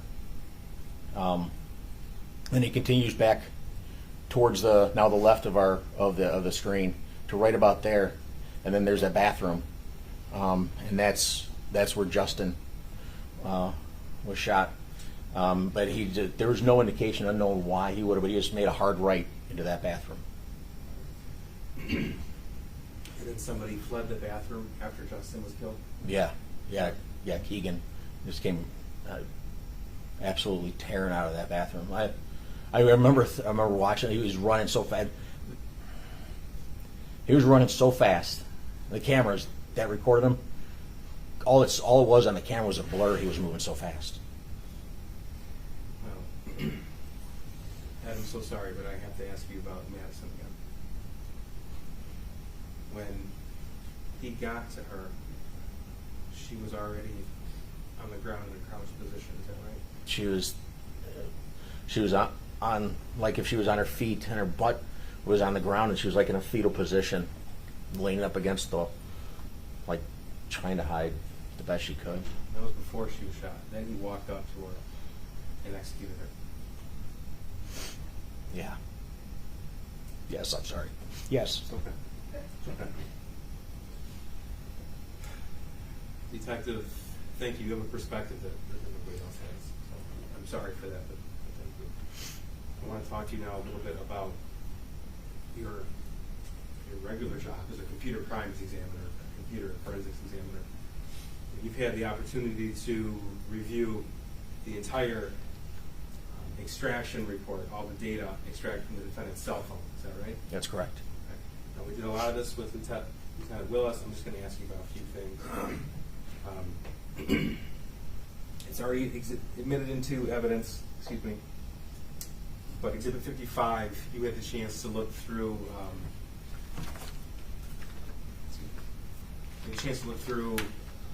internet searches, is that right? Yes. Tell me, please, item 1, November 30th, 2021, 8:34 a.m. What did the defendant search on his phone? You search, what is the biggest high school in Michigan? And this is November 30th, the day of the shooting, 8:30 in the morning. The day of the shooting, yes. Okay. Item 3, what did the defendant search? 8:11 in the morning. Also on the day of the shooting, it's the biggest high school shooting. Okay. 8:11 and 18 seconds on the day of the shooting. What did the defendant search on his phone? A search for a school shooting. The night before the shooting, November 29th, 2021, 9 p.m. What did the defendant search? What school shooting happened in 2021? Everything in quotations, those are the words he typed out, is that right? Yes, sir. Item 12, again, the night before the shooting, 8:49 p.m. What did he search? What are signs to look out for a school shooter? What about item 32, 2 days before the shooting? Recent mass school shootings. Item 37, this is 1 week before the shooting. What did he search? Why was a Parkland High School shooting so popular? Item 60, we have a name redacted. It's the name of a different school shooter from a different state. November 18th, 2021. What did he search? What gun did someone use in STEM school shooting? This is a week and a half before the shooting. November 18th, yes. Item 75. What did he search?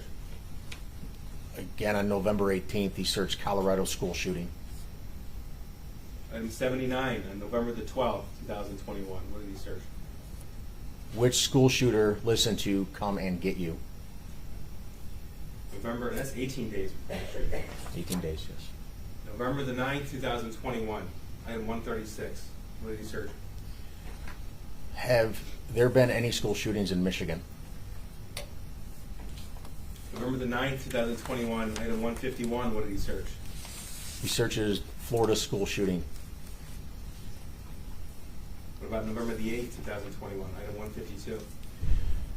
He searched how old was, That's the name of a different school shooter. yes, when he shot the school. What about item 156, November the 7th, 2021? He searched Douglas High School shooting. And this is weeks before the shooting. This is 23 days. Item 160, what did he search? Again, on November 7th, how many school shootings in Michigan? The last three. Item 164 from November the 6th, 2021. What did he write? What was the most deadly school shooting? Item 172. Sandy Hook school shooting movie. Item 173. Who was the youngest school shooter? And those are all from November the 6th, 2021. Yes, sir. On your forensic examination of the defendant's cell phone, you also reviewed website history. You can see when you look through somebody's phone, you can see what websites they visit. Is that right? Correct, yes. And we're not going to name this particular website, but did you uncover evidence the defendant visited one website in particular that depicts extremely graphic real-life videos? Yes, sir. Okay. And you're aware of the incident in the Oakland County Jail with the courtroom tablet? Is that true? Yes, sir. Did you find evidence that he had visited that website before the school shooting, the same website that he visited while he was locked up in Oakland County Jail? Yes, there was. Can you give us a number on how many times he visited that website just in the month before the shooting? But believe it was in the 20s. Well, if I said 421 times. I'm sorry, I thought you meant when he was in the jail. No, that's all right. I'm sorry, You're yes. talking about his phone before he was. Yes, there was many. Okay. Yes. But Detective, you have also reviewed recordings on the defendant's phone. Yes, sir. And did you uncover two recordings in particular that the defendant made of himself the night before the shooting? Yes, sir.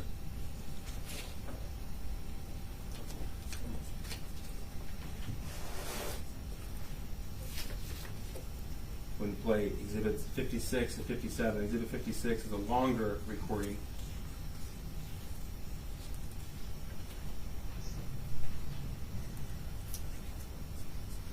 I have to unplug and replug that. Not an issue.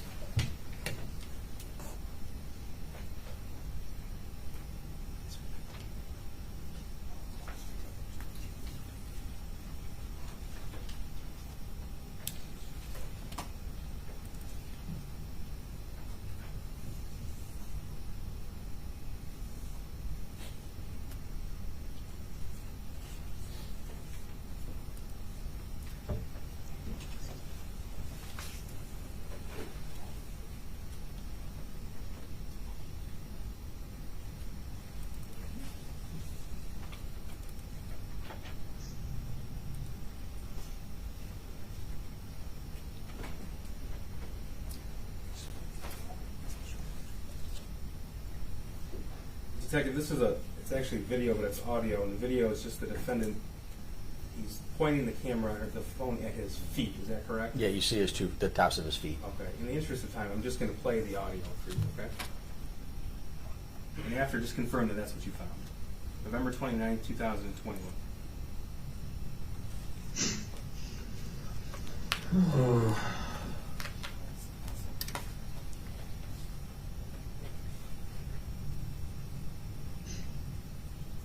My name is Ethan Crumbley, aged 15, and I'm going to be the next school shooter.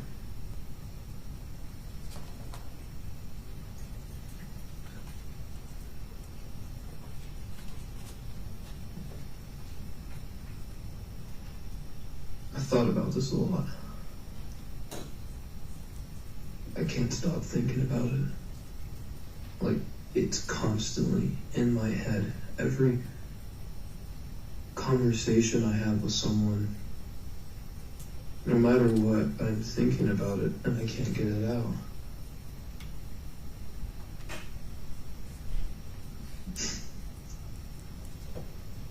It's currently November 29th, 2021, 10:05 p.m.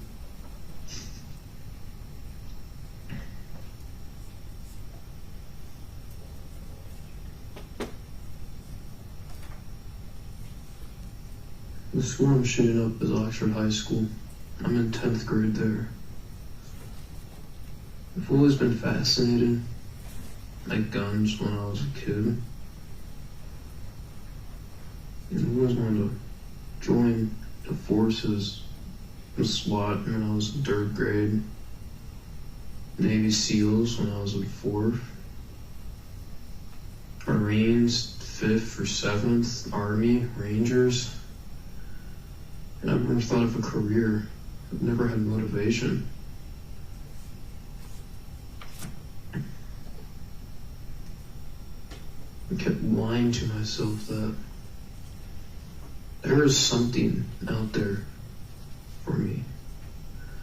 There was something that was going to make me happy, that was going to provide me a happy, loving, caring life. But that's bullshit. It's all a lie. I realized that. Oh, in 9th grade, I never thought of this. I thought I was going to make it through school and go into the army, but I realized, what's the fucking point? Millions have done it. Thousands have regretted it.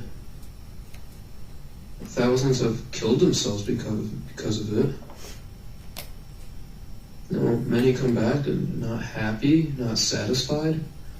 And I'm thinking, it's the only thing I want to go into, but how will it make me happy? How will I love doing that?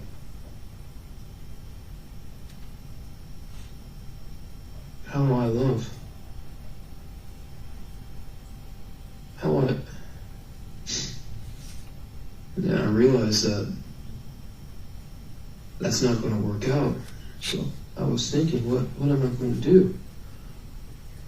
And I realized all the bullshit that was right in front of me, and I never realized it. I was always the kid who said, work hard in school and you'll get a career in life. But the career is bullshit. And it was right in front of my fucking eyes the whole time. I couldn't see it. The school system is... Their main goal is to put youth just born into this world to learn. And they actually learn fucking good. They learn K for 5. They learn useful stuff. Stuff about the world that teaches them not how the world is, but how it should be, and how they want it to be. The teachers brainwash them into what they think is right, and their minds are so underdeveloped that the adults just take advantage of it. And they say that's too good for humanity. And when you get into middle school, that's even more useless. It's just an excuse to wait till the kids grow up. They're wasting years of their life learning knowledge they're most likely never going to do unless they become a Nobel Prize scientist or mathematician or the fucking founder of a multi-million-dollar environment club. And they're brainwashing. They're teaching a working class into this world.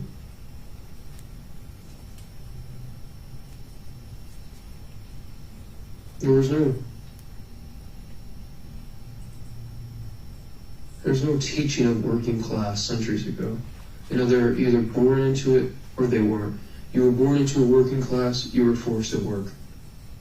You weren't born, you helped develop the world. You created technology, you created advances in civilization. There was only two indifferences, and the working class rose up and made everyone a working class. And now, no matter what, you just have to work. To do what? You spent 15 years of your life just hard studying and trying your hardest to achieve the best out of anyone in any school. And then you get accepted into college. And you could be rich, so you don't have to worry about it, or it could put you into thousands of debt. And you get a useless job that other people have gotten, and you think that it is doing something for this planet. You think that all those years of working and you get a job is doing something for the good of humanity. It's fucking not. It's useless. The education system, the government, is just brainwashing people to be a working class. They're all brainwashing them just to fucking work and keep society how it is, but people want to go a different direction. They don't want to work, but they... See, that's where I don't fucking understand it. I'm not dumb enough to fully understand their capabilities. I'm not as dumb as them, so I can't understand, but they want to revolt and become a new class education system that just weakens everything. They want to fucking keep the innocence of everyone. They want to make sure that monsters are a thing. They're offended of a horror movie. They want to take away what this world is. And this world It's not heaven. There is no heaven. There is no God. There is no Satan. There is no hell. But the world is hell in its own way. People don't think of it. You think as hell is the bottom, earth is the middle, and heaven is the top. But in reality, the earth is just hell. It's always been that, and people want to just forget it. They want to just take away what already is. It's stupid. Taking action. People go and protest, fucking take away guns or make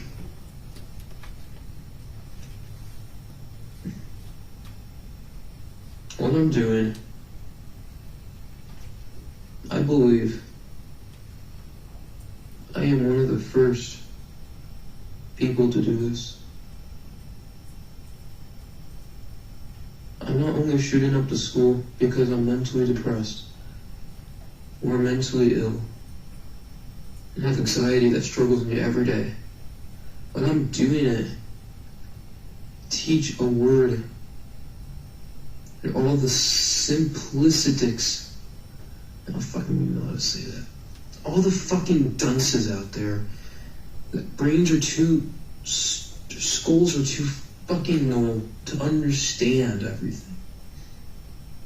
Unfortunately, the people I kill are the people that are killed. You know, I'm sorry that their families have to go through this, but it's for the right of humanity. And the course we're going, we're fucked.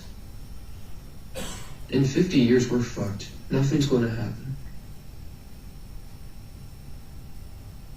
Democrats and the Republicans are just going to fight, and fight. And people are keep going to taking sides, and sides, and sides. And some people are going to stick out and say they're the big brainers who don't think of it, but really, they're the main problems. And it's just leading to a collapse.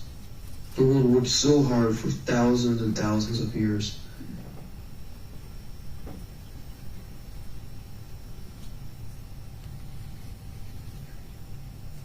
Yeah. The war happened. Peace was a thing. People understood everything. People understood the logistics of human civilization. The time from 1920 to 1980 is the golden ages of humanity. In some countries may not have been that way. But for the big ones, it was the golden age. Everyone understood the world but knew how to keep it in order. They knew the differences because war and peace. They knew that they could cooperate and live together.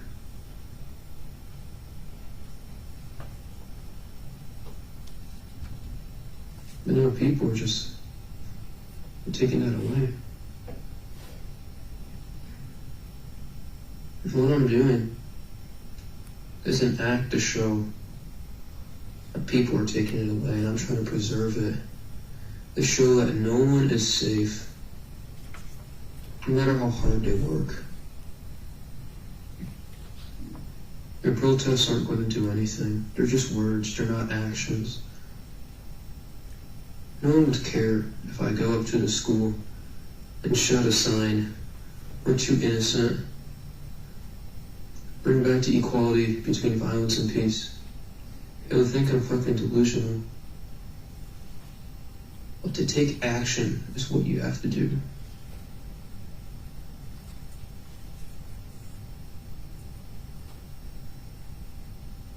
Action is the only thing out of humanity that has made us this far, has brought us this far into civilization. And society is collapsed. Civilization is no more. People don't see it, but we're on the brink of downfall. Like, not just the break, but the beginning of the end, basically. Everyone is born, works hard, and thinks that everything's going to be the same for hundreds of years. And technology will advance and that's it. But that's not how it happens.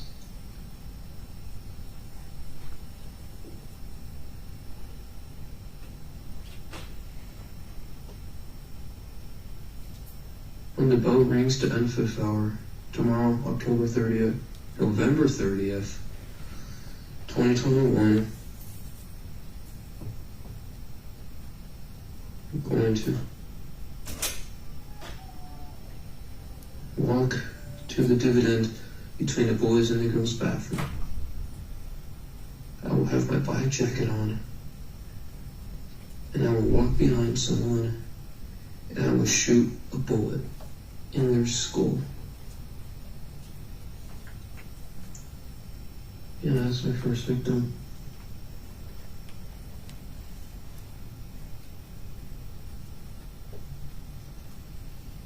I'm going to open fire on everyone in that hallway. The hallways are too jam-packed.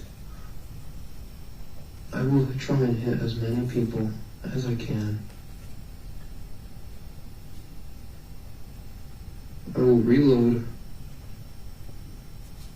and I will find people hiding.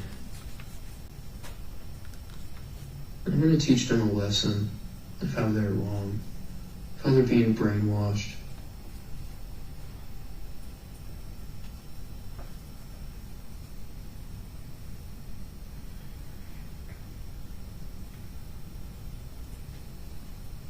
I understand that I'm going to prison for this. Michigan doesn't have a death penalty. I don't want to die. As funny as it may seem, I'm going to kill other people. I do not want to die. I realize how valuable life is. And I realize I broke the code of what's happening. I broke the code. I realize what is actually happening. And these people, they don't have the capabilities of understanding it. I'm so going to teach the entire nation and the world of what's happening and how we're on the brink of downfall.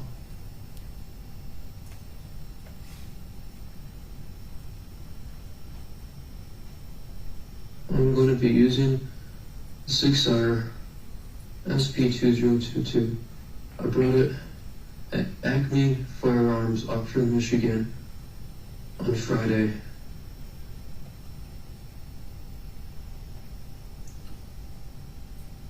It is a 9mm pistol. It takes 15 plus 1 ammo capacity. I have 3 magazines for it.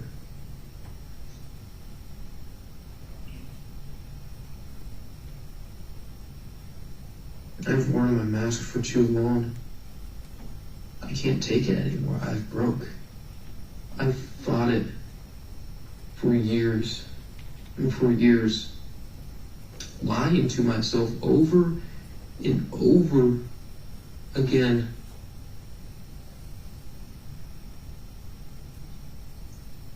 But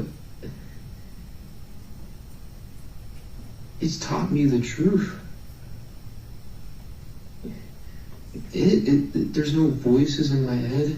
The voices are me. I am the voices. I am arguing with myself back and forth. I have 3 constant voices, and then there's me physically. And I'm doing whatever those 3 voices tell me to do, and one of them is always coming up on top. And that's the one that's taken over. That's what people call the demons. There are no demons. I am the demon. You are the demon. There is a demon in everyone that is the voice. The demon will take over.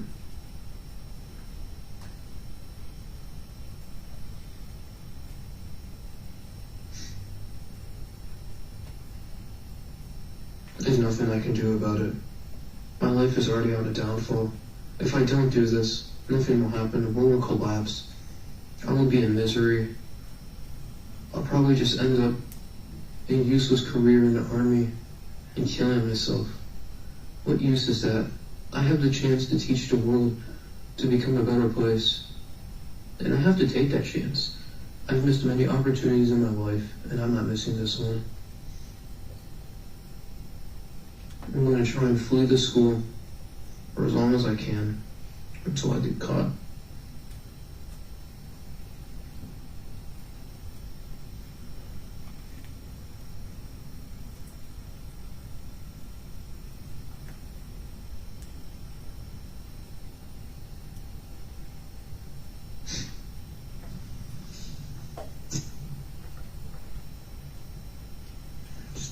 have, I don't know, there's so many people who think they're going to live a life, go to college, have a great career, get a family, grow old, die happily. But they don't know that in less than a day, I'm going to die, and their lives are going to be changed forever. I understand my consequences. I understand that people will put me in prison for this. I've already said goodbye to everything. I went through all the phases. I'm surprised I even do it today.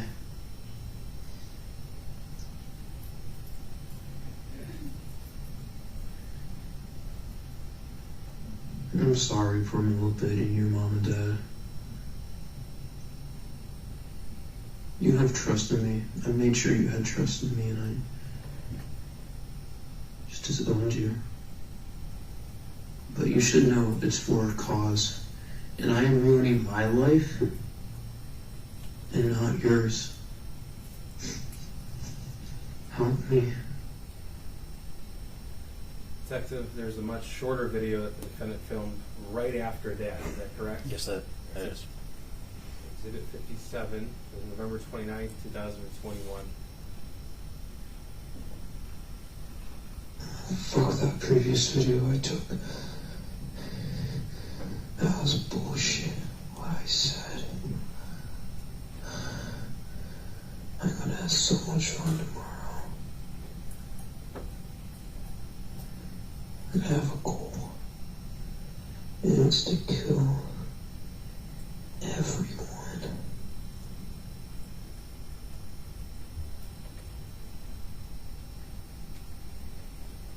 I have no additional questions for this witness. Could counsel approach Yes. regarding this time? Yes.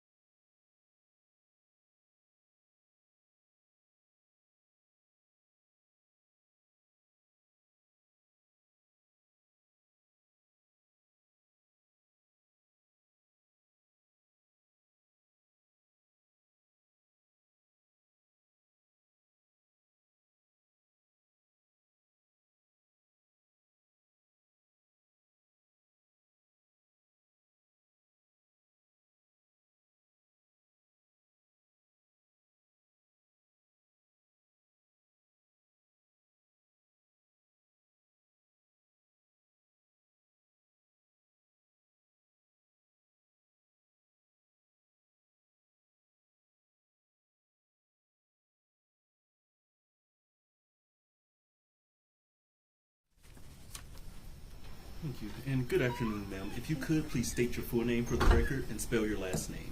Molly Darnell, Darnell. Thank you. We are a video recorded courtroom, so if you could, please keep your voice up for me so we can make sure that you're captured by our video recording. And please speak like you're speaking to someone at the very back of the courtroom, okay?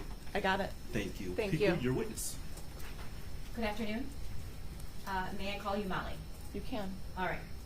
Molly, can you tell the court what you do for a living? I'm an educator for Oxford Schools. And how long have you been an educator for Oxford Schools? I started with Oxford in the fall of '98. So, like, since you've become a teacher? Since I became a teacher. Okay. You've spent your whole career at Oxford Schools? Correct. And what is your current title at Oxford Schools? I am a middle school mentor for Oxford Virtual Academy. Okay.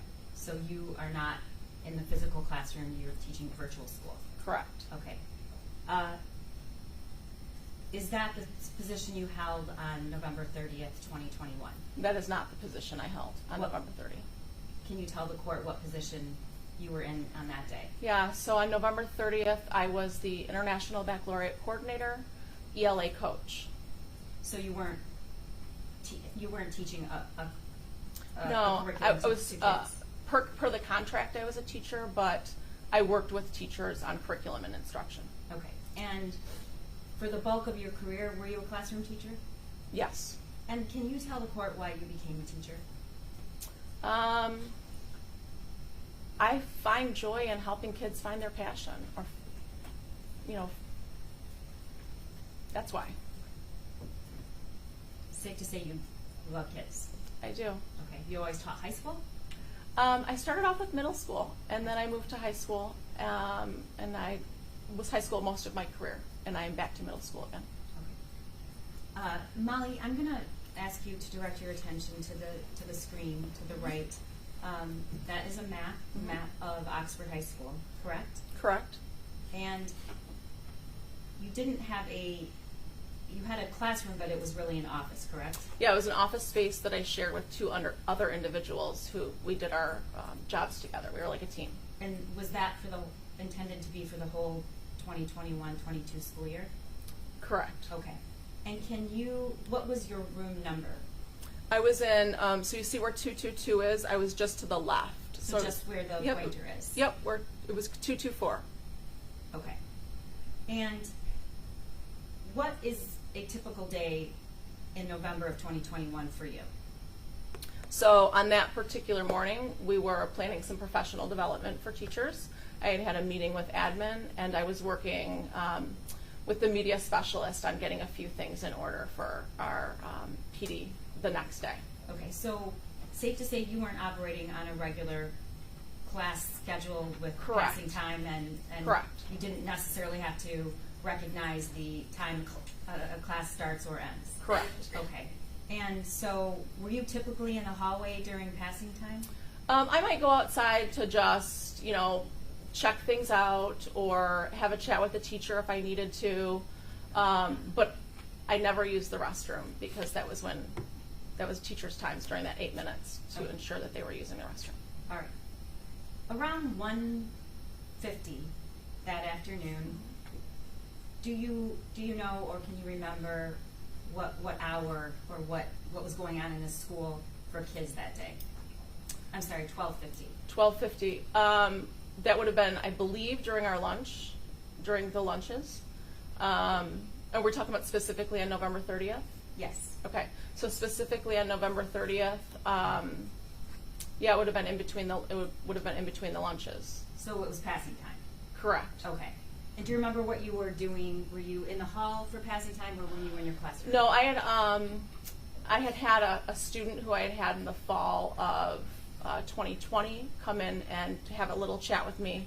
She had left, and I moved to my computer to check an email. Okay.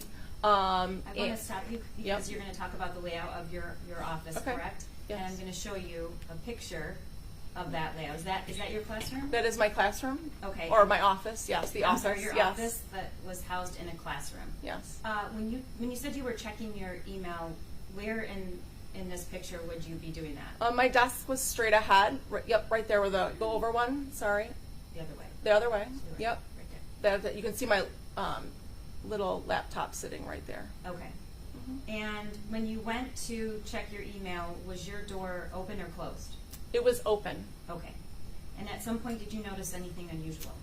Yeah, suddenly I noticed a rush of students running past my door, almost like they were like arms extended. There seemed to be like a hype about it, or a tone about it that left me concerned. Had you ever seen that before? Not like that. That quick movement, no. Not like that, no. Okay. What did you suspect might be happening? My assumption was there might have been a fight, or like somewhere they all wanted, there was something going on, and so I got up from I grabbed the phone to call the office. It was immediately went to voicemail, and I ran out my door. So you ran to the door. Yeah, I ran outside of the door Okay, at so that point in time. Now you're in the hallway. Correct. And what do you see? So I'm probably the hallway is a little bit of a like a U shape almost, right? So see how it comes out. So I run out. I'm about midway through 222, and I can see, probably right there, and I can see students exiting out of door 4. All the way down the hall. Correct. Okay. Were there still a lot of kids in the hallway? There was no one else in the hallway that I saw at the time. Did you find that strange? Yeah, I couldn't really wrap my head around what was happening. Okay. At some point, did you become alarmed? I head back into my classroom immediately, or back into the office immediately. And I'm like, okay, could it be a prank? Is there something happening in the parking lot? And that's when an announcement came on that we were headed into lockdown, that it was not a drill, and there was doors slamming and the sound of pops. So the announcement, who was on the loudspeaker? Steve Wolf. And who's that? The principal. At the time, he was the principal of Oxford High School. And did you know him well at the time? I did. And did you notice anything about his voice? There was an urgency to his voice, but there was also an intention to remain calm. Okay. And after you heard it was a lockdown, what did you hear, if anything, next?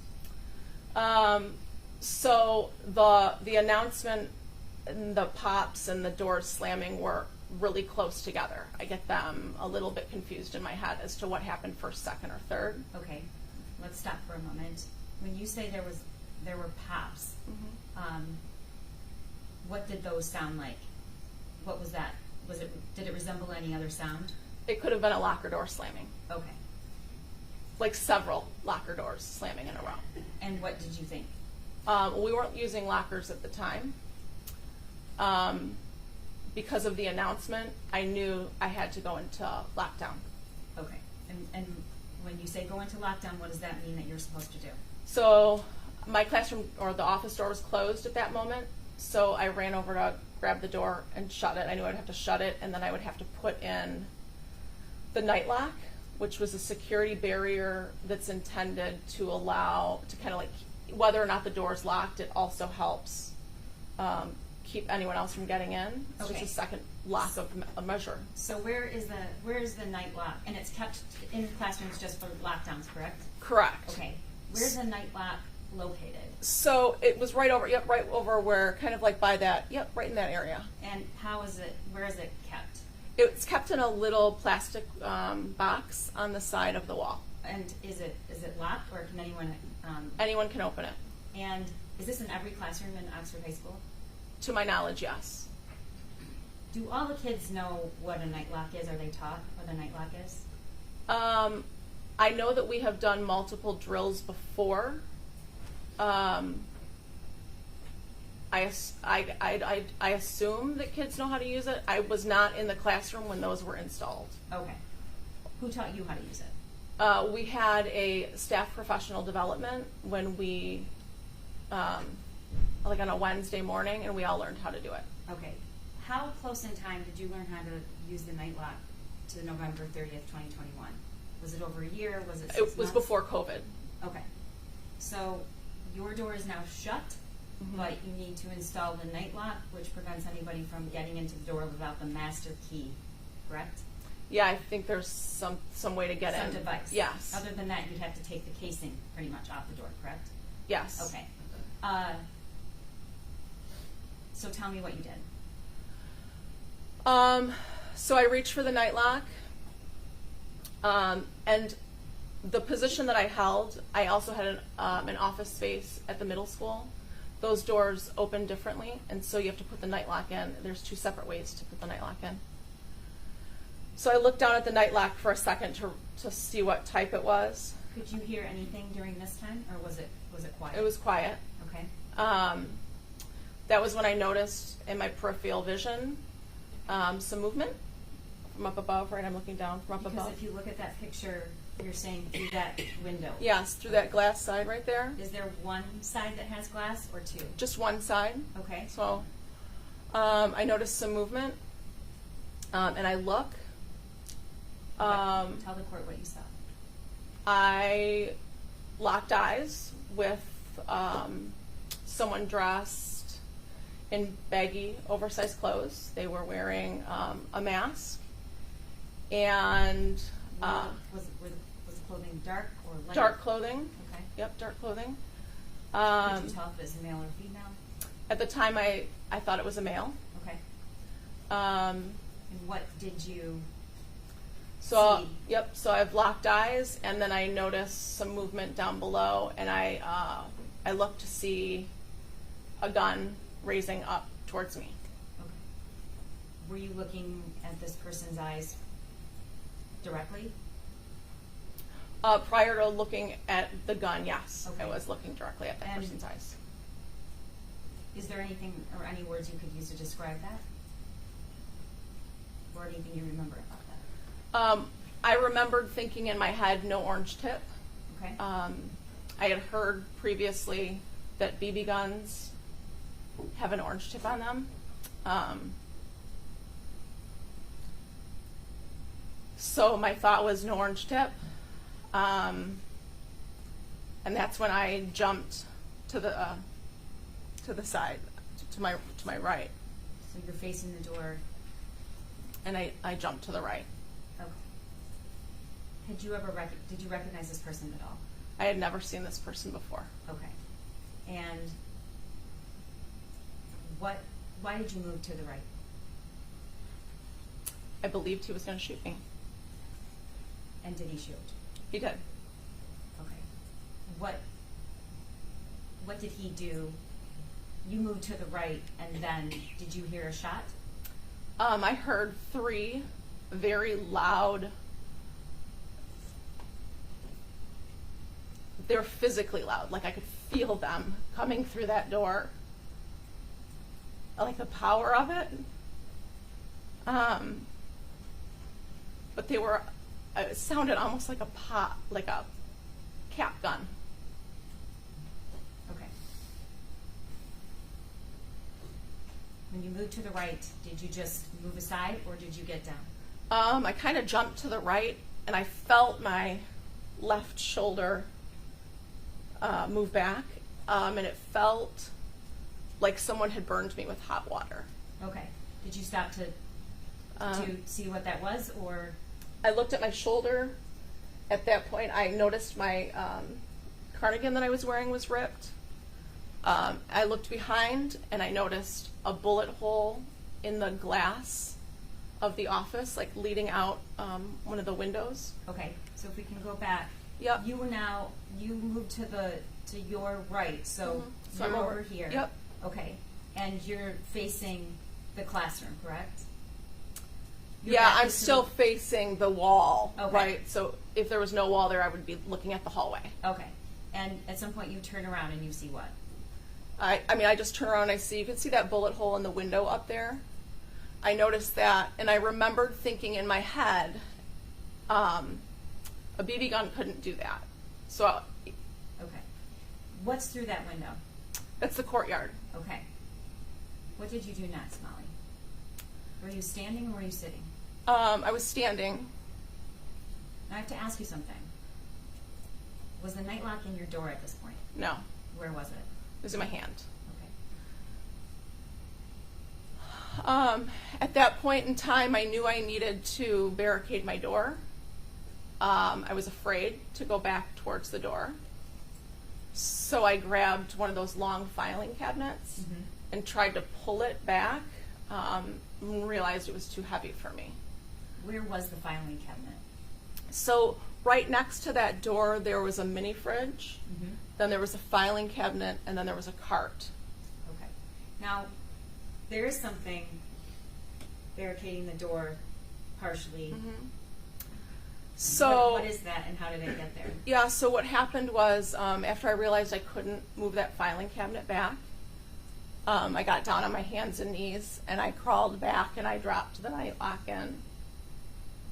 And then I grabbed the rolling cabinet and I shoved it against the door and the wall. Okay.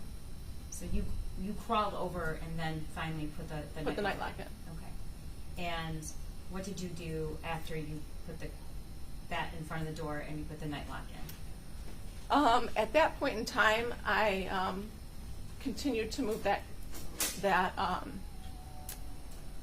filing cabinet out a little bit more so I could crawl behind it. My concern was that he would come back through that window and be able to see me. The courtyard. Correct. Okay. Now, were you using both of your arms to move these things? I was. Okay. Were you feeling any pain? I was not. Okay. Once you got behind the filing cabinet, which is not visible in this picture, correct? Correct. Okay. Were you crouching, sitting, standing? I was crouching down. At that point, I had sent my husband a text message that just said, "I love you, active shooter." Okay. Did he respond? He did. What did he say, if you remember? He said, "Just get safe." And what did you say? I didn't respond Okay. to that. That was about the time that I realized that I was bleeding. I could feel blood on my arm. And I knew we have a blood bag you can see on the wall. It's in red. I knew I couldn't get back to the door. The wound is kind of back here on the back of my arm, so it was very difficult for me to see. So you saw blood, and is that when you realized you had been shot? I suppose, yes. I think I was still in disbelief that I had been shot. But what I knew was I was bleeding. Okay. So what did you do? I removed my cardigan, and I used it to tie a tourniquet above the wound. And who taught you how to do that? We've had training videos on how to pack a wound and treat a wound. Could you see the wound at this point? No. I still had on another shirt underneath my cardigan. It was just blood stained. Okay. After you made the tourniquet, Molly, what did you do next?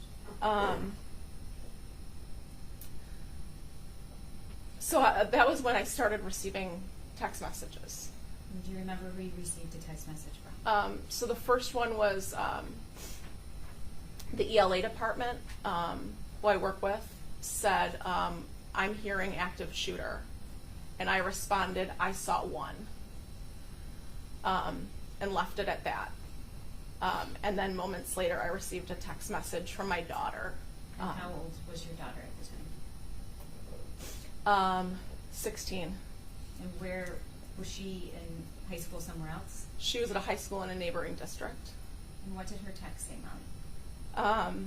She asked if I was okay, that they were hearing things. And what did you respond?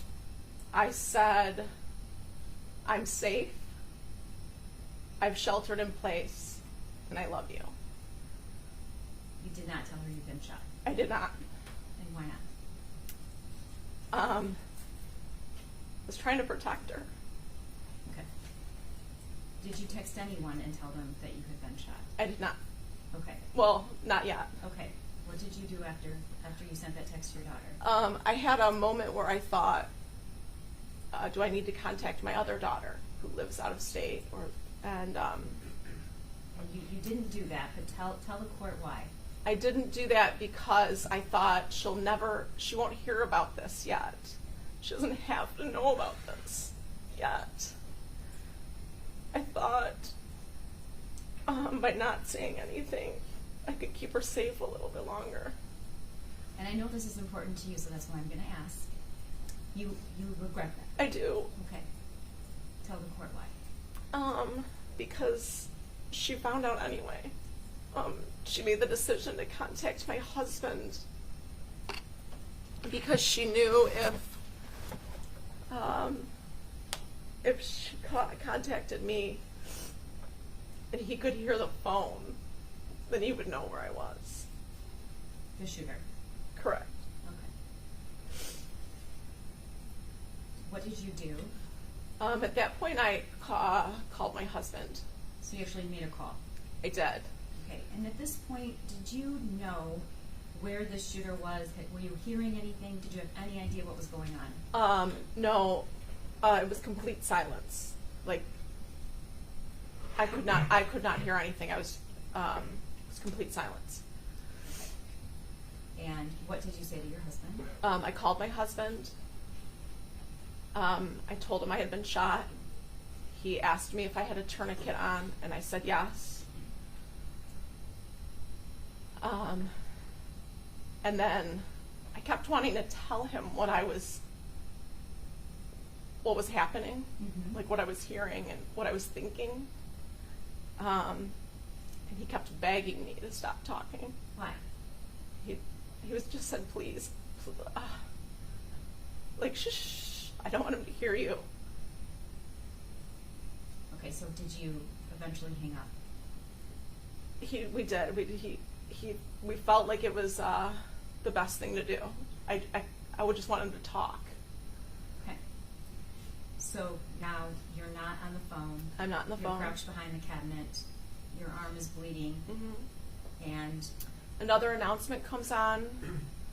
This time it was Pam Fine, and she said we are still in lockdown. At that point, I received a text message from our media specialist that said, I didn't hear that clearly.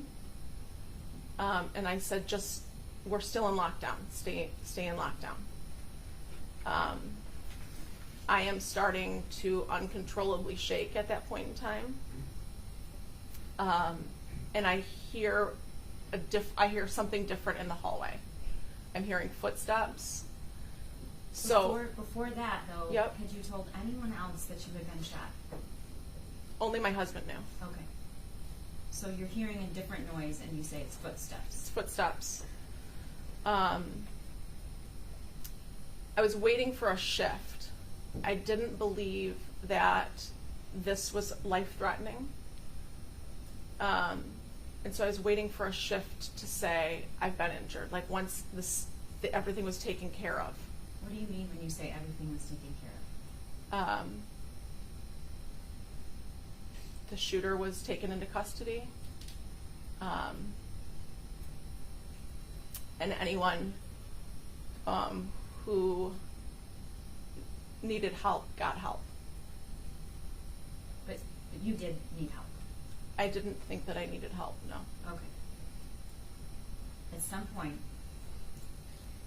you got out of that room. So... Do you know how long it was? 20 minutes, I would say. After the shift with the footsteps, I texted the teacher next door to me and said, I've been shot. She called 911, and there was another teacher in that room who texted our administration. Okay. Or Kurt Noose arrived at my door, who was an administrator, assistant principal at the time, still is. He arrives at the door and he says, Molly, are you in there? or Molly, are you okay? Something to that effect. And what did you do? I said, I'm here. But I was afraid to open the door. Why? I've known Kurt for 20 years. I know the sound of his voice. But I did not trust anything in that moment. So you weren't sure it was him? I wasn't. Okay. Within a few seconds, or 10 seconds, 20 seconds maybe, there were officers at my door. And I think that's when they asked, are you injured? And I said, yes. I said, do you want me to take out the night lock? And they said, yes. And then I said, do you want me to open the door? And they said, yes. Did they say that you were safe? Did they say that? I don't recall that. Okay. I opened the door, and I was still really crouched down, and they kind of like scooped me up, and started exiting me out door 4. So they take me You out. walked all the way down the hall. Yep, out of door 4. Do you remember what you saw when you walked out? What did the hallway look like? Was there anyone there? The hallway was completely vacant. They had me under the arms. There was 2 men with guns both in front of me and behind us. Okay. So they walked you out the door, and what did you do? Where did they take you? They walked me out, and we just stood beside door 4 for a second. One of the officers went right back in. And the one that stayed with me said, I'm going to radio for an ambulance. We just need to make sure that nobody else has a higher need than you. Okay. So how long did you stand there? It might have been 3 or so minutes. Okay. And eventually an ambulance came? There was one, yes. Okay. Yes. So they get you in the ambulance, and Yes. where do they take you? To the hospital in Lapeer. Were you feeling any pain at this point? I could not feel physical pain, no. Okay. At some point you found out what your wound was and where it was, correct? So I knew I had sustained an injury to my arm. Can you tell the court what the injury was? And Yeah, I was shot through the fatty part of my arm, through and through. so I want the record to reflect, Your Honor, that she is pointing to her left shoulder, and she is pointing to the portion of her bicep area that is in how many inches away from your heart? About 6. Okay. Thank you. The record will so reflect. Thank you. You were treated there and released, correct? Correct. Okay. You said you were in shock.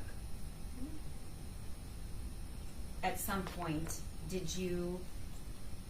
were you told, or did you see the door of your classroom?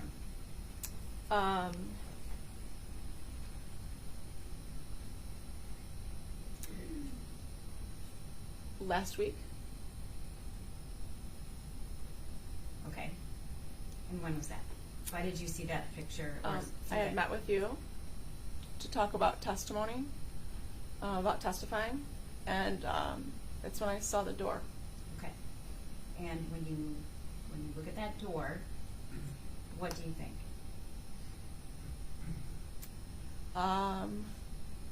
He was aiming to kill me. The top shot was intended for my head, and the 2 shots were intended for my chest. What point did you realize how close that bullet came to your heart? would have been weeks later. I realized, it is right in line with my heart. Okay. It was like a sudden realization. It was definitely after the new year.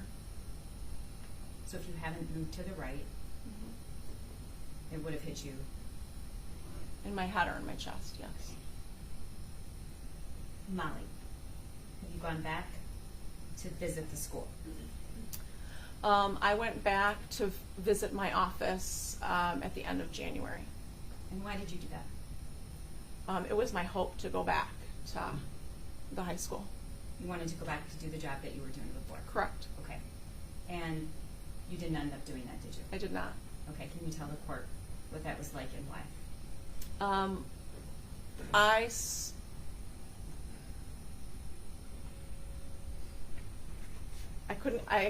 At the end, I wanted to go back. I loved the work that I was doing. And I wanted to kind of prove that I could go back. But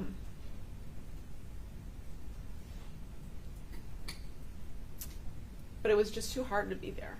It's like I couldn't access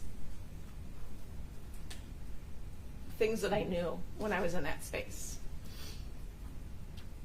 Okay. What do you do now? I work at Oxford Virtual Academy as a mentor. Okay. Was there any lasting scar or pain from that injury? There was some numbness for a while. There is still a visible scar. Okay. And I viewed the scar, and I certainly wouldn't ask you to show anyone else, but can you describe where your scar is? Yep.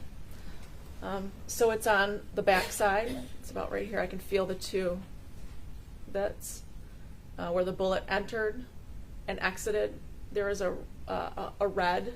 It's still red in between where the bullet hole cauterized my arm. But you can still visibly see where it Entered and where it exited. exited. Okay. Yes. Molly, I asked you when you sat down why you wanted to be a teacher. And you answered that you love teaching and you love kids. That's right? That is true. Is that still true today? That is still true today. Okay. And the last thing I want to ask you is, you said that when you looked into the shooter's eyes, you did not recognize that person? Correct. Okay. Do you see that person anywhere in the courtroom today? I do. Can you describe something he's wearing? He's wearing glasses and an orange top. May the record reflect she's identified the defendant. So reflected. Nothing further. Thank you. Cross.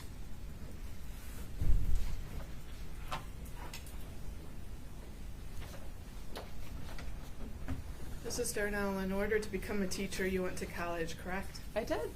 You had a major. I did. What was it? English. Which would make sense that you're part of the ELA program, correct? Correct. And did you teach English at the middle school? I did not, no. What did you teach at the middle school? Years prior, when I first started teaching, Correct. it was one of the subjects that I taught. I worked at Crossroads for Youth, which was an adjudicated youth facility, and I had all middle school boys at the time. And so it would have been more specific, like a reading or a writing course. Okay. And in that position, you were still a teacher, correct? Correct. You weren't part of the counseling staff? I was not part of the counseling staff. As part of your education, do you have or did you have any sort of classes in childhood development? I did have classes in, basic childhood development my sophomore year. Now, as a teacher, you're licensed as such through the state of Michigan, correct? I'm a licensed teacher through the state of Michigan. And that has some things to do with why you have some experience in first aid type classes. You're required to do that as a teacher, correct? I don't know if that's a requirement by the state of Michigan or if that's just something we're required to do, but it is part of something that we have to do. I mean, it's part of training that I've been given through professional development. And as a teacher, you're also something called a mandatory reporter, correct? Correct. Can you describe a little bit about what that means? Yeah, so if something's concerning, like a student says that she has been attacked, that is something that I would have to report. And who do you report that to? I would report that to, oh my gosh, who do I report that to? I would probably go down to the office and say, who do I report this to? Maybe Child Protective Services? I don't believe, it could be Child Protective Services, but I know I would go down to the office and ask, this is what happened and I need to report this. So you mentioned having children and your concern for them and your role to protect them, correct? Correct. And you would think that would be consistent with any parent, correct? I would think. So, from a perspective of a parent, if you saw a child struggling with mental health issues, would you get that child some sort of treatment or support or counseling? I would. I would. And if that child reported delusions, hallucinations, hearing voices. Your Honor, this is a witness that testified about being shot, and she's a victim. I don't know, I'm not sure where counsel's going, but she's not qualified as a child development expert, and I would ask that counsel refrain from asking these kinds of questions. Your response? Your Honor, this is a Miller hearing. There are Miller factors. One of those factors is the history, family history of Mr. Ethan Crumbley. I'm asking her from a parent perspective, not necessarily her personally, and even as a teacher, questions that get toward his family history, her knowledge of it, as well as the issues that should be raised in a Miller hearing. It may be a Miller hearing, but this is a victim of a crime. And if she wants to call somebody to talk about those things, they have witness lists and they're going to do that. But this witness is not and should not be subject to those questions. And she's not a lawyer, and she doesn't know what the Miller factors are, unless there's some independent knowledge I don't know about. Thank you. Let's get to the point. You can ask her specifically if she's ever interviewed your client. I think that's more appropriate, but to ask her general questions, I don't believe that's appropriate here, as you haven't laid the appropriate foundation for this witness to answer those questions. So the objection sustained. You may continue. So if, as a mandatory reporter, you learned that there was a student having hallucinations, mental health issues, delusions, or hearing voices, would that be something that you would report to someone? I would take it down to the office. Yes. And if you knew that a student had been left alone as an elementary student or a middle school student for hours during the evening and nighttime hours, night after night after night, would that also be something that, as a mandatory reporter, you would bring to the office's attention? I have never had that happen in my career. I don't know what I would do.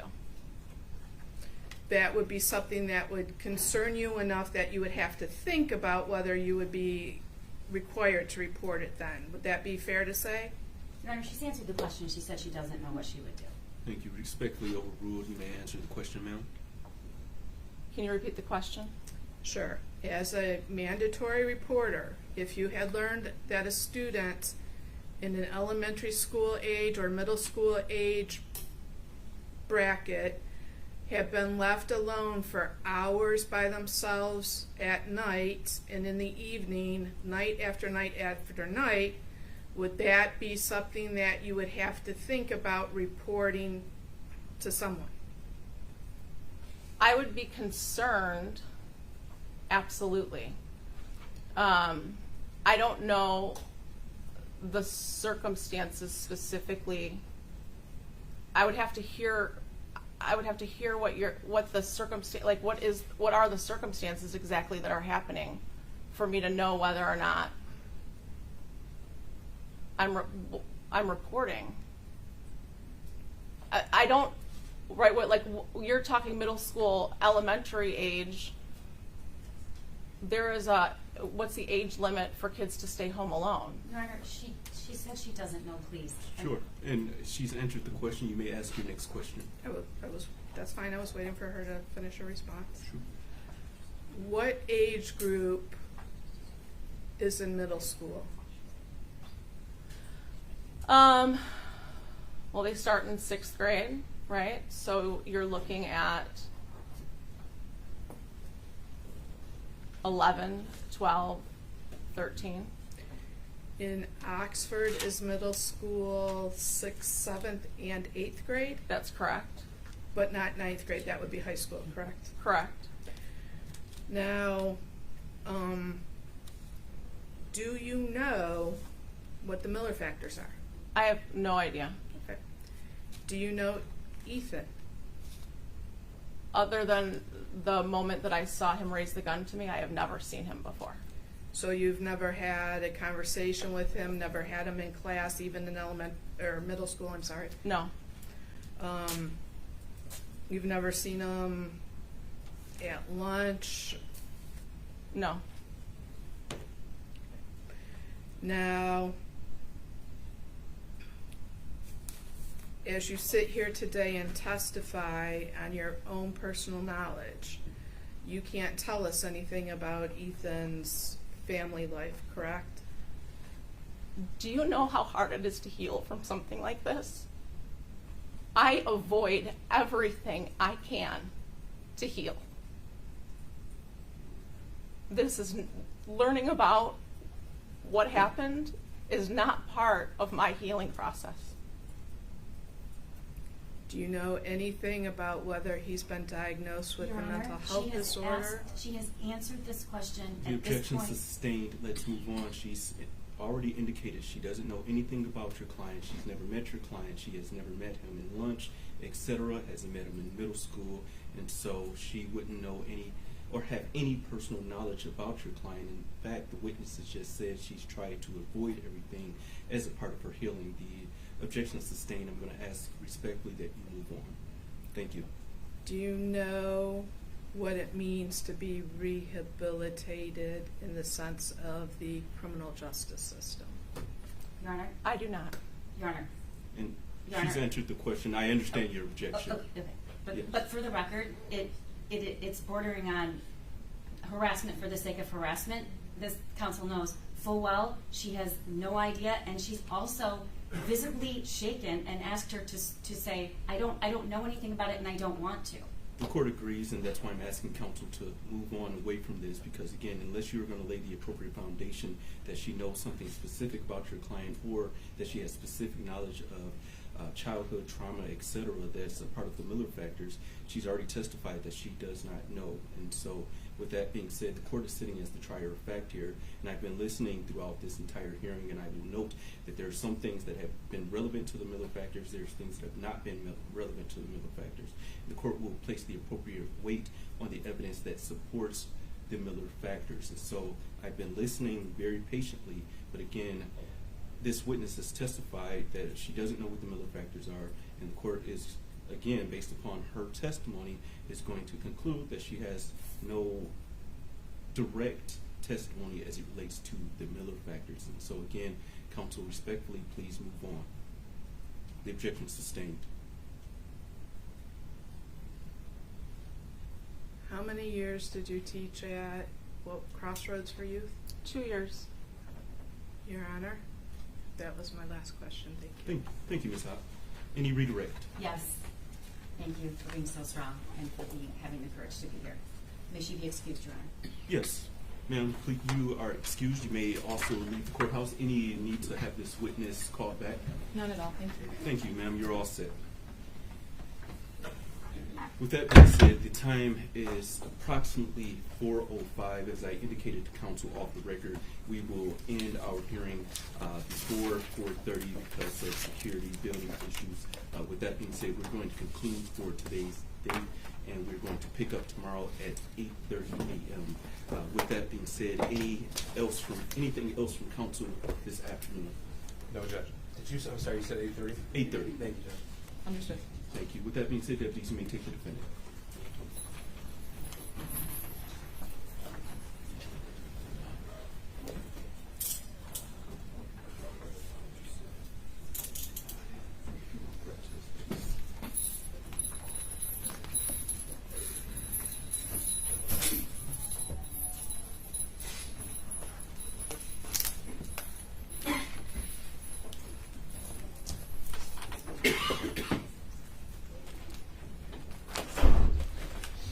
Thank you. With that being said, I'll see everyone at 8:30 a.m. The court stands in recess. Thank you, All Judge. rise.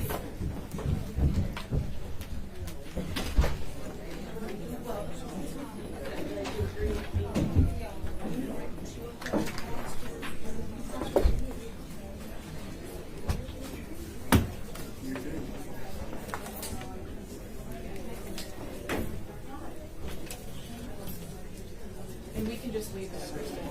No one.